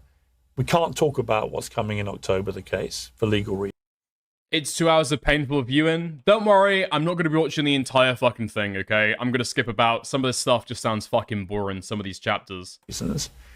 It wouldn't feel right to me anyway to talk about it because you've got to go through the due process. But as we sit here, you're innocent till proven guilty. I believe fundamentally in that principle. You're entitled to due process. And to those who will criticise, as I'm sure some will, the mere fact I'm giving you a platform and interviewing you, I say that this matters. That due process matters. The presumption of innocence until proven guilty matters. And so in the context of that, I'm very happy to talk to you. But given I've known you so long, my first question is just, how are you feeling about the fact that in a few months' time, in a southeast London courtroom with 12 jurors sitting there, you're going to basically, over a period of about 2 months, go through a process which could end up with you going to prison for a long period of time if you're convicted. It's hard to imagine on a human level a more tumultuous thing to happen to you, not even given what you've been through in your life. So how are you feeling about it? Tumultuous is a perfect word because it is like a storm. And sometimes I feel like I'm comfortable in the eye of the storm where there can be calm and at least the capacity to observe. And at other times it feels all-consuming and frightening and pressurizing, like a storm also would be, in almost every conceivable way. Hey, any chance I'm allowed to join the stream? I'd like to go over disagreements. I think we can have a reasonable conversation. I think we can, but I fucking moved on from the Otley Noah stuff. I'm all otted out today, mate. If you want to send me a DM, hit on my Discord, okay? Exclamation Discord in chat. You can feel free to arrange a conversation about a chat, right? I was just thinking, as you did that introduction, I reckon you write your stuff yourself. Did you write the introduction? No, I have a writer. Oh, well, when you sort of the sort of variation that was introduced, like he's revered or reviled, and sometimes I feel like I'm all those things, like a truth teller or silver tongue comic. And wow, what's so when you? I think it's a really good. I can't fucking stand this guy. When do you start getting pressed? Okay. Piers asks Brand if he was a sexual predator in 2006. Let's skip to that, please. Replied, yes, but I resent the word predator. I like to think of myself as a conduit of natural forces. After all, the most natural thing in the world for people to do is fuck, isn't it? And people want to do it. So all you have to do is remove all the reasons why women don't actually go through with it, like pride and reputation. You just have to unpick the conditions stopping women going straight to bed with you. That sounds like charm, seduction, game. Do you remember in the era immediately prior to this one? And one would have to accept that Me Too redressed in 2015 when that happened a dreadful imbalance in male-female power dynamics that is good that there's an ongoing conversation and that some of the corruption and exploitation in that is being exposed and explored. And what that was there, a 31 man, that was... I forget, because being famous has been for me, it sounds like you enjoy it more than I do, but for me it's been like... There's a double-edged sword for everyone. I don't know, I mean, there's bits that I really liked, and what that I can hear in that lovely piece of writing is that I was into it, and I forget that now. Like, even talking to you about football can be hard, because I really... What the fuck? That sounds creepy as fuck. It does sound creepy as fuck. I mean, you sound like a predator. You sound like a predator who's trying to do fucking PR for yourself to make it dress it up in, like, nicer fucking clothing. I love West Ham. That's my, like, when there was a little boy, when there was a teenager, and then suddenly I'm with Cameron Brady, and I'm with the Sullivan et al., you know, but now, because, like, I have a different view of the culture now, Piers, and I'm afraid, like, I regard it as evil, in a word. Wait, so somebody brings up something when you were 30, and then out of nowhere you bring up, oh, well, I used to be a child as well. You have to understand. But fame can be one of the most insidious drugs of all. Certainly it is. Like, I don't know if people have really clocked on, or I don't know if Russell Brand really works anymore. You know what I mean? Because, like, stuff can be clipped up now. Stuff can be, like, shown in isolation. Or stuff can be, like, dissected a little more after the fact, right? And not just by the media, but by any single person. On TV, if you're watching something on TV, there's no, like, going backwards to, like, wait, hold on, here again. What did he just fucking say, right? It's all kind of laid bare in a certain way. But what is it? The craving that people have for it, and then actually the cold, hard reality of how it warps a lot of people's values, a lot of the way that they behave. Yes. All those things. I see it all the time. Yes. What does it do to? I mean, and also, mate, It's like any drug. I think it's like any drug. It's like cocaine. It's like all these things. It is a drug that people crave it and they want more and more of it. And then there's usually at some stage, unless they're incredibly strong, mentally strong, there's normally a tipping point where the reality of big fame hits hard. And the show business is littered with the professional carcasses of people that then couldn't deal with the downside of it.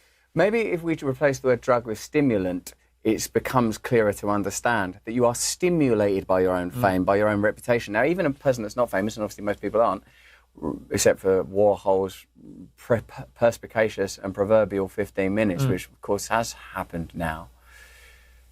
All of us have the idea that there's an object of ourselves that people are commenting on, a facade, a mask. Obviously the word hypocrite comes from mask wearer.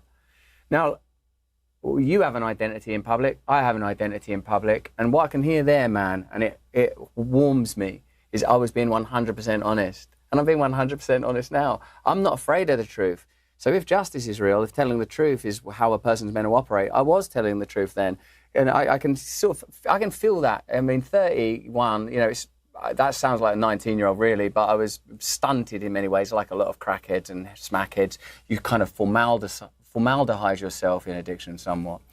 And that's like someone that's, I remember the rush of first becoming famous, of the glory of it.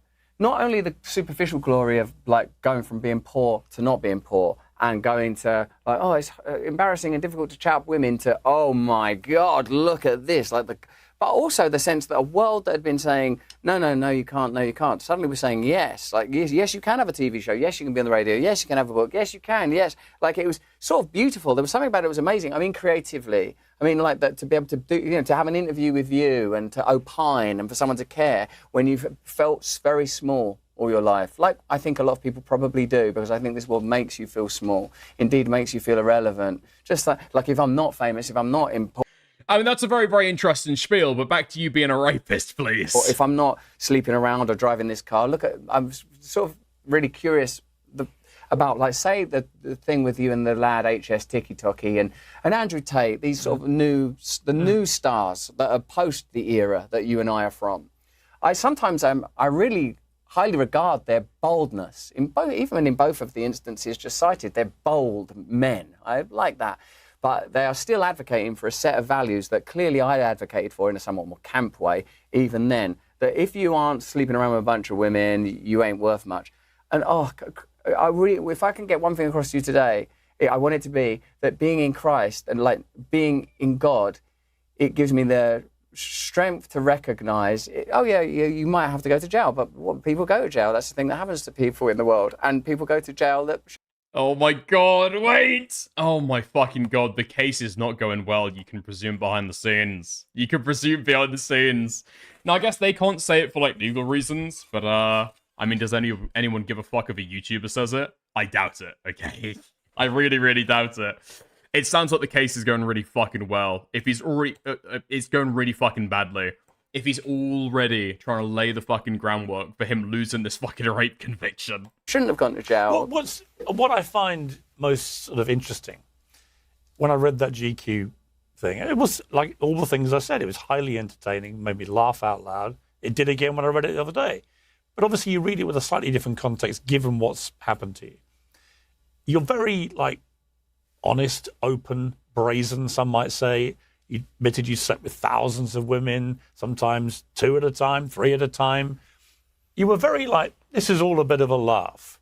And you were taking a lot of drugs through the late 90s, early 2000s.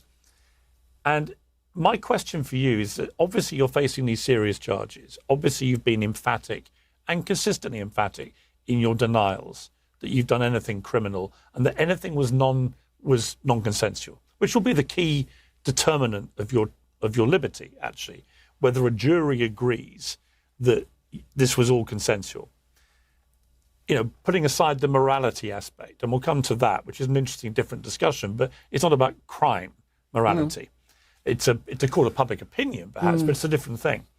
But my question, I think, looking back on it, and the lifestyle that you've talked about very openly now, looking back on that and saying, look, I was out of control, taking all these drugs, sleeping with all these women, whatever, is how can you be sure that your own memory is good, is sound, is reliable, is truthful? Most people who've slept with thousands of women and taken barrel loads of drugs and led this incredibly hedonistic lifestyle, I would think if I interviewed them and asked them to name even what year it was, would struggle to remember. Can you be certain, if you're honest, that your memory is completely sound, accurate? Do you remember half this stuff? Well, yes, I can be honest. It's a relevant question, isn't it? Of course it is. Yes, I can be honest, and I am honest. And I think what's an important distinction is that I was a drug addict prior to becoming famous. So that was a very different rhythm and time. And I think the question was, has it made you a more successful predator? And even then, I objected to the idea of predation as persecutory, but predation is simply an amplification of looking for something with intention. And the reason I wasn't famous when I was still using drugs, Piers, is because when I was a drug addict, I was an unviable economic proposition for potential. Wait, what is... Wait, is Russell Brand really trying to say that he wasn't on drugs during the early 2000s? Media partners. The reason that I'm able to remember is something that I think is sort of quite essential, is that I'm telling the truth in that GQ article, amidst the sort of flamboyance and the evident hedonic, is a person that was looking for a lot of attention and approval and love and connection. Now, that doesn't mean that there weren't clumsiness and that there wasn't selfishness and objectification and lots of things that, to your point about there being a moral distinction, flat out wrong. But it's very different than a kind of a bawdy, overbearing, oppressive, controlling. Like, you know, obviously I'm aware of the sort of claims that were made publicly in the documentary, and I'm not sure to which degree what makes part of this so complicated is this all happened subsequent to a documentary, and you know as a journalist that journalists are not held to the same level of, I want to say, integrity as an investigator of a legal matter. That if you're a journalist talking to someone, like even you now, you know how to navigate me into certain positions. If you were talking to someone, or 100 someones, or 500 people saying, look, you slept with Russell Brand, what happened? Or someone else has told me this. Like, you know, like it's quite easy in a non-legal and non-judicial setting to induce, encourage and direct people to look at things in a particular way. And I think once that artifact has been made, I'm certainly not making claims about the criminal judicial system, which I, like you, believe will provide a just outcome. Because ultimately, you know, I think whatever outcome occurs, like as you say, I have to live with that, and will do, obviously. But yeah, how does one remember? Yes, it is a long time ago, but firstly, I was never drinking or taking drugs. I think people conflate, because some of the films I played drug addicts and drug users and stuff. Frankly, all of the films I made, there wasn't an enormous range at hand there in that film career there. But the reason I remember is because I was there, because I'm present. Is he seriously implying that victim was influenced into her accusation? Yeah, that is exactly what he's saying. Which is fucking crazy as well. Because if you take a look at this guy's Wikipedia page, okay? Personal life. Wait. Legal issues. Okay? Rape and sexual misconduct allegations is an entire chapter. Pre-2023 allegations. Danny Minogue said that Brand had sexually harassed her after she appeared on a television show. She described him as a bit of a vile predator, adding, I certainly don't think he has cured his sexual addiction. She then said Brand wouldn't take no for an answer, and throughout the whole interview, he kept making shocking remarks that I can't even repeat. 2007, on BBC Radio 2's comedy show, he called former Jim'll Fix-It host Jimmy Savile and asked to meet him. Savile answered that that would only happen if Brand brought along his sister if he had one. In response, Brand joked, "I've got a personal assistant, and part of her job description is that anybody I demand she greet, meet, massage, she has to do it. She's very attractive, Jimmy." When he asked what she would wear, Savile replied he prefers she to wear nothing. The exchange between Brand and Savile was featured in the 2023 Channel 4 Dispatches documentary Russell Brand in Plain Sight. Jimmy Savile, dude, really? I mean, Jimmy Savile's allegations, while not being widely believed, okay, were widely circulated at the time. Particularly the claims about him being a pedophile. From 2006 to 2008, Brand received 2 complaints while he was a BBC radio host and presenter of both sexual misconduct and unprofessional workplace behavior, with a further 6 complaints received afterwards. Former girlfriend, 2014, said Brand had committed sexual assault and physical and emotional abuse during their 6-month relationship. Jesus Christ! In 2007. She accused Brand of assaulting her at the Lowry Hotel in Salford when he became angry after discovering she had spoken to an ex-boyfriend. Okay, I don't want to go on with all of this shit, okay?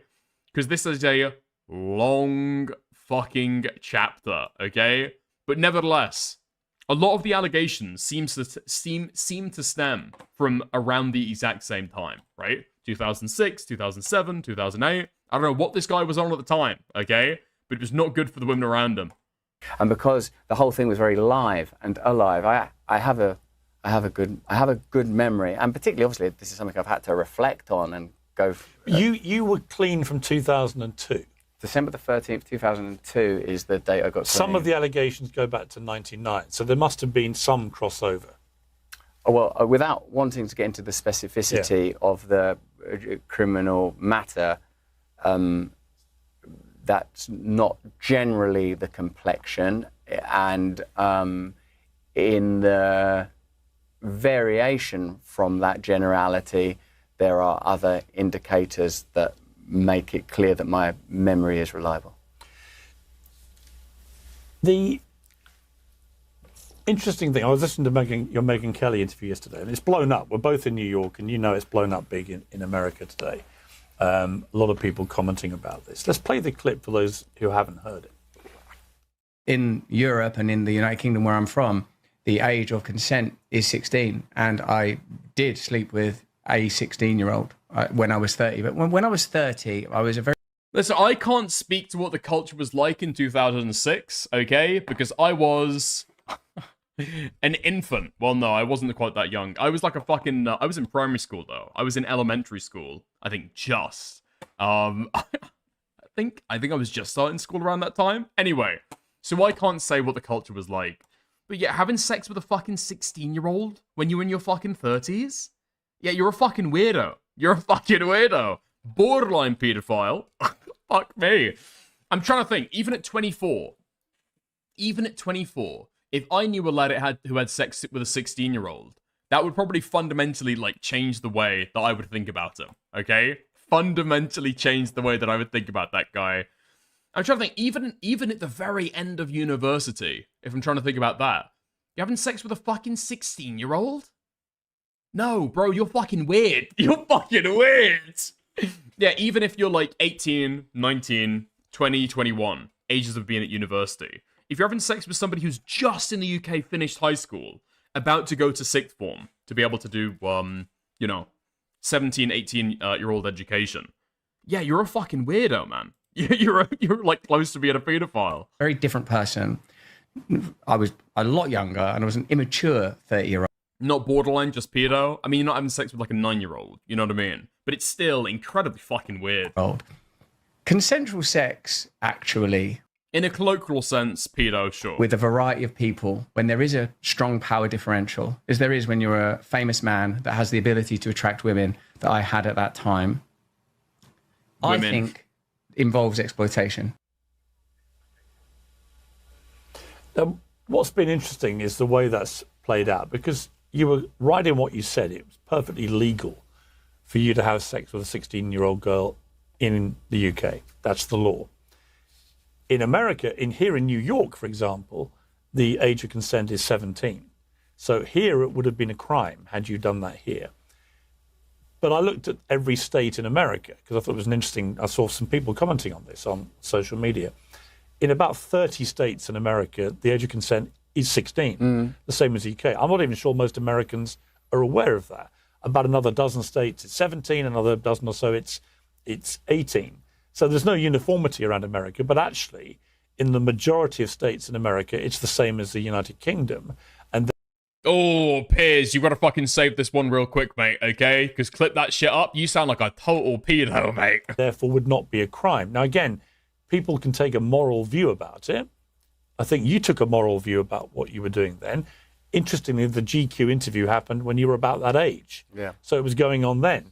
And you used the word exploitative. Some people I've seen latch onto this and say, well, yeah, so he knows what he's doing is wrong. He knows that that was wrong. What is that line for you between exploiting as a 30-year-old man a 16-year-old girl to the point where it becomes criminal potentially? What is that line for you? I suppose it's consent, Piers. Right. That the age of consent means in varying ways, in different places, people have a understanding which probably isn't wholly accurate and reliable, that at a certain age, a person is able to make a consensual decision to smoke a cigarette or vote or have sex or gamble. By the way, in the UK, you could smoke at 16 at the time. And these things vary according to jurisdiction and type of law. And in the place where I was both emotionally and spiritually and geographically, that was a legal thing to be doing, but not a morally sound thing to be doing. I've been struck by a lot of people on the conservative right in America are furious about what they perceive to be a revelation. It wasn't a revelation to me because it's been talked about before and reported widely. Are you taken aback because you've moved here? Dickers, have you spoken to SK already? If you want to, no, I said send me a message because I moved on from it. If you want to have a debate, I'll speak to him tomorrow. Okay. Problem is, it's fucking 3:30 in the UK right now, so I'm pushing that shit off until tomorrow. You live in Florida. You've sort of embraced the MAGA movement to a degree, not completely, but to a degree. You've written a book, How to Become a Christian in 7 Days. And you obviously are a different person now. There's no question of that. But are you taken aback by the reaction to what you said to Megyn Kelly, the fury from a lot of people on the conservative Christian right here? I'm surprised all the time by stuff, but if people think it's wrong I'm a Christian and I'm serious about it. I think that the only safe place to have sex is within marriage. So I agree with them. It's very difficult to.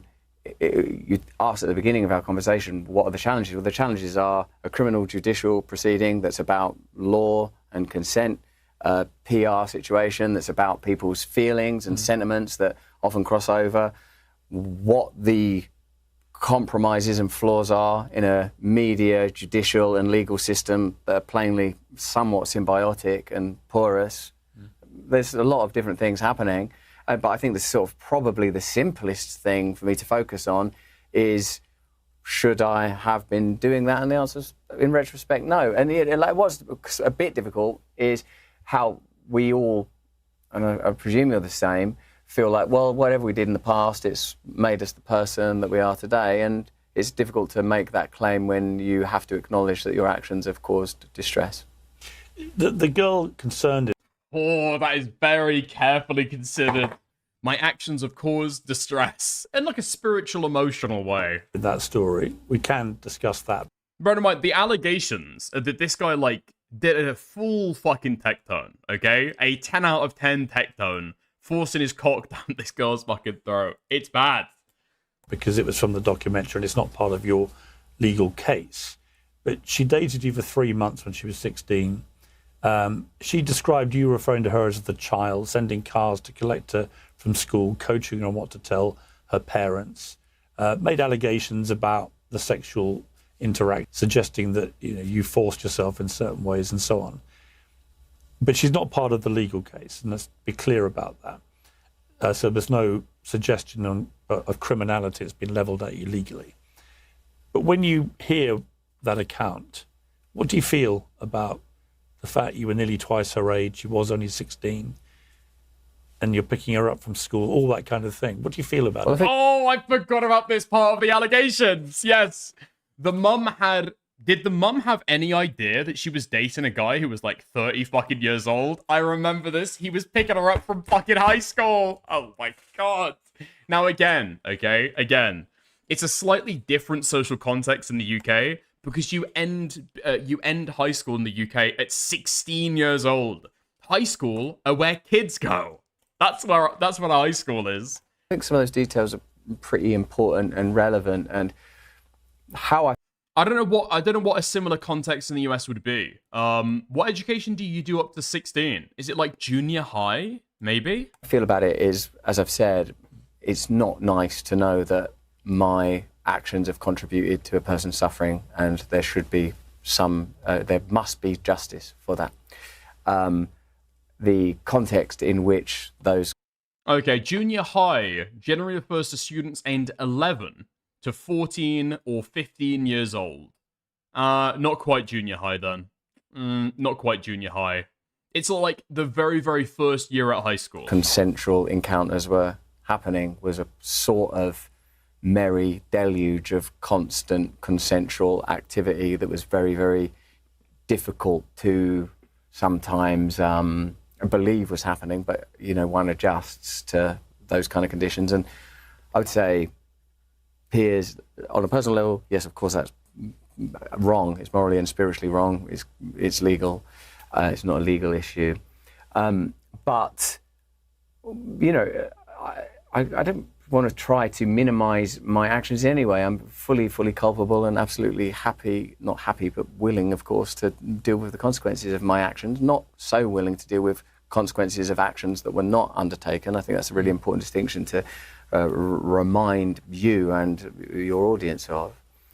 And also, I suppose, it seems like a deliberate removal of context not to continually cement that famous men that are single have always and typically behaved in this manner. One prays consensually, but one also suspects that there's a responsibility incumbent on people that have that power, whether that power is magnetism or whether that power is fame or whether that power is money or whatever that power is. It's not very... I mean, why even bring that up, that men have done that historically? Yeah, historically, Jimmy Savile, Weinstein. Yeah, men have done this historically.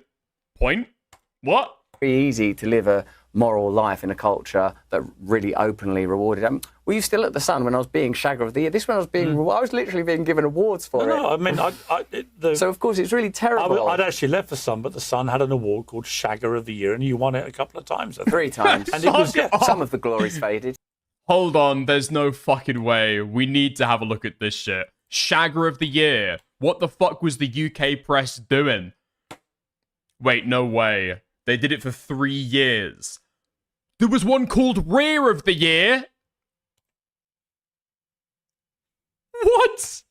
Rear of the Year was a British award for celebrities who were considered to have the most attractive buttocks. It was created by publicity consultant Anthony Edwards. I'm pretty sure that guy's been outed to be a pedo. No? I believe. Opinion. I believe. In 1976, initially it was awarded only to women. But in 1986, it was first... the award was made to a man. And in 1997, it was awarded annually to one woman and one man. Shut the fuck up. Who did this? Wait, presented by Rear of the Year Limited. This was an award show. Shut the fuck up. Was it televised or what? No fucking way. A number of businesses sponsored the award, including manufacturers of beauty products, Cadbury's, and Wizard Jeans. Shut the fuck up. Where was this on? Where was this on then? Fuck me, man. Okay. Jesus Christ. Okay. Nice. Wait, what? In 2013, the University of Cambridge newspaper held its own version of the award in which the contestants were naked. This went on until 2019. What the fuck? Okay. Interesting. What I actually wanted was a list of the winners of Shagger of the Year, but apparently you can't find that anymore. Interestingly. Shagger of the Year, retrospectively awarded to... Why is there a picture of...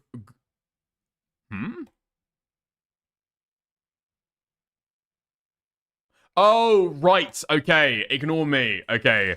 Because I was wondering why Boris Johnson was there. He's sitting next to Russell Brand. Okay. To be fair, Shagger of the Year, Boris Johnson, how many kids has he got? Even his Wikipedia page isn't sure. Okay, the Sun has withdrawn. No! No way! The Sun has withdrawn Russell Brand's Shagger of the Year awards and given them to a less problematic candidate. This has got to be fucking fake. Surely. No, shut the fuck up. Okay, this is like essentially the UK's version of The Onion then, I'm guessing. Fuck. In light of Channel 4's dispatch report, The Sun has stripped Russell Brand of his titles and handed them to a man who was just as promiscuous, but did it sensibly and caringly, with no abuses of power. A Sun spokesperson said the Shagger of the Year award are a hallowed UK tradition, like the NHS. We couldn't watch this revered celebration of virility become desecrated by association. So, as usual, it falls to the Sun to do the right thing. We've spent decades respecting women. As soon as we became aware that Brand was a sexual predator, we could not stand by and let our good name be tarnished. Deciding who the award goes to, instead, was no mean feat. The mid-noughties are what experts call a veritable fuck pile. Everyone from Harry Styles to George Osborne was hard at it. But after reviewing the hopefuls, there could only be one winner. At the time, Boris Johnson was juggling getting his end away with running a successful mayoral campaign, so there are no questions of impropriety. Back then, we chose the wrong man with ridiculous hair who spouts convoluted, archaic nonsense. We're sorry. Johnson said, I worked really hard for these, I deserve them. Okay. Never mind. There's no way all the awards went to him, surely. Right, but it was amidst the rape allegations, the Shagger of the Year titles do not seem quite as valuable, I'll have to confess. Right, but some of the shines come off. Well, the point I would make is, at the time, everyone embraced it as good fun. You were seen as this big shagger, and it was all very funny and entertaining, and nobody at the time was coming forward to say this was rape, sexual assault, or anything else. And that was the context of that time. Yes. Now, it obviously is a very different thing about it. Well, I'll ask you something as a journalist. Also, during Me Too, no one came forward. In fact, people came forward subsequent to a very deliberate documentary. And I feel that, therefore, it's difficult to remove the documentary. As opposed to what? An accidental documentary? No, people looked into this stuff and chased down leads, yeah. From the... Actually, that's not even true. People did come out about this stuff before, just nobody listened to them. Chronology, because it's sort of an important artifact in there. And we'll point that out and how difficult that makes even our conversation, the idea of a fair trial, an ongoing conversation, because I would say literally precisely the same behaviour that was lauded, consensual, excessive sex, was reframed when it became convenient, appropriate and useful as non-consensual, and now we have a method and means for dealing with a potentially difficult situation. Now, wait, hold on. Yeah, what he's saying there is just, like, not true. He's just lying about it. Okay. So, yeah, in 2006, Danny Minogue makes an allegation that he was sexually harassing her. 2007, he speaks to Jim Will Fix It's, Jimmy Savile. From 2006 to 2008, he received 2 complaints while he was a BBC radio host of both sexual misconduct and unprofessional workplace behaviour. 2014, former girlfriend comes around to say he was guilty of SA. While filming a program with Brand in 2018, Catherine Ryan reportedly made remarks to Brand, indicating it was a sexual predator that were not broadcast. And then you jump ahead to 2023, and that's when these new allegations came out. Several came out before the 2023 fucking, what would it be called? Like a windfall, I guess? I wouldn't be so grandiose as to suggest that I am the situation. The situation is something that you do know a lot about. Media has changed from centralized media with a degree of centralized control with rare anomalies, but let's take the COVID example as primary. Oh my if you were God. working in mainstream media during COVID, you would have a pretty prescriptive approach. Indeed, you had that approach. Subsequent to COVID and amidst the pandemic period, inquiries and questions were made in real time. In fact, I participated significantly in that. And it's a matter of public record that logically AI, who worked for Moderna, Pfizer and the British government, dealt with my content, de-amplifying, commenting on, and indeed the 77th Brigade, a PSYOPs organisation that primarily works in foreign territories with the British military during the COVID period, worked in the UK to, and this is a direct quote from I think the Times, take down social media influencers. Now, there's obviously a clear distinction between my reckless... Okay, and here they talk about the deep state targeting Russell. Do we go in for any of like this? Oh, I guess. We'll see them argue about it, I guess. I'm going to skip the half an hour they spend to argue over fucking vaccines. It's not 2021 anymore. Lascivious conduct about which I was open and honest, indeed your own words demonstrate that, contemporaneously, and the obvious retrospective damage that's now done. It's difficult not to imagine that a documentary made in the midst of my own conflict, ongoing conflict with mainstream media, which, to be plain and frank, I regard as akin to evil. What I mean by that is I think it primarily exists not to give people true information, but to maximize people's vulnerability and the ability of powerful interests to exploit and control people. Can I just, on that point? Yes, you can, but remember, be careful because of the legal situation. No, I just want to land fully that when a country and a country's media treat its... There's no fucking way that Russell Brand is reminding peers right now of contempt in court concerns. Okay, because you might not know, right? But in the UK, we've got this system where you can be arrested, okay, for contempt of court if you say anything publicly which could be construed as influencing the course of the court case, okay? Now, I don't have to worry about that because I'm like 100 viewers shitter, okay? So thank God I don't have to worry about that. But if you're Piers Morgan, or if you're on a fucking talk show on the BBC or something, right? But you do have to be concerned about it because you will actually be arrested. Or at the very least, you'll be heavily fined. The UK courts do not like people talking about ongoing cases. Population as a kind of invaded and occupied territory. We should pay attention to that. That there was a... Then why agree to this interview? Well, because Russell Brand can say, well, okay. Russell Brand is consigned about what he can say personally, okay? Because he can also get charged with contempt of court. However, US hosts can say whatever they want in response, and so long as Russell Brand doesn't go, you're right, exactly, right? He's not committing the contempt of court. And so it's a dicey legal situation that he's fucking walking along. A military operation took place in this country, the United States, and in our beloved country, the United Kingdom. And there's a reason now, Piers, that people from farmers to the white working class, to almost every aspect of British public life is alive and febrile with hostility, anger and confusion. The systems are breaking down. The systems are breaking down because of the technology. When Breitbart said brilliantly that politics is downstream of culture, perhaps we could have included that technology is very near the top of that stream, not the absolute source. But technology is changing everything. No, I agree with that. But let me ask you, why would the state, the establishment, why would they come after you particularly? I mean, you were doing a YouTube channel, you were doing your thing, you were having opinions, but a gazillion people were doing that. This sense that you were somehow singled out, targeted deliberately, that all these allegations are only because you, Russell Brand, was saying stuff about a COVID pandemic or whatever. A lot of people think that's honestly bullshit. I was like, come on, Russell, it's not that. And when they hear you be, not, I wouldn't say you're dismissing it, but when you say, but when you say, absolutely, no, when people say also, I also think that's quite reductive, if I may say, the way that you've sort of framed it, because it is not just me. I mean, the idea that there is not a set of powers that manipulate the public conversation in the wake of Charlie Kirk's murder, the annihilation or near annihilation, which you obviously survived. We're talking about Kirky. We're talking about Kirky. Really? Who was to blame for Charlie Kirk's murder at the time? It was largely people in the fucking alternative media ecosystem. No?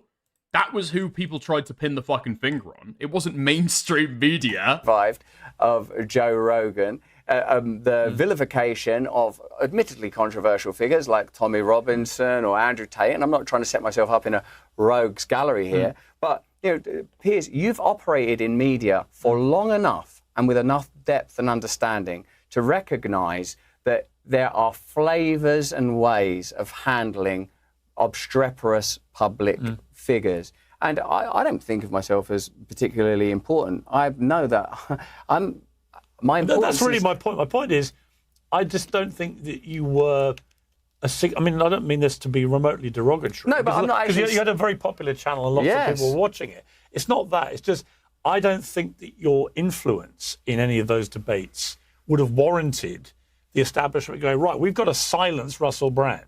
Yes, I think you're right. And I think it's that kind of reductivism that... Dude, this guy is so fucking slimy. It's unbelievable. What do you mean you're right? No, you think he's wrong, but you want him on side. So yeah, you're right, honey. You're right, honey. Yeah, you're right. Ah! Does this guy not give you the fucking creeps? Actually makes my fucking skin crawl. Even before I knew that he was a fucking rapist. Or, sorry.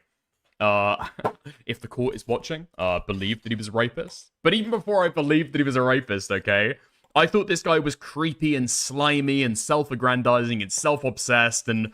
Oh, man. It's like you might have like a 30-minute conversation with the guy, sat there in person, then all of a sudden he kind of like crawls into your fucking mouth and devours you. That's the kind of shit that I'm worried about with Russell Brand. Total creep. It stops people having a clear view of how these systems work. And sometimes it's good to take recourse to some of the great American comedians. As Carlin says, where interests converge, no conspiracy is necessary. You know that deep state organizations are nebulous as well as nefarious, that they operate in ways that are difficult to understand, that there is a kind of overall intention. You know that there was a point where mainstream media recognized we're going to have to pivot radically. We're not selling newspapers anymore. People are getting their news from different sources. People are having different conversations. People are starting to not trust en masse. Like, think about this as a good metric, if you'll indulge me. Oh my God. Say like, if like 20, 30 years ago, when people would talk about someone like Alex Jones, and it's, let's not talk about me. Let's just go with, you know, that I've got a criminal trial, and quite right, and by God's grace, the right outcome will prevail, and whatever that is, then that's God's will. Dude, and you know the only reason he keeps on saying that is because you know that he's getting pretty close to the fucking line of a contempt of court thing. That is what happens. That's why people keep on saying, whatever the court do, that's just, that's okay, that's correct. It's a very weird British way about talking about ongoing court cases. But on the matter of, is there such a thing as controlling the media, and is there collateral damage in when you're controlling?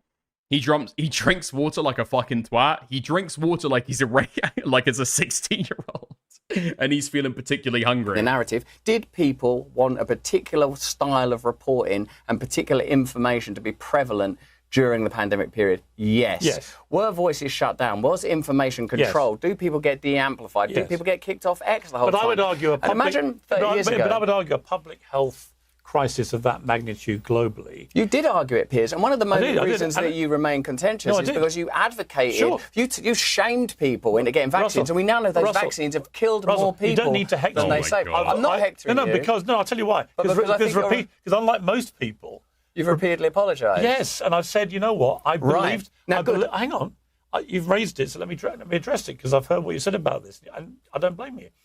I mistakenly, with hindsight, accepted the real-time scientific advice, which often changed. And in particular, when they said, if you have the vaccine against COVID, you cannot transmit the virus. Was a lie. I thought that was an incredibly powerful thing. And an untrue thing. Which meant that, you know, some old person walking around might be infected by some reckless young guy who doesn't want to have the simple jab, and he may kill that person. It turned out that was not true. So what are you... Okay. It did hamper transmission, but it didn't make it impossible. Yeah. Okay. Nice. I'm skipping all of the fucking vaccine stuff. I am not interested at all. Let's fucking skip this shit. Boring. Boring. 113. Let's go. Brands hypocrisy. Fox News, veganism, and faith U-turns. Nah. Let's go to you're a massive grifter. You're very eloquent. You can be very persuasive with the power of your words. But that actually, when it comes to any of these issues, you don't really have a personal principled view. I do, and it's a really Your view is that all people in power are terrible. But when I've challenged you to say, well, what would you actually do? You go on a 20-minute eloquent spiel, which doesn't answer the question. Oh, my God, it actually does answer the question. Let me try and do it again. Firstly, find faith and integrity in yourself. Do whatever you can. Pray. Find God. Secondly, we cannot have systems that prioritise the centralisation of power, whether that's representative democracy or this global commercialism. So what would you do? Use the technology that we currently have. All right, good, this is the bit I wanted to get to. Can I have a glass of water? I mean, it's Associated Press news. Well, they're not under any obligation to give us bottles of water. Oh, I see. Well, actually, this guy, my mate Jake, we are trying to find you some, but they're not our servants. No, absolutely. Hold on a minute. I'm not declaring these people. They don't all work for us. We're just hiring their studios. So. No, I know that, and I think I've established quite good rapport. We should be cognizant they're not working for us. No, with my mate Jake though, who's over there, who actually is working for me. Well, Jake can get you on. Who I'm directing it to, and also there was one or two other people. So it's not, just to be clear, I'm not sort of like going. Oh man, stop fucking touching me, bro. Stop fucking touching me. He cannot take a fucking optical loss, even a perceived optical loss. He's so fucking desperate. He's definitely high on something. Nah. This guy is seeing his dwindling career start to fucking slip away right beneath his fucking fingers, okay? That's what's happening. And so he's constantly on edge to be able to, like, micromanage all of this shit. I think what's happened, he's walked into the interview thinking that, you know, Piers knows me from back in the day. He's trying to enter into, like, the right-wing media sphere. Okay, he'll be nice to me. He knows to fucking play ball, right? We're singing off the same hymn sheet right now. I've gone and grifted. Piers has gone and grifted as well. We know how this shit fucking works. I've got connections. I can fucking loop him in, right? And then Piers has not played ball, in fact. That's what's happened. I mean, get me. Dwindling career. I don't think he's been on movies for 10 years. No, but he wasn't mainly known for his movies, right? He was amongst the US audience, but now he's releasing a fucking book. Some water, man. Well, you did direct to the AP that they should get you a nice bottle of water. Well, I just thought that the facility itself might have, amidst its many benefits, water. Thank you so much. That's so kind. Was the obligation crossing the floor? See, thank you very much. I really do appreciate that glass of water. Would you like some? Don't be proud. I'm good, man. I like the tap water. You like the government water? Love it. Yeah, no problem. Even if it kills me. I can't keep drinking the government water, Piers. I can't keep taking the government Actually, the water is some of the cleanest in the world, but you know that. Look, you're a very argumentative and obstreperous individual. Not at all. I just like to You've challenge. even argued with that. I like to challenge people. Go on. So, go on. We were talking about... Oh, yeah. This is what I wanted to say. You say... No way this guy won't even drink the fucking tap water. Oh, my God. These people are beneath contempt. Unfortunately, that's not a grift for Russell Brand. He actually does not trust the fucking tap water. That's the only bit of him that's actually real. I'm a grifter. And actually, to tell you the truth... I say other people have said that it's all a grift.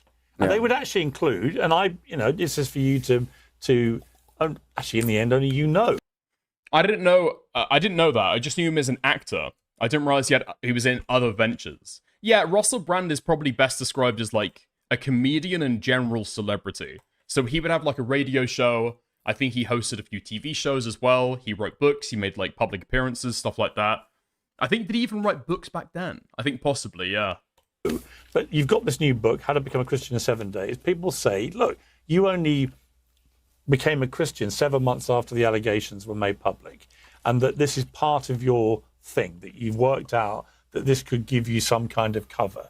You're a born-again Christian, that this is, you've heard people say this. But what do you A lot of other people take you very sincerely and believe absolutely in your commitment to this. I know, I hear you, mate. I was with a mutual friend of yours, bumped into him, Bear Grylls, the other day. He was a great guy who was there. No fucking way Bear Grylls is co-signing Russell Brand. You're lying. You're lying to me. At your baptism, we famously saw the video and so on. He absolutely believes that it's sincere and genuine. And I completely respect that. I don't know, right? In the same way that I don't know where the truth lies about the allegations you face. Or COVID, or... I'm sure that even Americans know who Bear Grylls is, right? He's the guy who drinks his piss, basically. Israel or Palestine. No, and this neutrality is terrifying Sure, for but I can only people. proffer an opinion. Yeah. I'm not afraid to change my opinion. Good. Right? My question for you is, do you have genuinely principled opinions, do you think? Yeah. Because I think if you don't have... Yeah, I do. But obviously I ask myself the same question. Why go to the aggravation of going on Piers Morgan? Like, because I tell you, like, with everything that's been shown to me, with everything I've learned, the idea of maybe selling some books is a professional obligation in some ways, but it sort of doesn't weigh that heavily on me in the scheme of things, just because everything else is so sort of varied, luminous, brilliant, beautiful, awful trial, magnificent trial, best of times, worst of times, revelation of real truth, exposure to the fallibility and facetiousness of fame. Yeah, like, in a sense, Piers, like you, I don't have the kind of thick skin you have, because I sometimes think you genuinely don't care that if people think you're a grifter. I don't think that. I think you are a creature of our time. In a way, I think that's what is always brought forth. But I think in the end, only I know and only you know, right? Maybe not even. Maybe not even, because why would you make yourself the highest authority? You can sort of understand your intentions, but there is a thing in psychology called the unconscious. There is a thing in Christianity called the spirit. And both of these things indicate that your personhood is not absolute authority. And in your sort of continued stance, which is somewhat legitimate as a journalist, of neutrality, what's kind of masked in that is that Christianity demands of you that you make a choice. But I'm not neutral. Do you not just want to fucking smack him with the way that he fucking speaks? It's like so highfalutin. It's like intentionally highfalutin. I can understand why he's friends with Jordan Peterson. Jesus fuck. You kept saying, I've got, like, I'm proffering an opinion, but I don't care about COVID. I don't know. I could be wrong. No, I get people on from all sides to debate it. I personally have a lot of opinions, a lot of strong opinions. I'm not afraid to express them. If you ask me about, do I believe in vaccines? Absolutely is my answer. Yeah. Your answer was a long spiel of not answering. It's like, I'd be really careful about it. I'd be right careful. I'd read Gavin de Becker's book, Facing the Facts. That's what Forbidden Facts by Gavin de Becker. That's what I'd read on that. And I'd read The Real Anthony Fauci by Robert Kennedy, and then make a decision. And also tell me what books are good to demonstrate the alternative. Tell me this, what kind of Christian are you? I'm like a kind of Christian that has to hang by a thin thread of faith, knowing... Oh my fucking god, you know that line has been rehearsed 20 times in front of the fucking mirror as well. You know what he's fucking asking. You know what he's fucking asking. Are you a Catholic? Are you an Anglican? Are you Orthodox? Are you non-denominational? Are you evangelical? That I am broken, that you are broken. Do you have a denomination or not? Why? I'm just asking. No, I'm very... It's not an allegation. I'm just asking. I just treat everything as another allegation. I know you do. If you don't mind me saying, you're was everything okay in that interview we did in 2006? Yes. But it's, you are slightly hypersensitive to that kind of thing. I think because you don't really do many interviews, if I'm honest, you don't do... This is the first interview you've done with any Brit, for example, since the allegations. And I'm grateful to you for doing it. Dude, total fucking British journalism supremacy. Total British journalism supremacy. Let's go. But you are slightly hypersensitive to anyone challenging you, because most of the media you do, you don't really get challenged. I don't mind being challenged, and I want to be challenged, actually, and I like being challenged. And, like, I didn't go, what, Piers Morgan? Right. This is what he's like. Yeah. He's gonna be... I wonder, has he spoken to any of the UK outlets? Any of the UK press? The Sun, The Mirror... The Times, The Guardian, Channel 4, maybe, Channel 4, the people who put out the the documentary about him initially. No, Piers is right. He's not spoken to any British journalists, and there was a reason why not. Stroking my thigh throughout the interview. I think this is a good conversation we've had. People will watch it, they'll take a view, they'll agree with you or me about this, that, whatever. I think what you're interpreting... But this should be how conversations are had. I don't think it is, actually. But, like, what you're interpreting as sensitivity, it might be sensitivity. It's a form of intelligence or a form of awareness, so maybe that's the right word. But it's also a kind of frustration. And the frustration is the sort of feeling that that we're supposed to be saying something that could be valuable and we're not quite getting to it. And I think the reason we're not quite getting to it is because you're so sort of expertly schooled in a particular type of discovery. And I felt that when I made an incorrect assessment of Trump on the one time I met him in, like, I don't know, 2006 or something like that, of like, oh, he's a person that has a sort of a genius, but in a very narrow line. I said to myself, it's almost as if being good at the game Hungry Hippos is the most important thing in the world. And this person's a master of it, and he's become elevated with a very unique skill. Well, the same could be said of LeBron or of Beckham or of anyone, like a skill that is prized in a particular culture at a particular time. And what I'm thinking with you is, you're so... my eyes just glaze over. I don't know if anybody else gets that. I mean, I'm trying to fucking lock in and understand what he's fucking saying. What is he saying? I don't fucking know. I'm literally asking right now. What was the original question? Good at sort of generating sort of conflict. Okay, lock in. Time to think like a fucking journalist. What was the question that was asked? What is he responding to? It's sort of a kind of a needling energy. And I am easily needled. You're very sensitive, I think, was the question. Because I think that there's purpose and meaning in life, and I believe in new systems of leadership and new systems of government, and I believe in real change. In fact, even the very idea of government could become a position of service. I believe there are people of valour that are just waiting, that even in the fraughtness that one might get if you talk 1 minute to Tommy Robinson and the next minute to George Galloway, and you're aware of Jeremy Corbyn and you're aware of Yanis Varoufakis, you think, well, there actually are sort of great minds that could participate in a way of actually improving people's lives. And in Christ, there is the potential that you yourself can live with the odd paradox of your brokenness and the sort of failings of your life and the mistakes you've made and the errors, but also becoming whole in that. For there even to be justice or innocence. Again, the question was, you're very sensitive, aren't you? These concepts and words we're bandying about, there has to be a God, or you can't have those concepts. You took probably this Bible, actually, but I think it was this one you took into court, wasn't it? Sometimes I also think you're not listening. Like, that's why, like, I also... I did. You listen. What is that to listen to, bro? What are you talking about?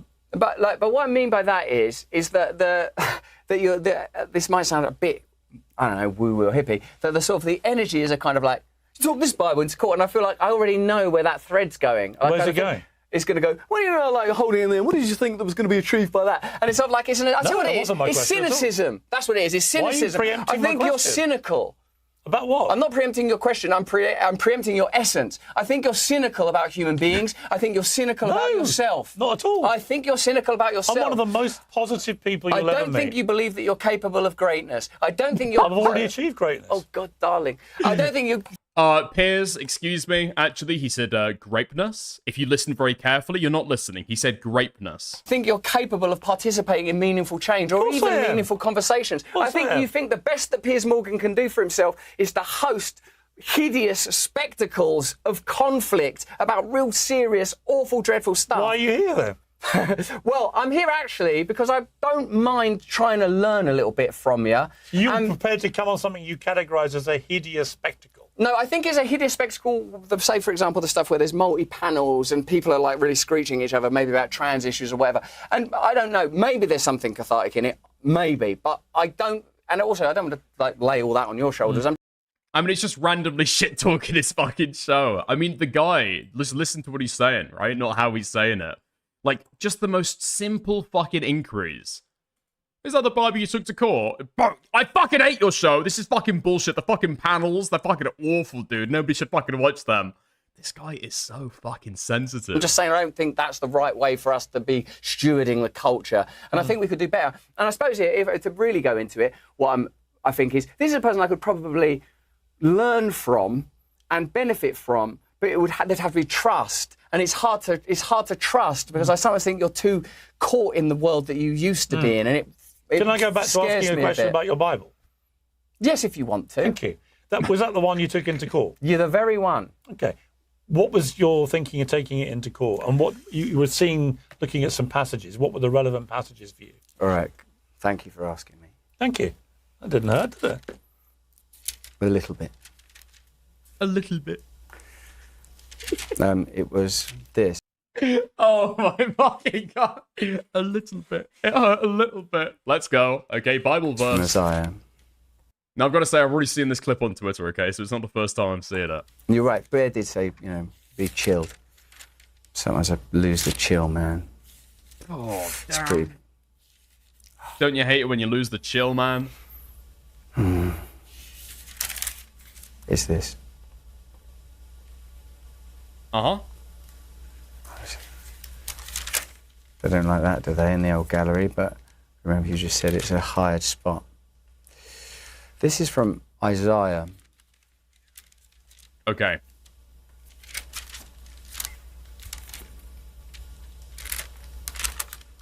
Excuse me.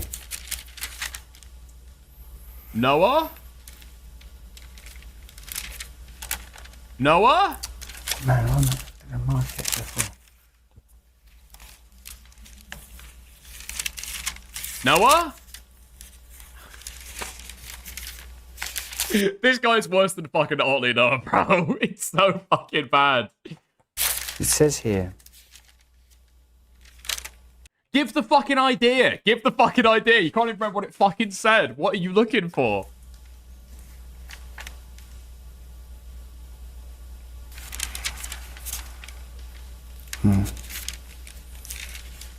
The verse that I was looking at that day was not this. I can't actually. Oh my god! How fucking pathetic is this shit? How fucking pathetic is it, man? You've been reduced, like, 10 years ago, married to Katy Perry, huge film star, rising celebrity in the United States, moved out of the UK, as the hottest celebrities do, okay? A life that could achieve absolutely anything that you wanted to. And now you're in a low cut, you're in a fucking low cut V cut, fucking what is it even fucking called? Like tank top with a huge fucking cross around your neck that you don't actually fucking believe in a fucking creased velvet jacket, bearded, graying, slightly pathetic, reading through a fucking Bible to desperately get to a fucking verse that you can't remember because you weren't actually fucking reading it at the time that you rehearsed for the Piers Morgan interview. I can't It's just so fucking bleak. It is total rope bait. actually find the verse that I had that day. But this is good enough. This is from Isaiah 12. I will praise you, Lord. Although you were angry with me, your anger has turned away, and you have comforted me. Surely God is my salvation. I will trust and not be afraid. The Lord himself is my strength and my defense. Yeah, what I was good looking at enough. before is that there's a bit where he says, see, I'm doing a new thing, Isaiah says, like springs in the desert. That like in the desert of your life, when your life becomes barren and difficult, that a new resource with God will appear. And in a situation that obviously feels quite pressurized and condensed, and in all those preliminary appearings that I've attended, there's the presence of something very beautiful. Grace, it would be called. In one of the moments, I think it was the first hearing, although I've had several, the people that patted me down for Securicor went, all right, Russell, geezer, just 50 years old, just some normal geezer, patted me down on that for weapons or, I don't know, sharps. And I'm going to have to touch your hair now, you're not going to like this. And he went, the whole country's behind you, mate. Whole country's behind you. Shut the fuck up. This didn't I felt happen. very, very encouraged. I felt Oh, shut the fuck up. This didn't fucking happen. This is total horseshit. An old 50-year-old man comes up to Russell Brand. Whole country's behind you, mate. Whole country's behind. Shut the fuck up. This didn't very happen. encouraged If that did happen, that guy would be fucking fired. that these institutions with their emblems, unicorns, Wait, hold on. Wait, is he saying that this is what he said? mate, whole country's behind you. And I felt very, very encouraged. I felt very encouraged that these institutions with their emblems, unicorns and lions, are not all there is to our country. And the reason I take it here is to sort of remember, that's the point I think of becoming a Christian, is to remember to put back together again who you are. That we're not, you're not and I'm not our identity in the world, like the identity of I have to do this to get money or get whatever it is that we think we're getting. And it actually is real, into so much as to say Christ is real. that even in the transition from and you had the perspicacity and the insight to diagnose it, even in my agitation at being in an unfamiliar situation. Unicorns and lions, yeah, they're the animals on the crest of the royal family of the UK. Even with someone I've known interstitially, as you correctly assessed at the beginning, my whole life's a trial, and it's not culminating, because there will be a life after it, whether it's in jail or not. But in that trial, in the hardest times, I've found him, and it's not like a sort of a palliative. And I suppose the reason I feel difficult around you is because I feel like there's a cynicism that if I talk about something that is very beautiful and certainly robust enough to withstand any of us. I'm not questioning your faith. I'm not saying that you are. I'm not saying that you are. But I think it's so important, not because of me, obviously, because who are any one of us? He has no favourites. But I feel like, hopefully this isn't a grift. Hopefully all of our lives aren't just some stupid attempt to garner material things in this temporary place to create the appearance of permanence as we just pass through time to death. In this horror of this time, where the worst things that could be said about a man were said about me. And while my son was, having surgery, as you already know, because you've heard me say it elsewhere, the most graceful and beautiful things happened in my life. I felt whole, and I felt loved, and I felt everything's going to be all right. And also what's been surprising about it. What was the fucking question? I've done it again. I've forgotten the fucking question that was originally asked. Why are you talking about this? Oh, he asked about the verse. Is all the things that I kind of knew just as a kid and going through life as a countercultural person. I mean, not trusting authority is what I mean by that. It's all been underwritten by scripture. It is explained and foretold. You're fallen, peers. I'm fallen. We will participate in this world in a fallen way. And I reckon the reason me and you both love Bear Grylls, in spite of our sort of, I don't know, whatever this chemistry is because he is sincere and he demonstrates Christ. And I do have a tendency to... Now we're talking about Bear Grylls. Now we're talking about the guy who drinks his own piss and became famous because of it. What the fuck are we talking about now? As a raconteur and as an entertainer or whatever, try to present stuff. And I do have a tendency, I think, as a person that's felt even prior to all this happening, feel like I'm being under attack my whole life anyway. And that if I wasn't famous and if I wasn't sleeping with loads of women, that I wasn't worth knowing or even worth anything or even worth being alive. And even though, of course, it's the worst thing that's ever happened in my life to be accused of these things, but that's his strategy. He goes on and on and on to get you confused, and by the time his statements are done, your brain's melted and you just agree with him. Is that how he did it? Is that how he did it with the 16-year-old? Oh, shit. Sorry, I'm allergic to bullshit. Okay. Fuck me, man. Yeah, I don't even know. I think what he's realized, I think that's his general attempt, right? That's his general stance to try and get people to agree with him, right? But at the same time, I think that he's realized very early on that the interview is not going to go the way that he thinks it is. And so he spends a very long time talking about vaccines, and then he's just trying to derail at this point. But God provided, because that was happening with my boy, Herbie, who's doing real well. It sort of showed me, it was all bullshit, man. You know who you are, you know what you've done, you know what you've not done, you know your behaviour. How has Laura, your wife, dealt with this? She's like, well, like, I'm in a real marriage, mate. And I suppose you are you? So, what is...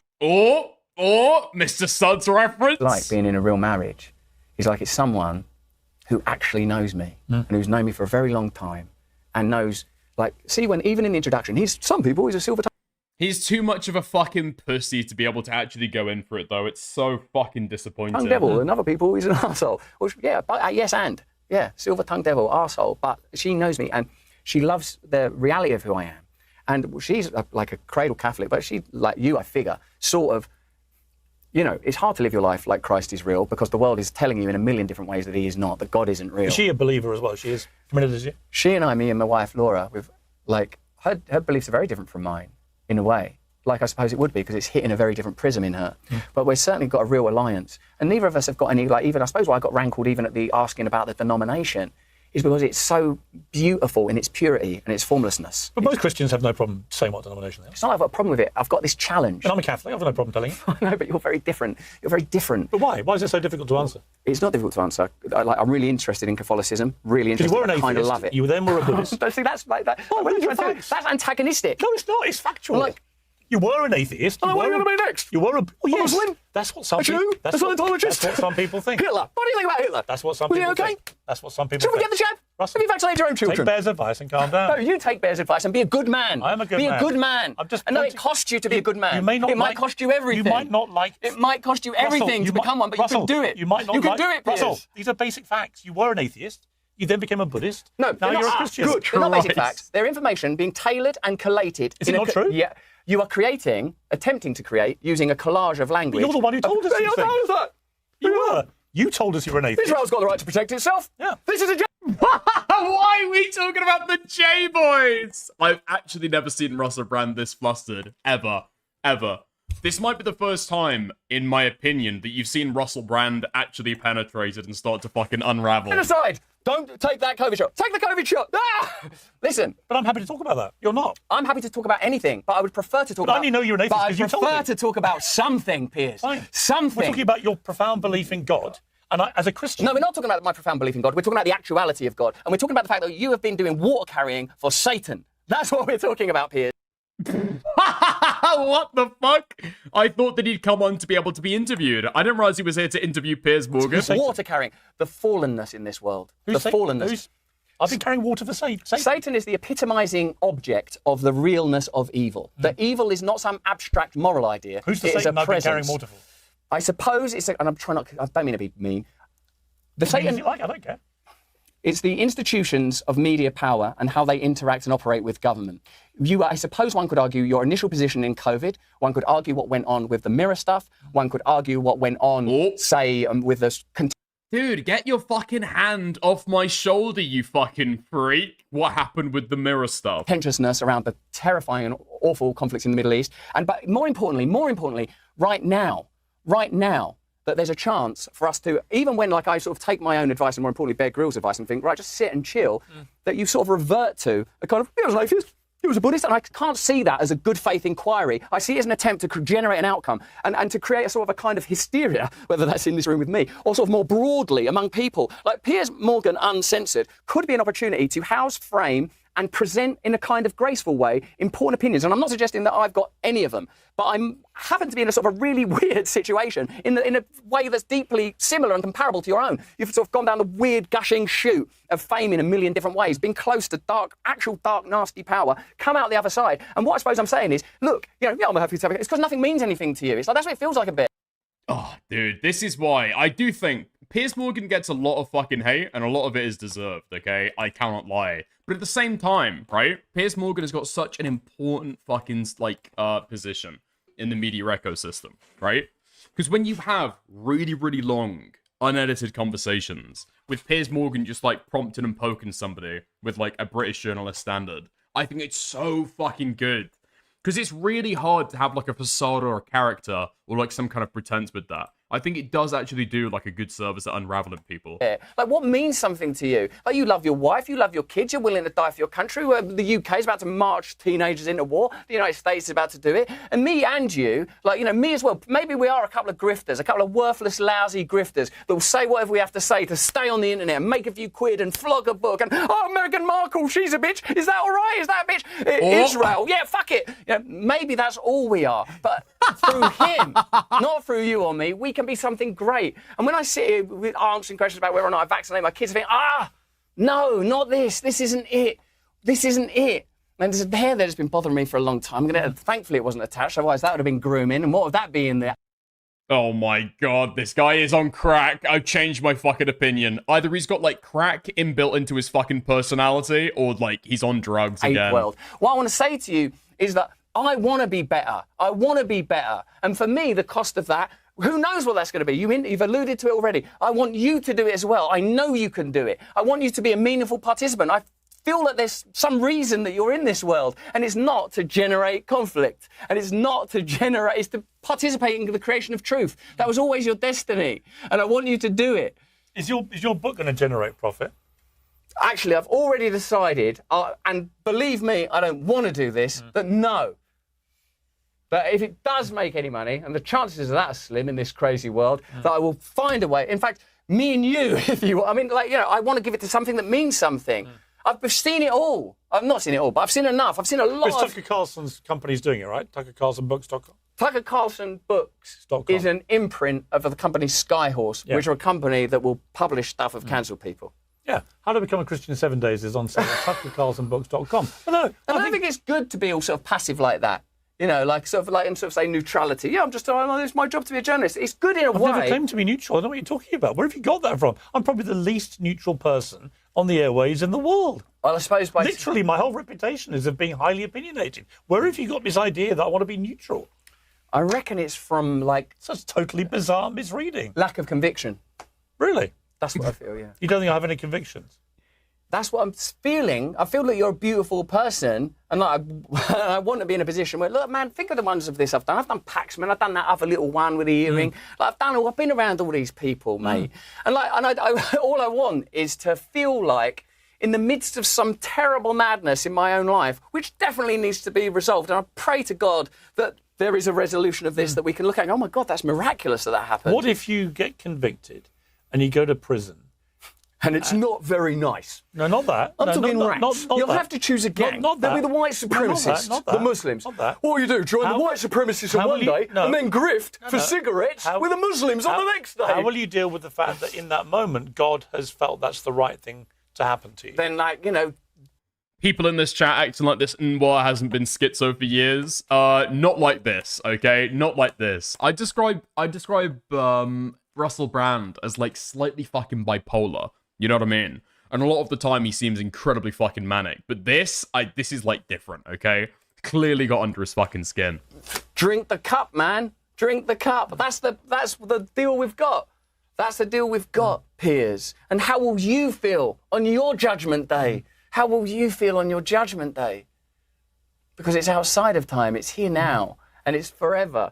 A meaning that all of us have a calling to be wonderful. And it's bigger than even important, serious things where evidently people have been hurt and big trials and big consequences for, you know. Have you been surprised? I mean, I've been through a few ups and downs, as you pointed out. But it's also a bit like there's kind of a dementia. Like, you know, have you ever spoken to someone with Alzheimer's and they'll just sort of suddenly the way that they talk is kind of like, I've been through some ups and downs. Well, no, there's a reason I'm asking the question. Well, when people go through ups and downs, in my experiences, surprising people reach out to support you. And also, what's that body language? And other people that you would have expected to. Oh, dude, he's got so fucking hypersensitive to all the body language and everything. This guy, I don't think it's drugs. I don't know if it's drugs.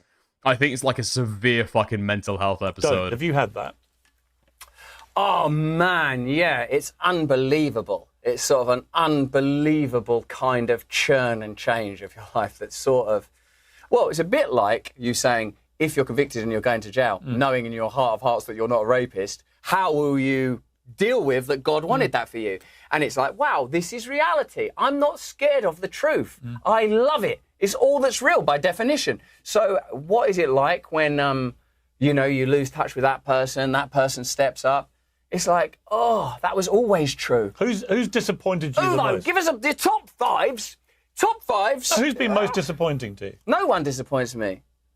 Come on. I'm not doing your mad little game of reducing everything to trivia and tittle-tattle, because some things, believe it or not, Piers, are not trivia and tittle-tattle. In fact, there's an argument for the direct contrary, that none of it is trivia and tittle-tattle, that you're continually in the moment interfacing with a really beautiful reality. The truth is that absolutely everybody has fucking been this guy. Literally everybody has been this guy.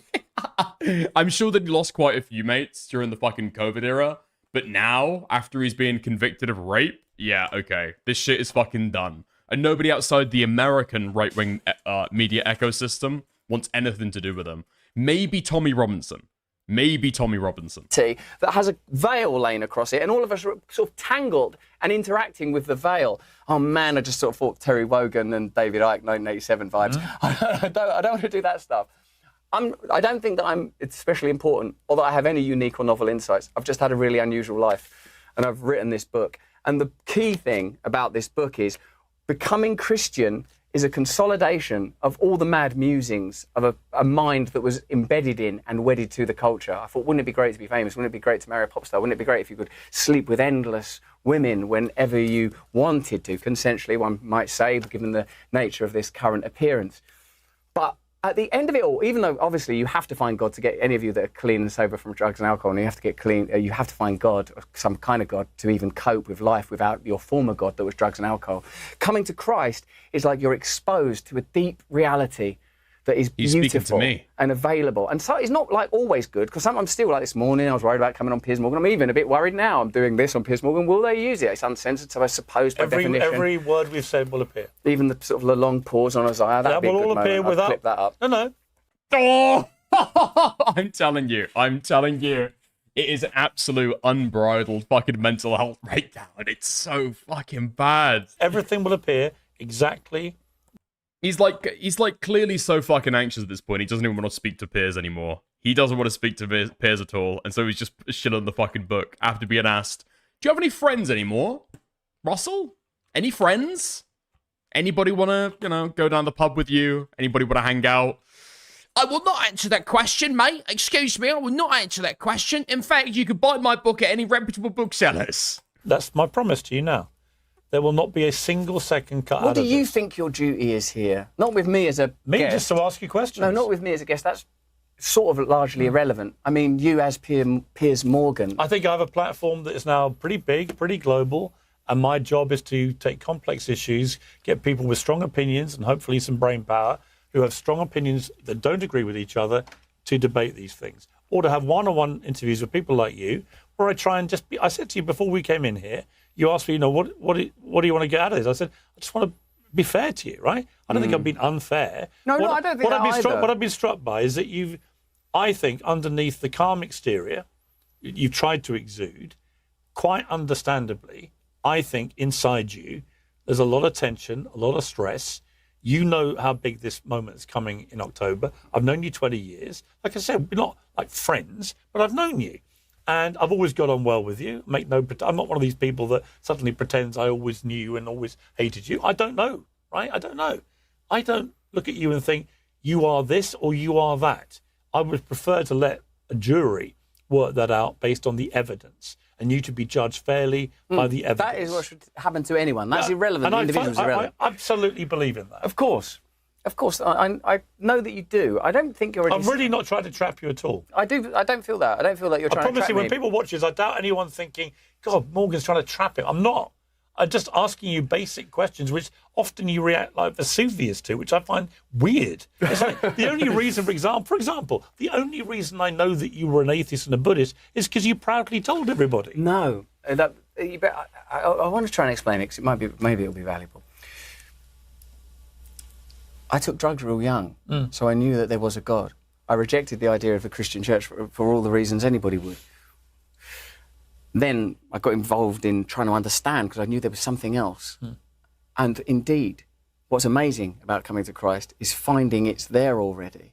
And there's something so analogous to just anyone's personal journey. The thing that you're looking for is already here. He's waiting for you. In fact, he's running towards you. And it's such a sort of an obvious and traditional and well-cited story, the story of the prodigal son, that it feels hacky to say it.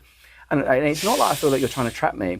I feel that you remain an avatar of something mercurial and untrustworthy in the media space, that by making claims like I'm, housing debate or challenging or whatever, the tendency and trend is generally towards the interests of sets of power that benefit from having you there. In the same...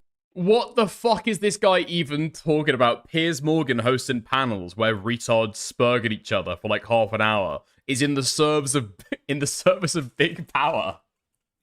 Interviewing you and interrogating you about your rape that you perpetrated, your current Christianity that you converted to 7 months after your rape allegations got made known, and your former professed beliefs in atheism. Those are all in the service of big powered interests. Again, I mean, it's been said throughout the fucking debate. Who the fuck is Russell Brand? Why is he that fucking important? way that Rupert Murdoch is not going to advocate for someone that's like going to go, hey, these media monopolies should have as much influence. They're messing with the miners' strike, or they're putting factory in power. Oddly, Fox News, which is owned by Rupert Murdoch, of course, regularly has had you on as a guest, right? So I'm not like, listen, and I would. I'm sure, I don't know if you have this in the United States, but Rupert Murdoch is a big fucking talking point on the UK left because he owns a lot of the media in the UK that is super fucking right-wing. And people blame him for the fucking right-wing shift in media. Holy fuck. Oh my god, he's used the wrong talking point. Russell! Russell! It isn't 2016 anymore. You're grifting to the right, not to the left now. Don't talk about Rupert Murdoch. He owns all your mates. Question was, if you feel that way about Rupert Murdoch, who I personally have enormous time and respect for, and a lot of gratitude for what he's done for my career, and I think he's a great, great media tycoon.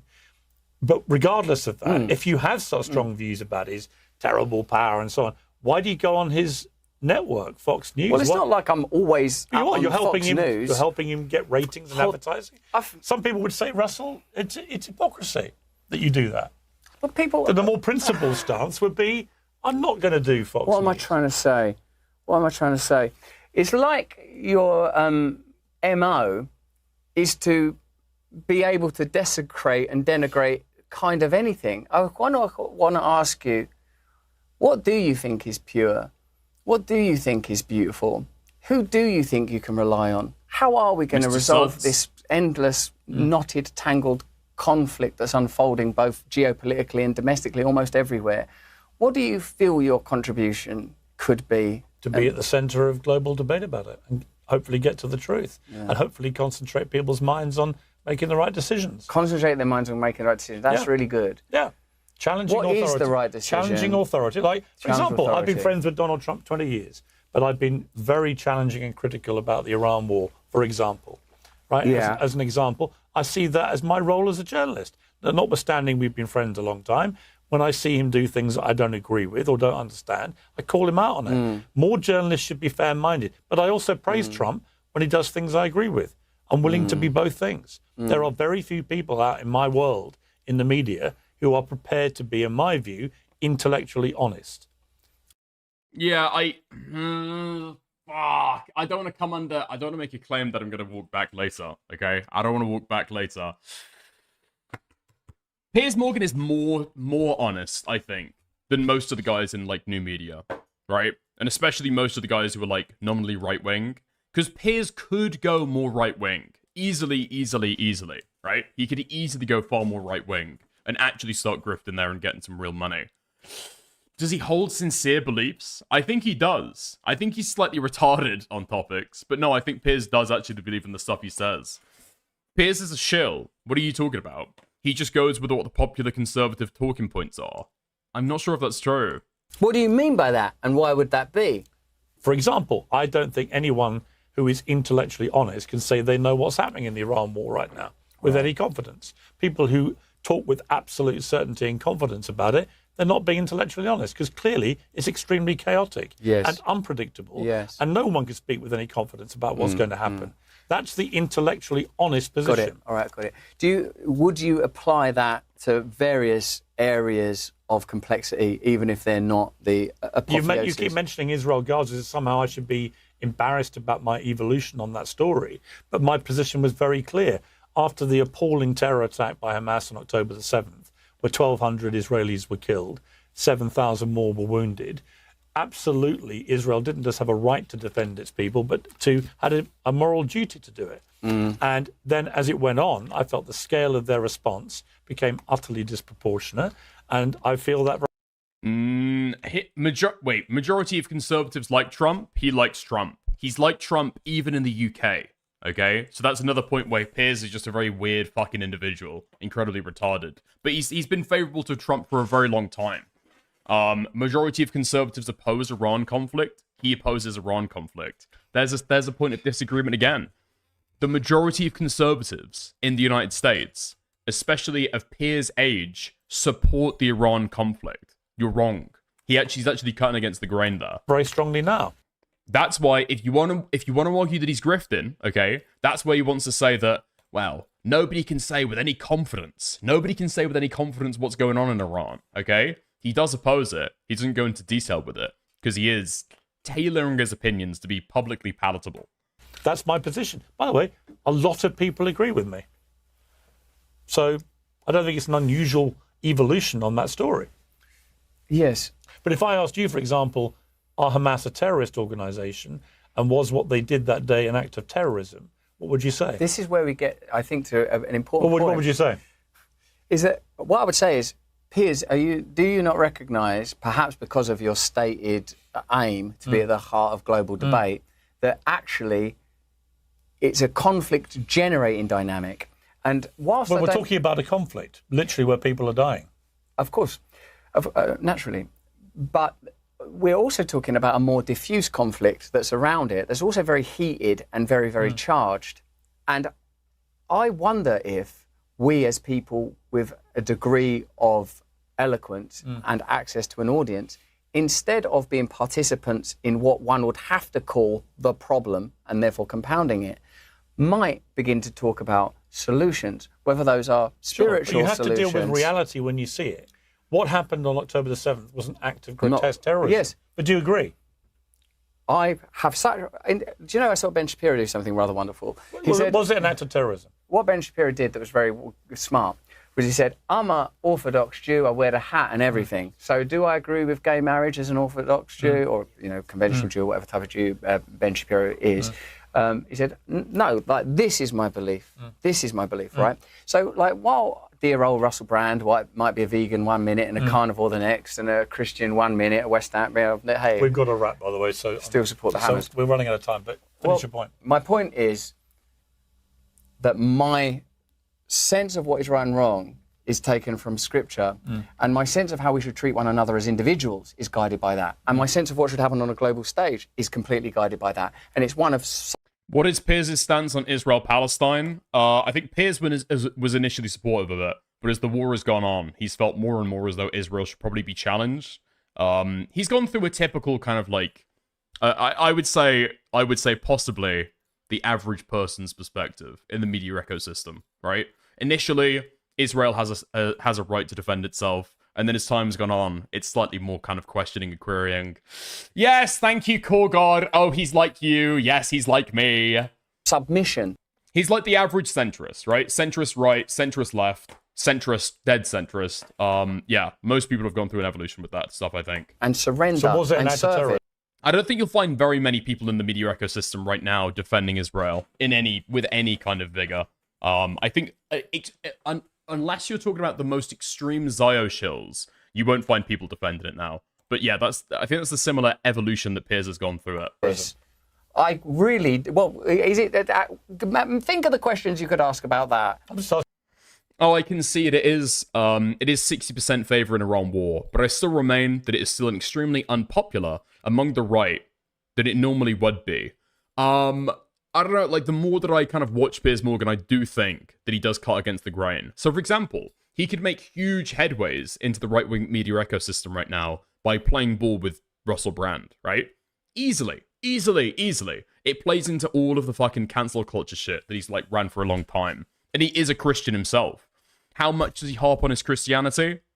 Not that much. In the American media ecosystem, especially on the right, that would be incredibly favorable towards him, right? But that's not who he is. He's like a British Christian. He doesn't talk about that much. Ask you a basic question about... It's not a basic... And he's like a British journalist. He keeps his faith far away from his fucking journalistic work, right? Okay, bro, you're getting too big for your boots. Yo, thank you, Sean Maloney, for subscribing on Kick. I appreciate it. What Hamas did that day. Do you know what we've learned? There are no basic questions anymore. There are. That's the problem about being intellectually dishonest, is that when you have an act of obvious grotesque terrorism, you just say what it is. You don't think, how's that going to play to my audience? Or how's that going to spin out on social media? You just say, when 1,200 people are massacred like that, then it's a grotesque act of terrorism. When babies are kidnapped, when the Holocaust victims are kidnapped, you look at how it happened, when it happened, the potential alternative narratives, and you try to take You've answered responsibility. it by not answering. No, you have, haven't you? It's wrong to kill people. Okay. Thou shalt not kill. Let's end on that. That's in the Old Testament. Russell Brand, how to become a Christian in 7 days. may take 50 years of sin and serious fuck-ups just to get started. Yeah. Thank you for your time. I appreciate it. Yeah, I do as well. I do as well. Piers Morgan Uncensored is proudly independent. The only boss around here is me. Nice. Okay. Fantastic shit.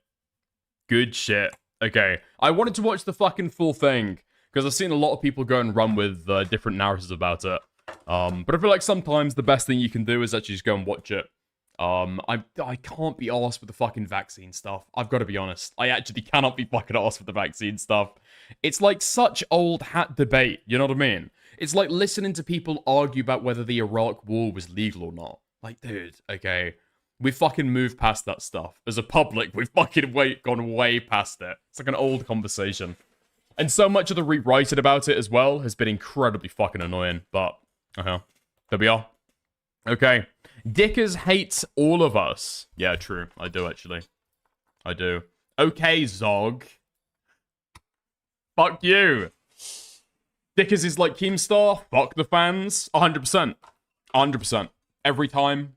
Every day. That's my standard. Fuck the fans. Alright. Hopefully people have enjoyed that, at least. I know that, like going through and watching Piers Morgan isn't going to be the most, like, hard-hitting segments, but there we are. Yeah. I trust him to, at the very least, be, like, a good interviewer. You know? Well. With a topic like this, I trust him to be a good interviewer. With Nick Fuentes, not so much. He's just too fucking old. You know what I mean? He's just way too fucking old. Same thing with HS Tiki Toki. Actually, fuck it. No, I'm going to stand by his HS Tiki Toki thing. I'm going to stand by it 100%. I think that Harrison came out looking way worse than Piers did during that. I think undoubtedly. Okay. Dickers is like Keemstar. Gonna get his wife from the local high school. True. In the UK, you know what that means now, okay? Pedophile. Anyway, nice. That's it. Listen, I started super late, so I'm gonna end relatively early, okay? Didn't do a full 6 hours, didn't do a full 8 hours even, but I hugely appreciate everyone who turned up. Okay. Well, Nick Fuentes is also just unfun. Is just unfun guest for anyone to interview. Well, yeah, because he's, like, charismatic and smart, and he's been asked these questions, like, 1,000 times over, so, you know, what are you gonna fucking do? Okay. I'm gonna thank people who donoted before I end stream, and then I'm gonna raid you guys into something else. Why am I getting so much hate? I just proved the allegations. My shirts are not gay. Why am I still getting hate? Right. Thank you for letting me on stream today, Dickers. Hope I made an okay impression. If there's any new controversy with Noah, I'll tap into a new stream. I appreciate it, Vincent. It was nice chatting to you. Okay, you did make a good impression. Don't worry about it, alright? Okay. Thank you to everybody who watched. Thank you to everybody who, especially who liked, even now, okay? It helps with the fucking algorithm. I am going to read through some of the donos and thank some of the names. So first of all, before I forget, over on Kick, thank you to Ethan Klein for the 2 kicks. And thank you to Sean from Maloney for the sub as well. And I want to thank Oopa Shrooms, Bomberman, Space Station, Dan Mac Photography, Soul Skibbity, Daxter, Koopla, Will Is Me, Money, Cam Nuggets, and Oomphy Killer. Alright, thank you very much. Red Button Gang for life! Okay, I'll chat to you later. Dickers raid me. I can raid into on Kick. I raid into Beckett on YouTube. Chat to you guys later. Lots of love. See you soon. Oh, also, hold on. Tyrone, did you watch EFAP? I meant to send you a message on Discord before I realized you don't have a Discord. You gotta fucking mention again, dude! Dickers, sorry. Tyrone has got way more fucking motion than me. I swear to God. It's like, at the very least, at par. Every time that I've got a fucking stream that pops off, everybody always mentions Tyrone 9000. How could they fucking not? I got the shout out. I saw it. I'm glad to hear it, buddy. Okay? Listen. Catch you guys later. Have fun. Like the stream before you go out. And I'll see you next time. Alright, great stuff. Morla called him out. I think Nick called him out as well. Alright, fantastic. Chat to you soon. Bye.